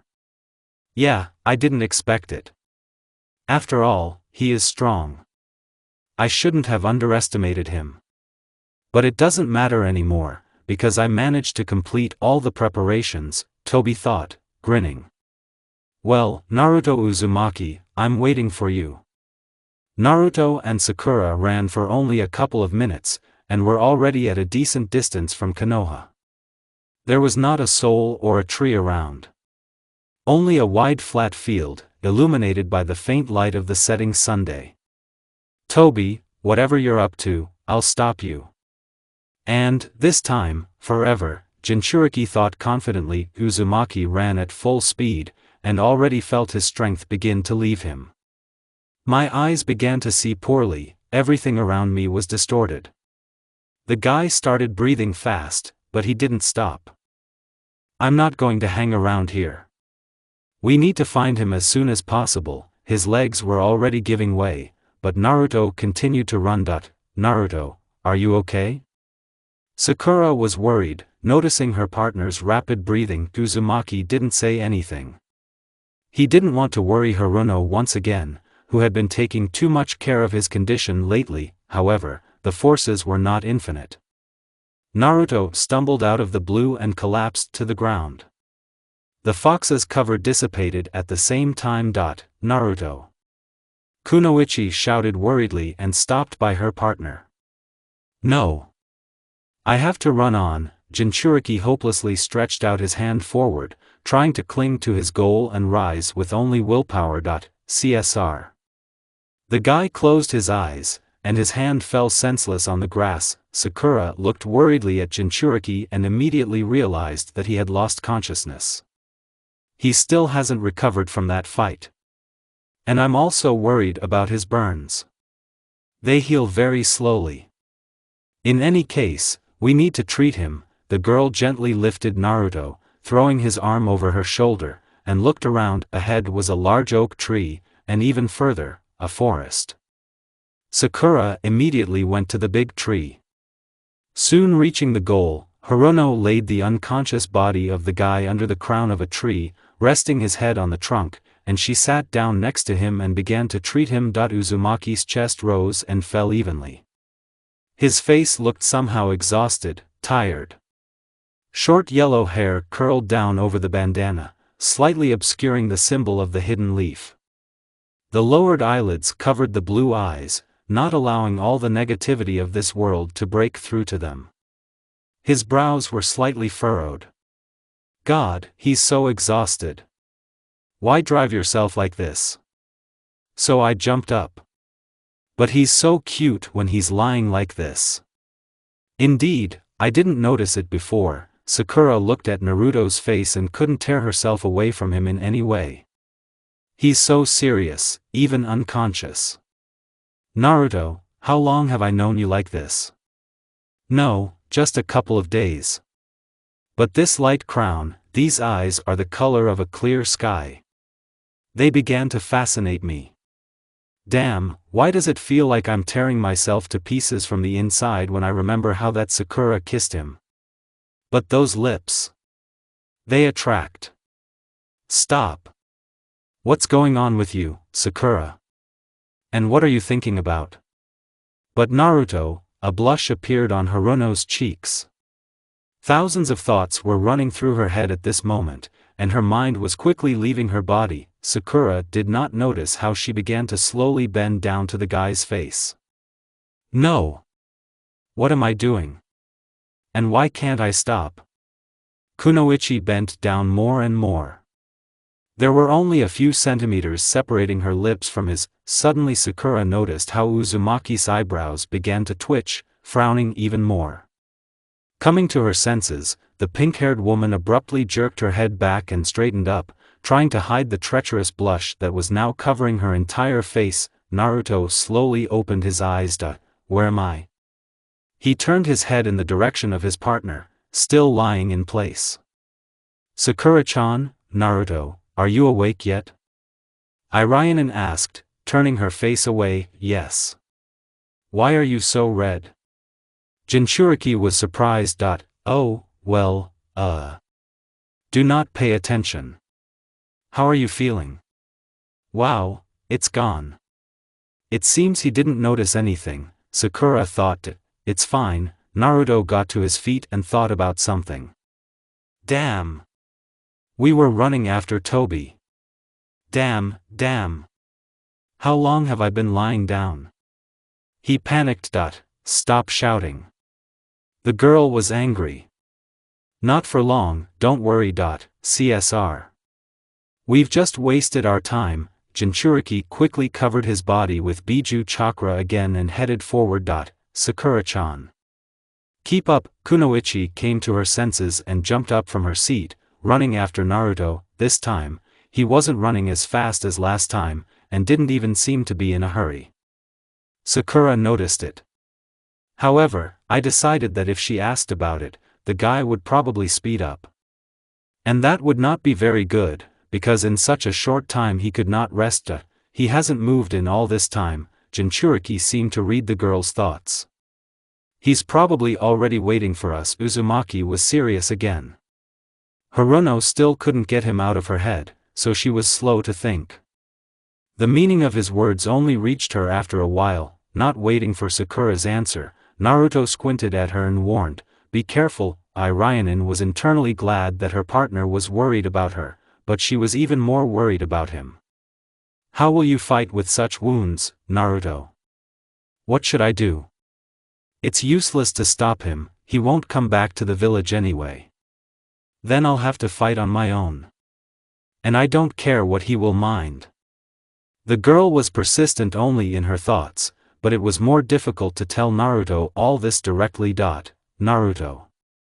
The pink-haired one began seriously. You're RA too much, don't, Sakura-chan. I know what you want to say. But after all, that Naruto was badly injured after the attack on Konoha. His wounds haven't healed yet, but he went anyway. I went after Sasuke. For Sasuke? How do you know? Sakura was surprised. When we stopped in the forest to rest, he told me everything. Sasuke left Konoha without telling anyone. Apparently, he joined some robbers. So my double went to look for him. Naruto fell silent, thinking about something that, he said that he had been wandering around the villages for weeks, trying to find out at least something. Well, then Toby found him. Is there a Sasuke in this world too? Well, yes, it makes sense. After all, there is even Tsunade-sama and Shizune. But only now I no longer feel that craving and trembling of the soul at the mere mention of him. It's strange, I thought I was constant in my feelings. Haruno thought, he is. Specially captured it to attract you, right? The girl asked uncertainly. Yeah. And when we defeated him, there was no one to restrain us in that world from the inside. That's probably why we came back.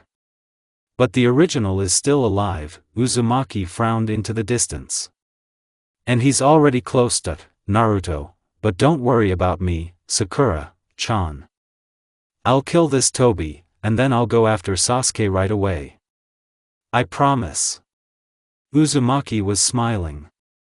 Such a warm smile, inspiring hope, could not leave Sakura indifferent. The corners of her lips involuntarily lifted up. Okay. But don't think that I will stand by and do nothing. Kunoichi perked up. Okay, but just be careful. What am I to you, a 10-year-old child? I can speak for myself. Here it is. Naruto interrupted her, looking sharply ahead. The shinobi were already approaching the place where the enemy was supposed to be. In the middle of the forest there was a large rock, on which the outlines of some familiar huge face could be seen high up, which was barely distinguishable in the dark. A small clearing nearby in a river, falling like a waterfall from a cliff and rushing somewhere into the distance. Uzumaki stopped and began to look around. His gaze settled on the stone face. What is it? Like this? Jinchuriki stared at him incomprehensibly. The darkness began to tighten, and his goal appeared in front of him, which he was looking for. So, you've come, Naruto. I'm surprised that you were able to get out of my world, and even so quickly. Toby grinned. Your world? Your world? It's not yours at all. There are people who have feelings there too. The blonde man shouted in anger. Something's not right here, Sakura thought anxiously, watching everything that was happening. People? Don't make me laugh. They are just illusions created by me. They have nothing. No emotions and feelings, nothing at all. The masked man persisted, remaining the same cold-blooded. Naruto was in turmoil. Images from the world of illusions flashed before him. Sakura, who was smiling, laughing, sad. Who supported him in difficult moments. And when I met a local Uzumaki, I was glad to tears. And the guy himself had the same feelings for her as the Jinchuriki for his partner. Naruto gritted his teeth with a grunt and angrily, looking at the ground. He was sure that their copies were real people experiencing both good and bad moments in their lives. You don't understand anything. With a shout, Uzumaki rushed at the enemy. No, there really is something wrong here. Toby just appeared in front of us like that. Besides, he said himself that he didn't wait for Naruto so quickly. And now he's acting like he's up to something. As if he had planned something earlier. Is he deliberately pissing Naruto off? And what is this face in the rock with 9 eyes? Stop. It's the Geto statue that the Akatsuki sealed Biju into. Got it. Haruno suddenly realized what was the matter. Naruto, stop. It's a trap. Kunoichi tried to shout, but anger and hatred laid the guy's ears. He was already approaching the enemy with an Otama Rasengan formed. I knew it. How predictable you are. Toby grinned to his thoughts and continued to stand still. Naruto was running straight at Toby. He didn't seem to know that he could easily let his attack pass through him. He didn't care. Toby offended the feelings of his friends, and now he has to take back his words. But if only it were that simple. Jinchuriki swung at Toby Odama with a Rasengan, but passed through him as if through air. His attack was too straightforward and predictable. But the guy didn't give up. Turning sharply after an unsuccessful attack, he released several orange paws from behind his back, which also passed through the enemy. Naruto attacked again and again. What's the matter with you?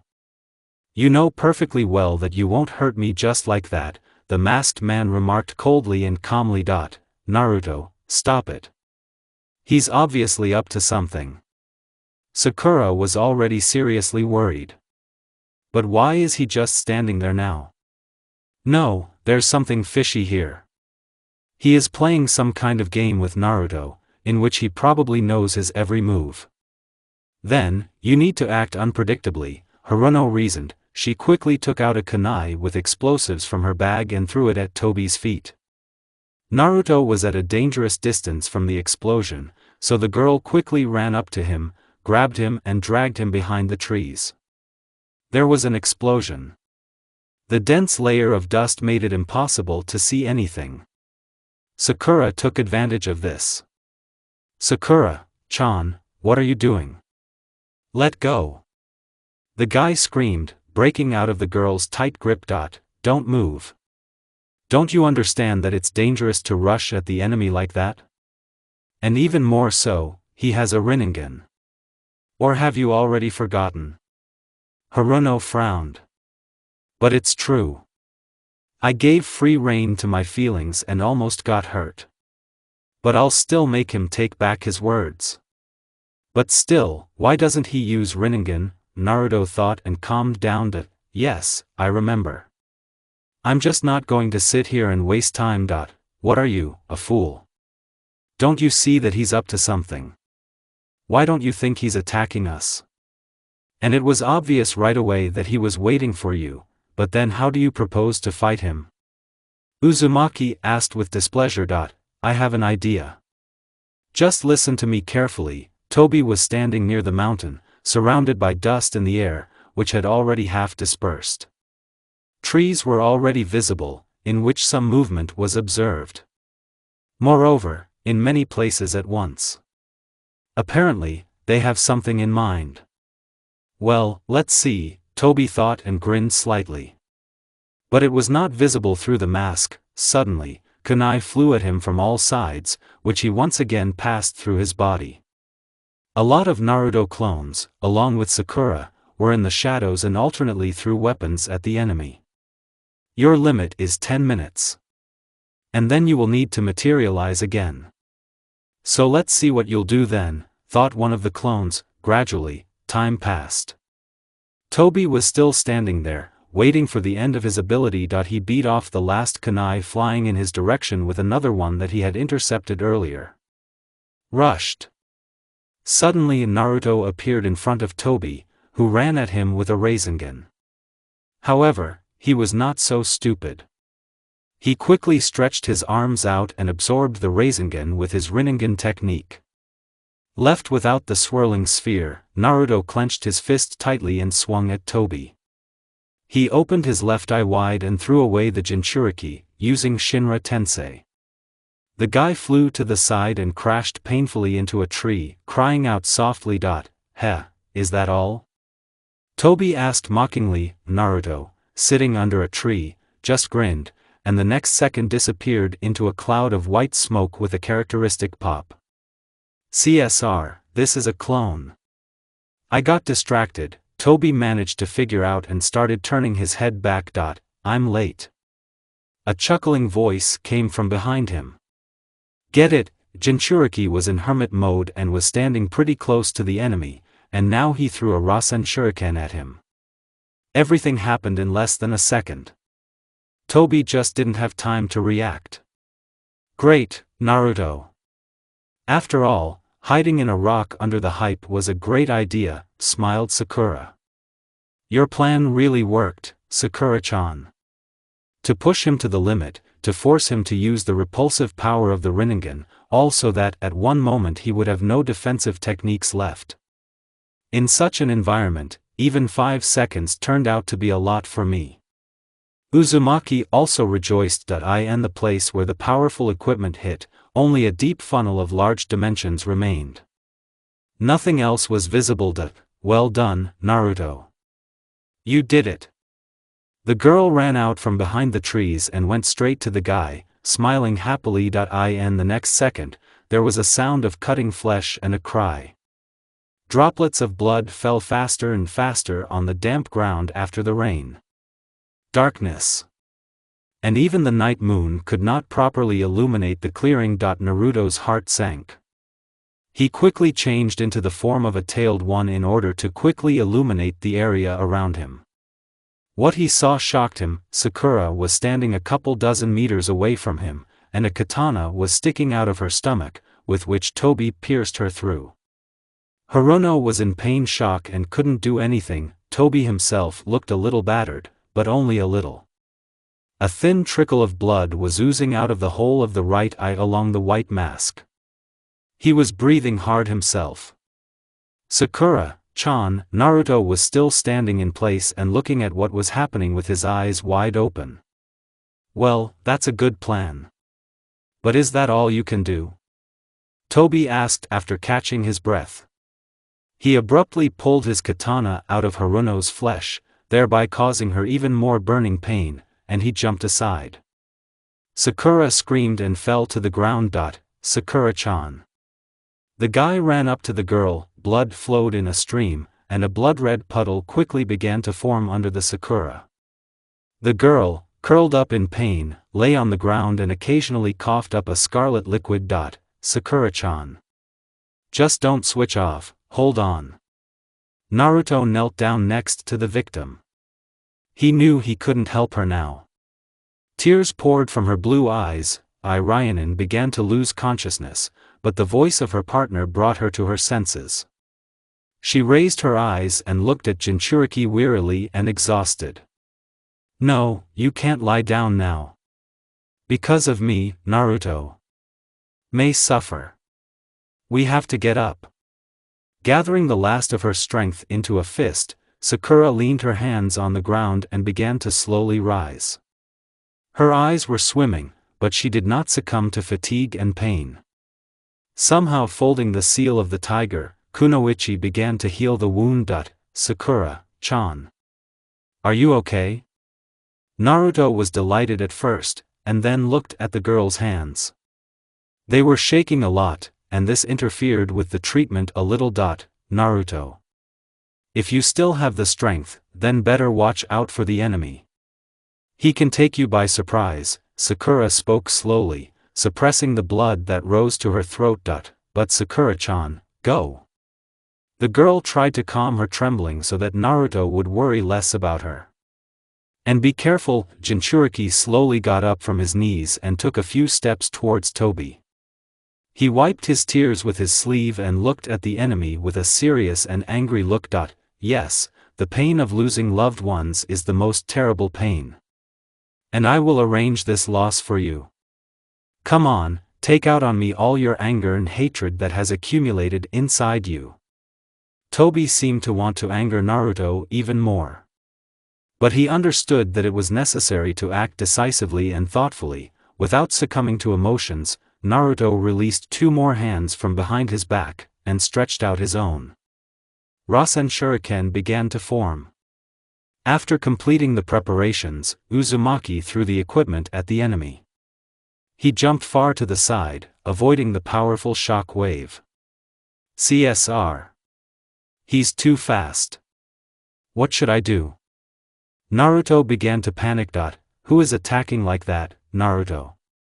A familiar voice was heard from the depths of the soul. You'll only waste your chakra like that. Kurama? Have you decided to lecture me? I'm actually a little busy right now. The blonde man looked at his stomach, as if addressing him. Naruto. The fox interrupted him. Stop using your techniques in front of him already. He still has plenty of time to dodge them. Uzumaki came to his senses. But the reason for Toby's agility turned out to be so simple. Well, what do you suggest? Jinchuriki looked up with displeasure, looking for an opponent. You can't handle him anyway. Heh. Just watch. Naruto grinned contentedly and created 2 shadow clones around himself. Stop asking yourself already. Let me out and we'll fight together. Anyway, Naruto didn't expect such words from Kurama. The demon always seemed cold-blooded and calculating, but not friendly and helpful in any way. Really you? The blonde was at first amazed, and then smiled cheerfully, baring his teeth. And you've changed. You could have come out yourself. I didn't lock you in a cage. Shut up. I just need to finish him off, that's all. I'll come out on my own if you don't let me out, but then these feelings won't be the best you've ever felt. Biju's voice had a note of concern for the guy. After all, you and I have become friends, Naruto thought cheerfully. The guy squatted down, bit the thumb of his right hand and put it on the ground. Finally. I thought he wouldn't let him out. Toby grinned. Naruto's clone standing nearby disappeared, and a large seal was formed under Jinchuriki's hand. The next moment, a huge orange monster with 9 tails was flaunting on the battlefield, and glared at Toby. Jinchuriki was standing on his head in a new cover of Kubi. The stripes on his cheeks became clearer, and the pupil took the shape of an animal claw. There were more black patterns. His shirt was unbuttoned and was now fluttering in the wind, along with the fire chakra. So you let him out, after all, Toby began to say, but Kurama quickly formed a tailed bomb and launched it at the enemy, not allowing him to continue. A funnel of incredible size was formed from the powerful attack. It was tens of kilometers long, and about a kilometer wide and deep. Wow, wow. It's the biggest I've ever seen. Naruto was surprised. Kurama was just silent. He did not want to directly admit friendship with his Jinchuriki, but somewhere in his soul he already understood that this guy had changed him and his fate. Do you think he managed to evade? The blonde man asked. Don't underestimate him. It's coming. From the ground, in the very depths of the funnel, the owner of the Sharingan himself began to appear. The attack didn't hurt him at all. Moreover, he looked even better now than before. Oh, you. The fox got angry and rushed straight at Toby. Kurama, stop. Naruto seemed to sense danger. Toby began to fold the seals quickly. The 9-tail was already close enough to attack at any moment. It's too late. Toby shouted with satisfaction, folding the last seal. Sakura was sitting in a clearing half a kilometer away from Naruto and trying to heal a deep wound that was tormenting her more and more with every second. The flow of chakra was weak, so the wound healed slowly. Suddenly, a nearby rock began to move. From it came a rumble that resounded throughout the forest. Everything was decided when Toby folded the last seal. In 1 second, a huge demon burst right out of the rock, and a long bright lilac chain with some kind of harpoon-like tip appeared from its mouth, which was heading straight into the center of the funnel. What is this? Sakura could not understand. Kyubi was rushing at the enemy and had already raised his paw to attack, when he suddenly felt a sharp pain in his right side, and stopped the attack. Kurama. What happened? Naruto was worried. Turning his head to the right, he saw a chain that led to a huge statue of Geto. The other end was right under the fox's rib. Kurama, Biju whirled around, grabbed the chain and yanked on himself. The statue of Geto staggered slightly, but did not move from its place. CSR, shouted Uzumaki in annoyance. He jumped off the fox, landed right on the chain and ran along it in the direction of the 9-eyed monster. Stopping not far from him, Naruto quickly formed a Rasen Shuriken and threw it at the statue, pulling the Kyubi towards him. Noticing something was wrong, Toby quickly moved to Geto and absorbed Naruto's technique with the help of Rinnegan. It's useless. All your attempts are in vain, let him go. Jinchuriki was angry. As soon as my statue swallows the Kyubi, you will die, and another tailed one will be added to my collection. Toby was as pleased as ever. I have planned everything down to the smallest detail. I knew that you and your Biju would become friends. What? Is that why you locked us in that world? Naruto began to understand everything that was happening. And just the thought that he had been playing by his rules all this time made him uncomfortable. And you're smarter than I expected. Yes, I foresaw the resonance of you and your copy in my illusion. Everything ended the way it could not be better. It can't be. So all this time they were toys in his hands? He twirled them as he wanted. Naruto simply could not find a place for himself from the hatred that was coming at him. His new friends, his and Sakura's doppelgangers, were just performing their roles. Oh, you bastard. Uzumaki stretched his hands forward with his palms towards the opponent, and began to form a dense chakra. There was anger and despair in his eyes. CSR, this chakra is too powerful. I won't be able to absorb it all. But if I get out of here now, then Geto Maso will take the blow, and I will never be able to catch the nine-tailed one, Toby thought with annoyance. The situation has changed dramatically in favor of Naruto. Blue and purple chakra balls began to slowly gather in front of the guy's hands, connecting into one big one. Naruto was trying to form a tailed bomb. Well, Naruto, attack. Toby also stretched his arms forward, preparing to absorb the attack of the Jinchuriki. Such a powerful technique required a lot of attention and perseverance. In addition, the correct ratio of the two types of chakras. Naruto was not strong in chakra control, so creating a tailed bomb was a difficult task for him. Naruto. What are you doing? Such a powerful technique is dangerous to use at such a distance. She can hurt you. Kurama tried to reason with him, but Shinobi didn't hear him. Again and again he added chakra, making the technique bigger. Damn, this is getting dangerous, Toby remarked. Having collected the necessary amount of chakra, Naruto intended to launch the technique at the enemy. The dark lilac ball glowed brightly and poured out all the energy on its target. Toby began to absorb a powerful stream, but he clearly did not have time. There was an explosion. Sakura, sitting nearby, watched the whole picture with horror. The bright light made her close her eyes for a while. Naruto. I hope you're okay, she thought. A lot of debris flew in all directions. A loud noise slightly blocked my ears. After a minute, everything went quiet, and Sakura, holding her stomach, got to her feet and began to look around. Not far from the girl, Naruto was lying on a rock with his head thrown back. No covering was observed on him, only torn clothes in some places and an unbuttoned shirt, under which small cuts were observed. With tears in her eyes, Haruno ran up to him. Naruto. Naruto. Irainen tried to shout. The guy opened his eyes and slowly sank to the ground. Holding his head, Uzumaki looked at his partner. Sakura-chan, I'm fine. The guy tried to calm her down, but the next moment he coughed up blood. Naruto, you're hurt. Sit still, I'll cure you. Don't. Not now. I have to help Kurama. Jinchuriki looked resolutely ahead. Kurama was still standing in place, holding on to the chain. Geto's statue was damaged, but still restrained him. The fox formed a small red ball near his mouth and shot it at the dilapidated statue. The chain broke, and Kyubi was released.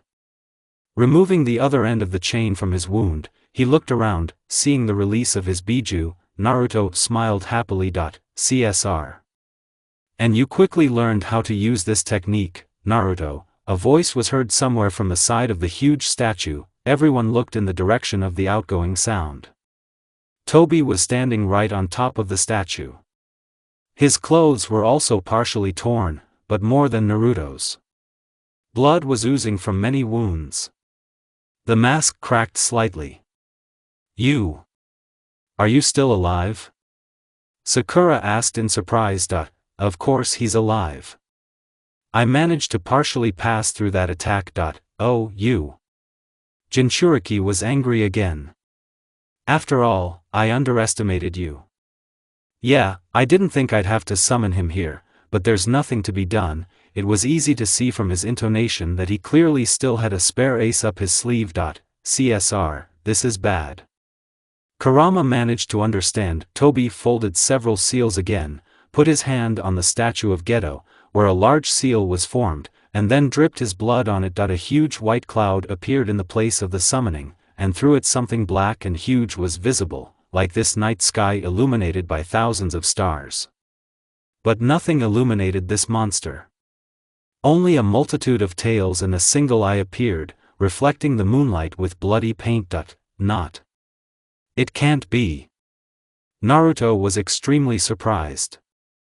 Damn, that's someone, and I didn't want to see him here in any way, Kurama thought with annoyance. It's the same. Jubi. Sakura couldn't believe it. Toby stood on the head of the ten-tailed monster and grinned contentedly, foreshadowing a sweet victory in this fight. Night. Total darkness and gloom. An almost silent battle was taking place on the battlefield a minute ago. But now the appearance of a huge monster has dramatically changed the whole situation. His roar could be heard for many tens of kilometers around, and those standing next to him just had ears. CSR. Naruto bit his lip and started to get up from his seat. Wait, Naruto. Are you climbing on the battlefield again? You're hurt. Sakura tried to stop him. But if not me, then who? The pink-haired one didn't have anything to say. She just sadly lowered her head down and was silent. Hide somewhere and, better heal yourself. Jinchuriki ran straight at the black monster, covered with fox chakra. Now it was possible to examine Jubi in detail. He was a couple of times the size of a standard Biju, completely black, and only a huge red Sharingan stood out well on his body. Go ahead. We have a little time, Toby commanded, and the ten-tailed man began to attack, swinging at the approaching guy with his huge limb. The attack occurred at high speed. Naruto just wouldn't have had time to dodge if Kurama hadn't arrived in time. He ran right under the blow, grabbing Uzumaki with one of his tails. Don't relax, Naruto. It was not necessary to rush so carelessly at such a powerful enemy. But I still can't understand where this Uchiha got my chakra from. The fox was angry. Thank you, Kurama. Now, I'll be more careful. Jinchuriki took a deep breath and looked at the monster seriously. This battle is already at a higher level. I'll only get in the way, Sakura thought bitterly, hiding behind the nearest moat. Naruto. Please be careful. Come on, the tailed one's bomb. The blonde man said in a commanding tone and stretched out his hands forward, ending up on the head of his Biju. He obeyed without question, opening his mouth wide. With a joint chakra, the bomb turned out to be of incredible size. But the ten-tailed did not stand aside. Lifting his head up, he began to form the same technique of even larger dimensions. CSR. Add a chakra. We have to catch up with him in size. Naruto replied decisively. Are you crazy? This is already the limit. If we add a chakra, the tailed one's bomb can blow us up. In addition, it will take more time. It doesn't matter. Add a chakra. Without waiting for an answer, Uzumaki himself began to add it. In order to keep the two types of chakras in the same proportion, Kurama had to willy-nilly fulfill Jinchuriki's request. Who are you to tell me what to do? The fox muttered discontentedly. Naruto was completely focused on the technique and did not pay attention to the dissatisfaction of his partner. The bomb of the tailed one began to grow, albeit slowly. The formation was not over yet, while Jubi was already preparing to shoot. Jinchuriki did not want to lose, and continued to add chakra. CSR, I don't have time, said Naruto. The colliding techniques caused a big explosion, a roar and a monstrous wave that swept away everything in its path. Uzumaki managed to shoot at the last moment, but the explosion occurred dangerously close. Naruto and Kurama were thrown aside. While the ten-tailed Biju was not even touched, Jinchuriki started to get up from the ground, holding his left hand, and looked around. Not far ahead, Kyubi lay peacefully on his side and tried to get up, moaning painfully. The bomb hit him hard. In addition, at the last moment, he covered the guy with himself, throwing him aside. Kurama. Frightened, Naruto shouted and ran up to the fox. He stood up slightly, barely holding on to his paws. CSR. Broke all the bones. The fox noticed, gritting his teeth. Uzumaki just stared at him in amazement, unable to say anything. Hey, what's wrong with you? Kurama asked. Come back. You've already suffered enough because of me, the guy said softly, putting his hand on his stomach, and guiltily lowered his head. Are you crazy? And leave you alone with this bully? Both of them looked at Jubi, who was now moving off in the direction of the Nine-Tails. It's coming. That's all Jinchuriki managed to say. The black monster was fast.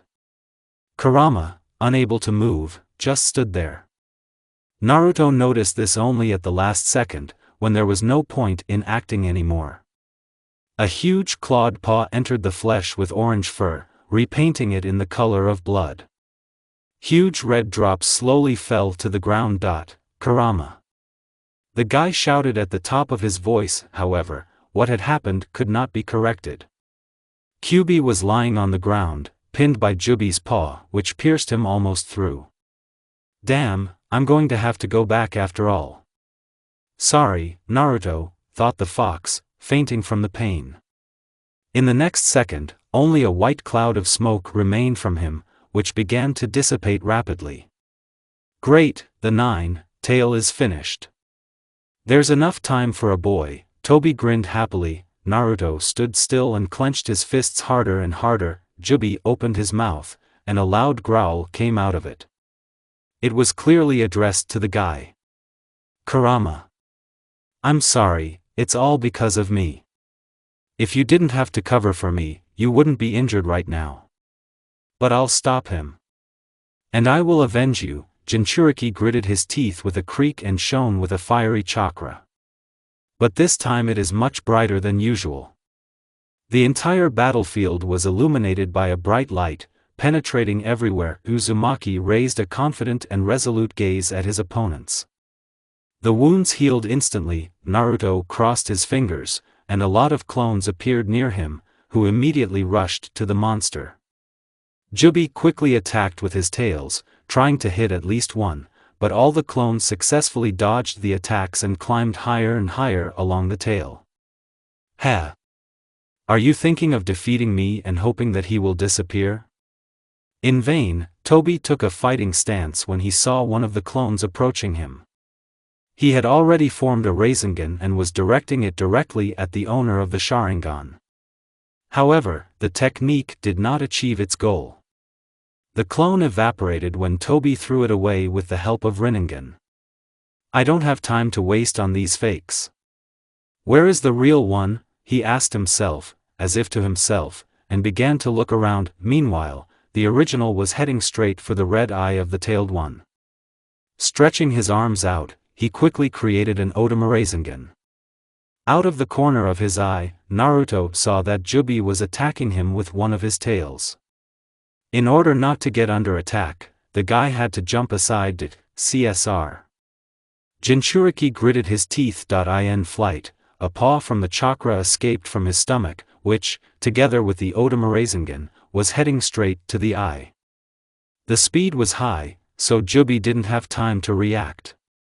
The technique hit its target, and the monster roared loudly, grabbing at the eye with both paws. That's it. Get it. Naruto was delighted. Blinking, the ten-tailed man opened his eye again. There was not even a scratch on it. However, by itself, the eye is very sensitive. Damn, how persistent he is. Even Otama Rasengan didn't scratch him. Jinchuriki thought. A new plan was needed. And urgently. He was able to hurt you after all. Okay, attack. Finish him off. Toby encouraged the monster. Jubi removed several tails under the ground, lifting large chunks of earth with them and throwing them at Naruto. He tried to dodge, but there were too many stones. The guy was simply overwhelmed with them. Toby and Biju watched patiently and waited for something. Suddenly, the real Naruto appeared behind him, who was already throwing a Rasen shuriken at the monster. He just calmly turned around and beat off the technique with his tail, dissolving it in the air. It can't be. Even Rasen shuriken. Uzumaki managed to think before the monster hit him with the same tail, throwing him far away. So, after all, he managed to escape from the collapse. The speed of the nine-tailed chakra is amazing. Toby smiled slightly. The blow was strong. Of course, because he was thrown by Jubi himself, whose strength exceeds any of the tailed ones many times. Naruto flew dozens of meters, constantly hitting the trees, then the ground. Blood gushed from his mouth. The veil had already disappeared, and darkness reigned everywhere again. Only the moon barely illuminated the battlefield. Crashing into a rock, Jinchuriki stopped, sinking down it to the ground. My whole body ached with unbearable pain. But the guy understood that no one but him would stop the demon. The realization of this fact forced him to get back on his feet and go to battle, the ending of which seemed obvious. After clearing his throat a little, Naruto got back to his feet. Jubi was already visible ahead, rushing straight at the guy, so zealously wishing him dead for the discomfort brought to his eye. Here he is already swinging his huge clawed paw, intending to crush Uzumaki. He dodges at the very last moment. I barely have enough strength for this. CSR. Am I really exhausted? The guy thought bitterly. Biju again threw away the Jinchuriki with his paw, sending after several mini-bombs of the tailed one, which hit exactly the target. Naruto hit the ground, falling from a great height. Now he was lying unconscious in the middle of the forest. He was completely helpless. He got hurt too much. The ten-tailed one, meanwhile, approached the unconscious body, forming right next to it, this time a huge bomb of the tailed one. Uzumaki didn't even move. He no longer felt anything, heard nothing. He was terribly beaten. Many bones were broken. In addition, numerous bruises. There was no more strength left. In this state, many shinobi accept death. After all, this is the only thing that awaits everyone without exception. Hey, came a quiet voice from the depths of consciousness. Did you just give up? Did you want to die? After all, this is not what you wanted. No one will save you now. Naruto did not understand where he was, still did not feel anything. He only heard such a familiar voice from childhood, which recently began to support him. But it's true. I want to become a Hokage. To prove to everyone that I'm still worth something. So much has happened in the last few days. I became friends with Kurama, learned his name. Sakura-chan kissed me. Although not exactly the one that I would like. But still, it's very nice to remember. And after all that, I just die? Well, no way. I won't give up. After all, I still have so much that I would like to do. No, I'm not going to die. The guy felt himself in his body again. After all, having lived all my life under the slogan, "Never give up," it was difficult to give up at the most important moment. And even if the enemy is hundreds of times stronger, even if there are no forces left at all, it did not matter. With full self-confidence, noticing that Jinchuriki's hand twitched, Jubi paused a little to, well, why are you procrastinating? Finish him off quickly. Toby ordered. The bomb of the tailed one suddenly began to involuntarily shrink, and the monster itself shrank and roared something softly. CSR. Is the time already up? The owner of the Sharingan thought with annoyance. Jubi suddenly felt a slight blow in the side. The bomb exploded into pieces with a loud sound. There was no explosion. Turning his head to the place of impact, the monster saw a small man whose hand was put to his side. It was a girl. Her short pink hair was calmly blowing in the wind. Her green eyes burned with the fire of determination. She was not at all afraid of someone who was much bigger and stronger than her. She finally realized that the most important thing is to protect the people dear to her. Just like Naruto always protects her. And Sakura knew that he would never stop and never give up. Now I will protect you, Naruto. Regardless of what you say, Haruno was brave and confident. This added to her strength. Uzumaki was lying on the ground, gradually recovering. His body was still weak, but he could already move. Jubi noticed this and turned his head towards the guy again. Damn it! Sakura shouted, adding a large amount of chakra to her fist. The monster staggered a little, and the next second the girl knocked him to the ground. Taking a defensive stance, she began to rest. Biju jumped up and jumped some distance away. Naruto gradually rose, leaning with trembling hands on the ground, breathing heavily as well. Finally, he raised his head and looked ahead. In front of him stood, as it were, an updated Sakura. The old fear and caution were not observed in her. She was just like him now. Sakura-chan. What are you doing here? Jinchuriki could barely utter. Naruto. I finally understood. You stood alone against a huge monster, but it didn't scare you at all. You were fighting at the limit of your strength anyway and you weren't going to give up. But then how am I different from you? Come on, finish Naruto. Don't pay attention to the girl, we don't have much time, Toby ordered his pet. Jubi shifted his gaze to the guy and took off. Swinging a huge paw at his target, he intended to pierce Naruto with a claw. Just like Kyuubi once did. Ironically, that's how it ended. Before reaching the goal of some couple of meters, the monster suddenly stopped. His motionless body began to disintegrate into something black and incomprehensible. CSR, I didn't have time, Toby thought vexedly. Jumping off the half-collapsed monster, he landed on the top of a tree. Naruto exhaled and sat down on the ground. Before the attack of the ten-tailed Sakura's heart sank. She didn't have time to cover the guy, but calmed down when it was over. Both were in a stupor, but relieved to catch their breath. I see you've completely forgotten about me? Toby asked, slowly approaching them. Sakura turned around. He could have easily caught them off guard, but for some reason he didn't. And the girl guessed why. You're hurt, too. That's why you can't fight properly. If you could defeat us, then you wouldn't be summoning the ten-tailed one. Heh, are you underestimating me? Naruto Uzumaki can no longer fight, and I will defeat you myself without any effort. The pink-haired woman looked at her friend bitterly. He sat there exhausted, barely noticeably breathing. His gaze was directed somewhere down, was empty and did not express anything. Sakura clenched her fists and looked resolutely at the enemy. Try it. I'll show you what happens to those who bring Naruto to such a state.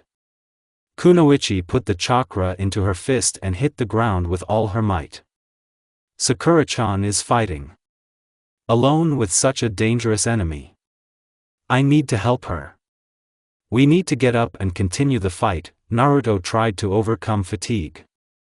He started to get to his feet again. Sakura-chan. Don't fight him alone. The guy was worried about her. Ryanin fought well, and was almost as good as her opponent. It was dangerous to get close, and she knew it. A minute later, the battlefield was littered with many kunai, seals and various traps. Sakura threw a decisive kunai with an explosive seal to activate all the traps at once, but Toby used the power of the Rinnegan and deactivated them all. 5 seconds flashed through her mind, and Kunoichi rushed at him in close combat. She had already swung at the enemy, but he grabbed her right by the fist. The girl felt Toby sucking her chakra right out of her hand. Meanwhile, 5 seconds were running out.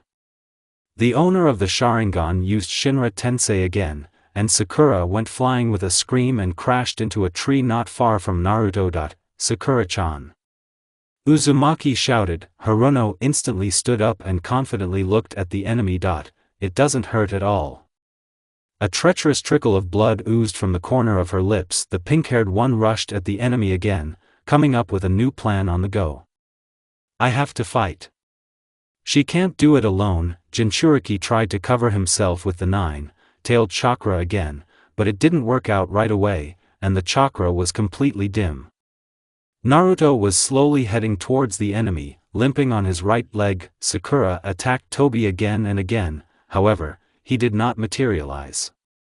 The blonde man was getting closer and waiting for the right moment to attack. Hirono attacked again, and again passed through his body, exposing the enemy's back.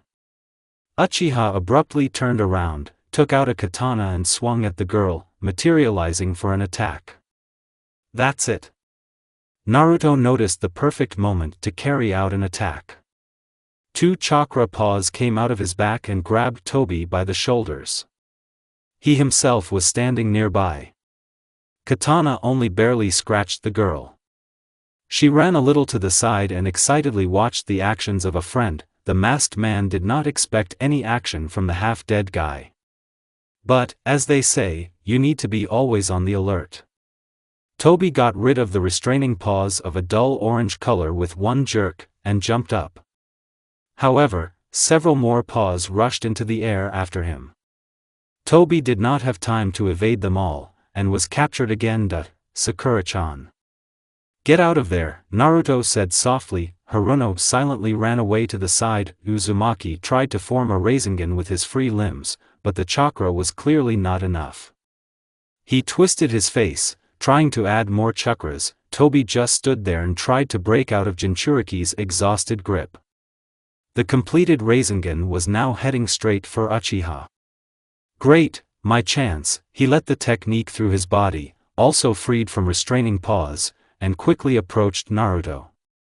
He just stood there without strength and looked wearily at the enemy. Quickly swinging his katana, Tobi pierced the guy's chest with it. Blood gushed out of Naruto's mouth.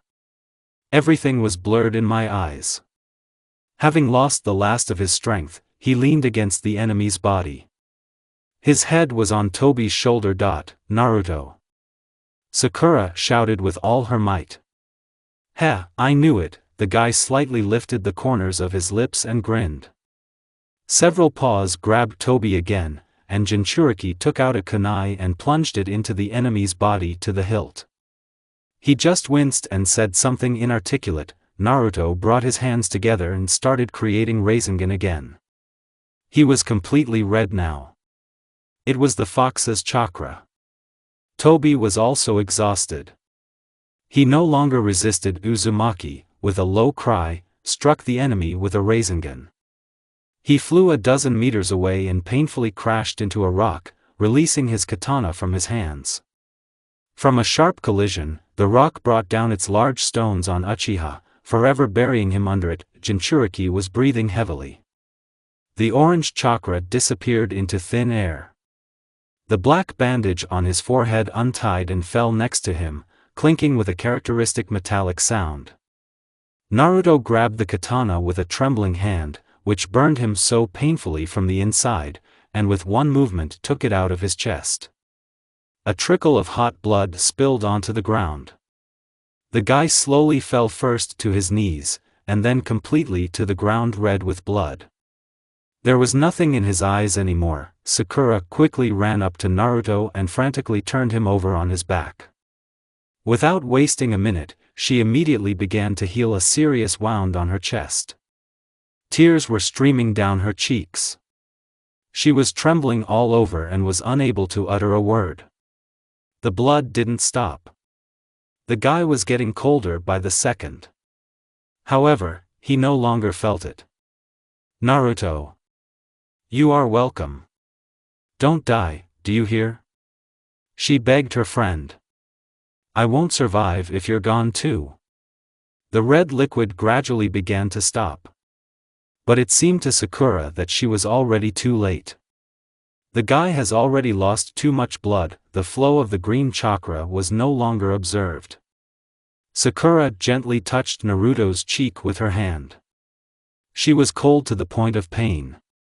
The face now seemed especially cute and attractive. Only a slight pallor slightly spoiled the whole look. The red burns received in the recent battle were still visible. Sakura's insides tightened painfully. Holding her breath, she slowly delved into everything that had happened, unable to take even one breath. Picking up a nearby leaf protector, she squeezed it tightly. Haruno put her hands on the guy's chest and lowered her head on them. A loud sob echoed throughout the forest.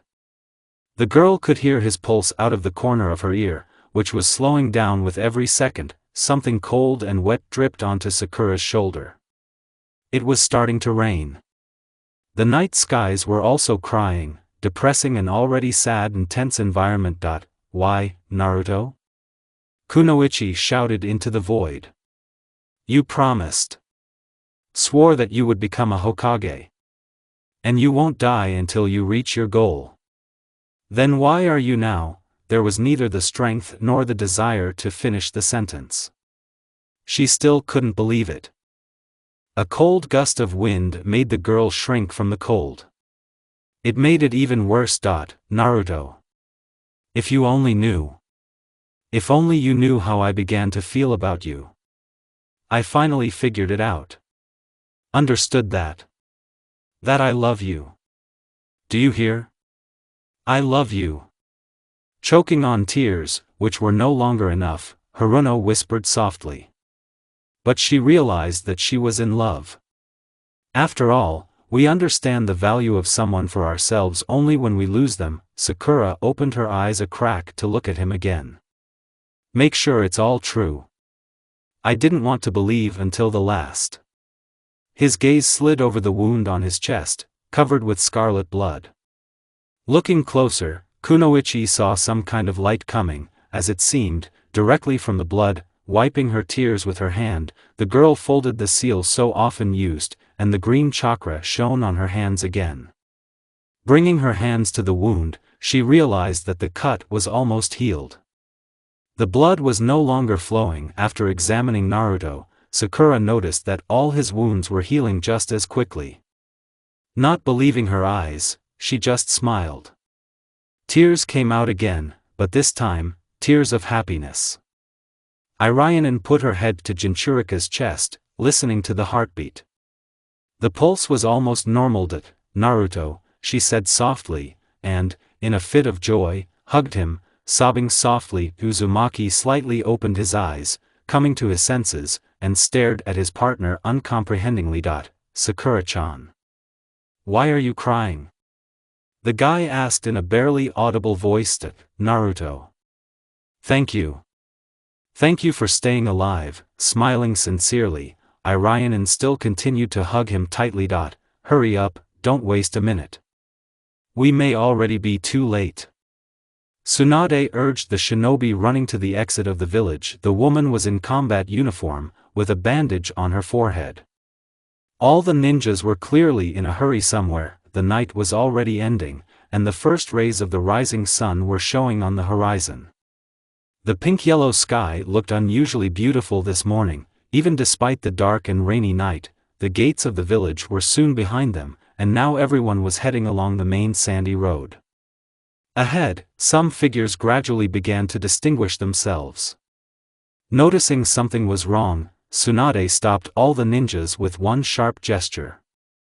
Who's coming?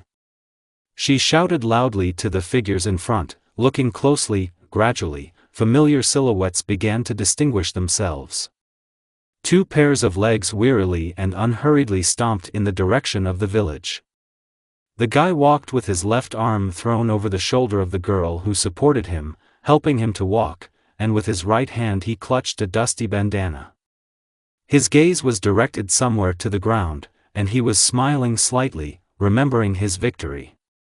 Their victory with their partner. Sakura? Naruto? It can't be. Tsunade immediately recognized the young shinobi. Unable to restrain herself, the woman rushed to meet them. This. Tsunade-sama? Sakura peered ahead, raising her head. Sakura. Are you from the battlefield? The woman tried to understand, considering the battered Uzumaki, when she ran closer. Well. You could say that. Haruno looked away. but we felt a powerful chakra from the forest at night. She was like the chakra of Ju himself, Granny Tsunade. Naruto gave his voice, interrupting Hokage. Don't worry about it. Whoever was there, he's gone. So, you can relax. Senju stared blankly at Jinchuriki, and tried to figure out what had happened at all. The blonde man removed his hand from Sakura's shoulder, standing firmly on his feet. Naruto, are you sure you can walk by yourself? The pink-haired Kunoichi asked worriedly.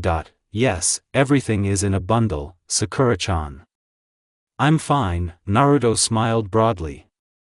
It made the girl believe in him, in his words.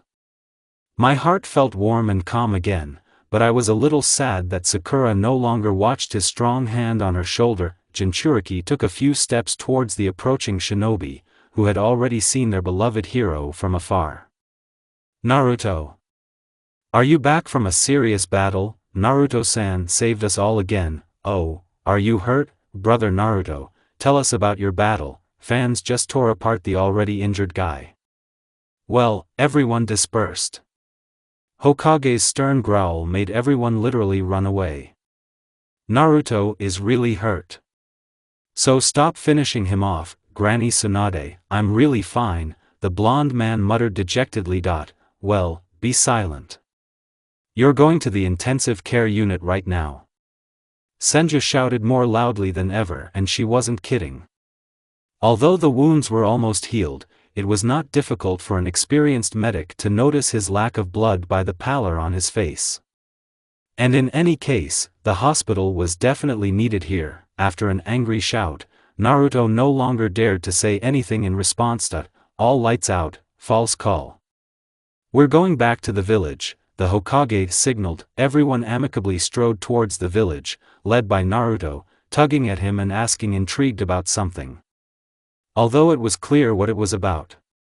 Tsunade also approached Sakura, who was walking behind it. I understand, you can't get anything out of Naruto, but you'll have to tell me everything. And today, as soon as we return to Konoha, of course, Tsunade-sama. So much has happened lately. Irene looked at her friend walking ahead and involuntarily smiled. Sakura was sitting in the hospital room right on the bed and telling the recent events of the Hokage, who was sitting at the table opposite. Kunoichi's stomach was wrapped in bandages, although under them the wound was almost completely healed. But you can't argue with Tsunade. She was always unnecessarily worried, and the pink-haired one was injured in any way. And Sakura has noticed this for a long time. Well, that's how it happened, the girl finished. The woman was silent, processing all the information received. After all, it was not easy to realize this. Yeah. It's been hard for you. Well, at least everything worked out. The main thing is that you are alive, smiled Tsunade, and we will deal with the rest later. Yes, you're right, Haruno smiled back. The story, of course, was very detailed. However, she kept something completely personal for her and Naruto. After all, why would she know that a copy of herself gave the guy a kiss, and that Sakura herself fell in love with him? This was completely unnecessary information for Senju, even though the woman asked to tell everything, down to the smallest details. Haruno got out of bed and headed out of the office. Sakura, where are you going? Me. To Naruto, Kunoichi answered honestly. Actually, you need to stay in the room. And even better, to lie in a crib, the Hokage ordered in a commanding tone. Tsunade-sama. Sakura sighed with displeasure. Well, so be it. And, since you're going to Naruto, make sure he doesn't run away from the hospital. You know him. He definitely needs to stay here for a while longer. Okay, I understand. The pink-haired woman was delighted and jumped out of the office. The hallway was very quiet. Only rare sounds sometimes came from the wards of patients. Of course, after all, it was Konoha's main hospital, where Hokage herself often looked in. And such places should always be very quiet. After walking along the corridor for some distance, Irinen stopped at the right door. Opening it, Sakura went inside. Naruto sat in front of the window, his face contorted with displeasure, and watched people running past on the street. That pallor was no longer observed, and he looked much better. The shirt was lying somewhere on a chair, but now the bandages covering almost the entire body hid the handsome torso of the guy. His hand was pulled aside and lay on the windowsill. There was a catheter in the area of the elbow bend, from which a tube departed. Blood could be seen slowly flowing down it. Hearing the sounds of the door opening, the guy turned around with interest. Naruto, actually, you need to lie with a dropper. Ryanin immediately noticed a violation of the rules. Sakura-chan, is that you? How's your wound? Naruto ignored his partner's remark. I'm fine, but you were injured much more seriously. You're also worried about me. Let me examine you myself. The pink-haired woman, without waiting for an answer, approached the guy and folded the seal. Hirono ran a stream of chakra down Uzumaki's back without touching the skin. He just obediently sat in place. The nine-tailed chakra has even healed fractures. Is this possible? He is almost healthy, but the general condition is still not the best. The girl immediately concluded. It was Kyubi who helped you, right? Sakura asked cautiously. Naruto was silent for a while, and then with a bitter smile replied yes. He has already helped me many times, but he himself suffered. How is he there? Hirono asked quietly and with interest. It was still hard for her to believe that that terrible demon fox had changed and become kind. Therefore, she was still afraid of him. Uzumaki didn't expect Sakura to ask about Kurama, but he was glad of it. He's all right. He was hurt badly, but with his regeneration, he will recover quickly. I see. Kunoichi fell silent. There was a heavy silence. The girl had nothing to say. My head was filled with some incomprehensible and unnecessary thoughts. The silence was broken by a sudden rumbling in Naruto's stomach. Damn, how I want to eat. Jinchuriki stammered in a plaintive voice. The pink-haired woman noticed that the blood in the bag had already run out. Distracted from her thoughts, Ryanin removed the catheter and set the structure aside. Sakura-chan, let's go to Ichiraku. I'm treating you. The guy smiled when he felt that he was freed from the annoying needle. Naruto, you need to stay in the hospital. Hirono's brows furrowed. Well, Sakura-chan, you promised, remember?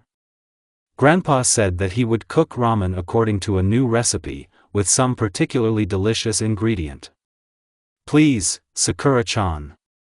The blonde man pleaded. The girl was stubborn at first and didn't want to go anywhere, and she wasn't going to let Naruto go anywhere. But when he started talking about tender delicious noodles and seasoned broth, Kunoichi's mouth watered. She was hungry, too. Okay, but only then. We immediately returned to the hospital. Sakura sighed, allowing herself to be persuaded. Uzumaki triumphantly cheered, threw on a jacket, tied a bandana and began to open the window. Jumping out, he stopped opposite, waiting for his partner. Couldn't you have gone out through the door? Grinning, the girl noticed. Do you want me to be tied up and tied to a bed? Naruto smiled. After all, he really could not leave this hospital. Come on, let's go already. And then suddenly they will notice. I'm coming, Sakura said and jumped out after her. On the ground floor, in the same room, the Hokage was sitting and looking out of the window sideways. I knew it. He won't sit out for a long time, the woman noticed to herself when she saw Naruto running away. And Sakura followed. Well, she really has changed. She became more like him. Youth, smiling to herself, Tsunade followed the young shinobi with her eyes and again buried herself in the papers. Hi, Grandpa. We'll have 2 servings of new ramen, please. Naruto ran into Ichiraku with a cheerful cry. Next, more calmly, Sakura entered. Oh, Naruto. Haven't seen you for a long time. Was the mission delayed? He asked when he saw the hero of the sheet. Well, you could say that. Hirono sat down and looked at the guy. He was not sad at all, but, on the contrary, smiled in anticipation of a new portion of noodles. Grandpa. Grandpa? Is there ramen soon?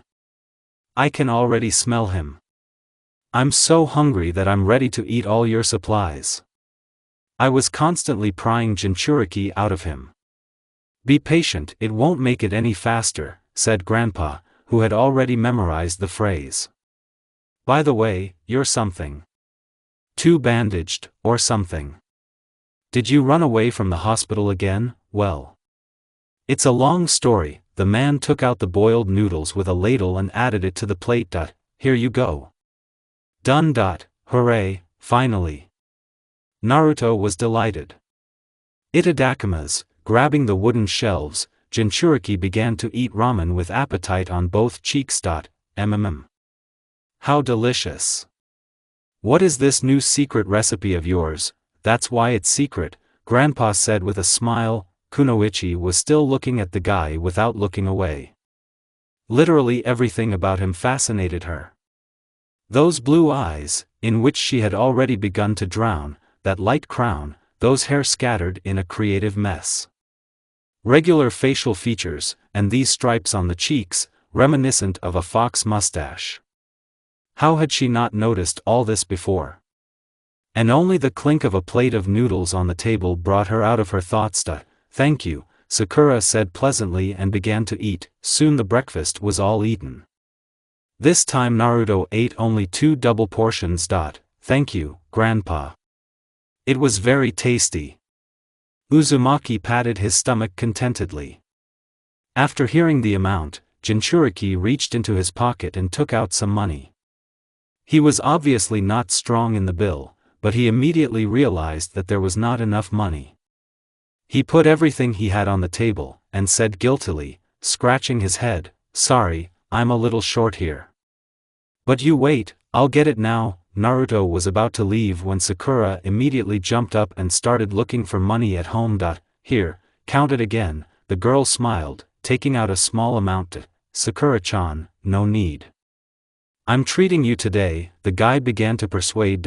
No, we need to go to the hospital, so we don't have time to make an extra circle.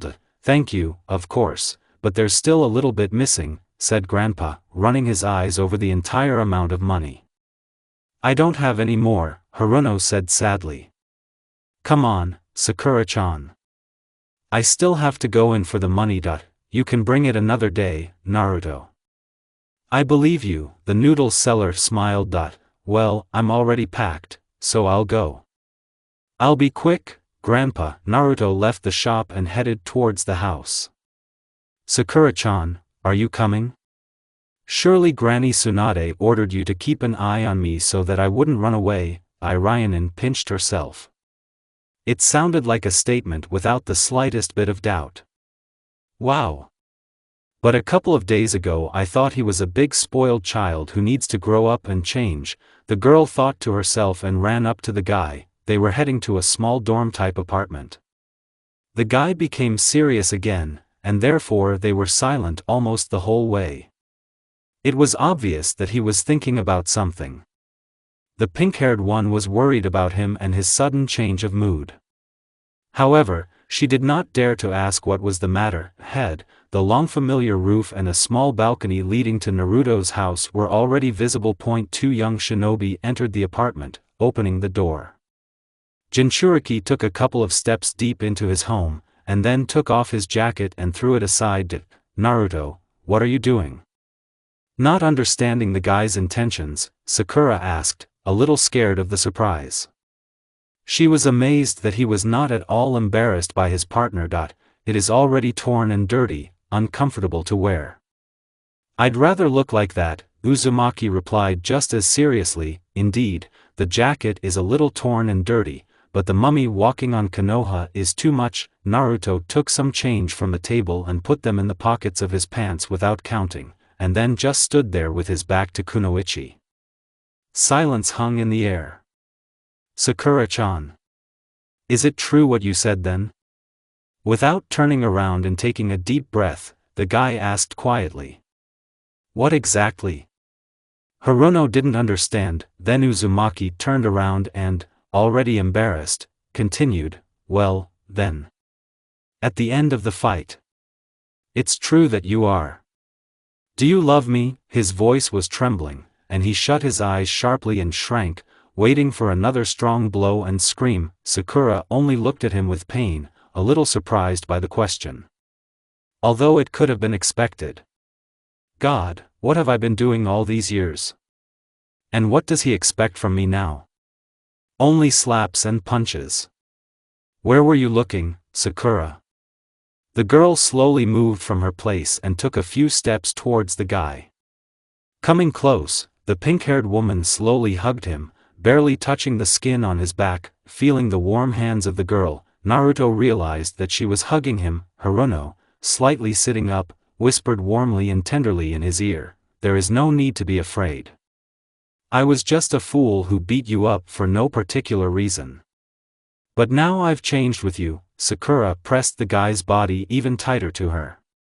He was tense, and his hot skin inflamed some unknown desire in her. "So, is that true?" Naruto asked carefully, moving away from the shock.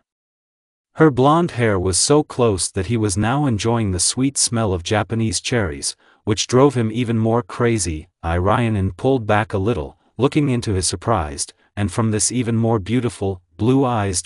"Of course," Sakura smiled warmly. Naruto obviously did not expect all this, but he was infinitely glad. It was difficult to say exactly what emotions he was experiencing at that moment, and what thoughts were spinning in his head. The corners of his lips slowly lifted. Now they were looking at each other, and nothing bothered them in this world anymore. Haruno felt that she was starting to lose her head. Having decided to take a decisive step, she slowly brought her hand to Jinchuriki's cheek. And only as soon as she touched his warm skin, the guy abruptly leaned forward, biting into such desirable lips of his partner. Amazing. "So that's what your lips taste like, Naruto? How much I wanted to cling to them all this time. Now I finally realize that I'm head over heels in love with you," Sakura thought, slowly closing her eyes. Leaning forward slightly, the girl began to respond to the kiss. Warm and gentle, he quickly turned into a passionate one. And now their tongues were already intertwined. Kunoichi put one hand on his cheek, pulling the guy up a little and stroking his skin, and with the other she buried herself in his soft blonde hair. Dexterous finger movements smoothly untied the knot on the bandana, which at the same moment fell to the floor. The guy's hands supported the girl from the back. He held Haruno closer and closer to him and was afraid.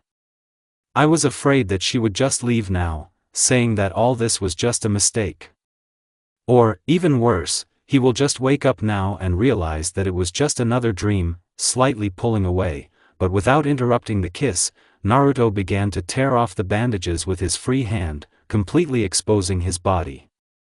Small, not yet healed wounds appeared on the skin. Noticing Uzumaki's very unambiguous actions, Sakura broke the kiss and, blushing, whispered, "Naruto, what are you doing?"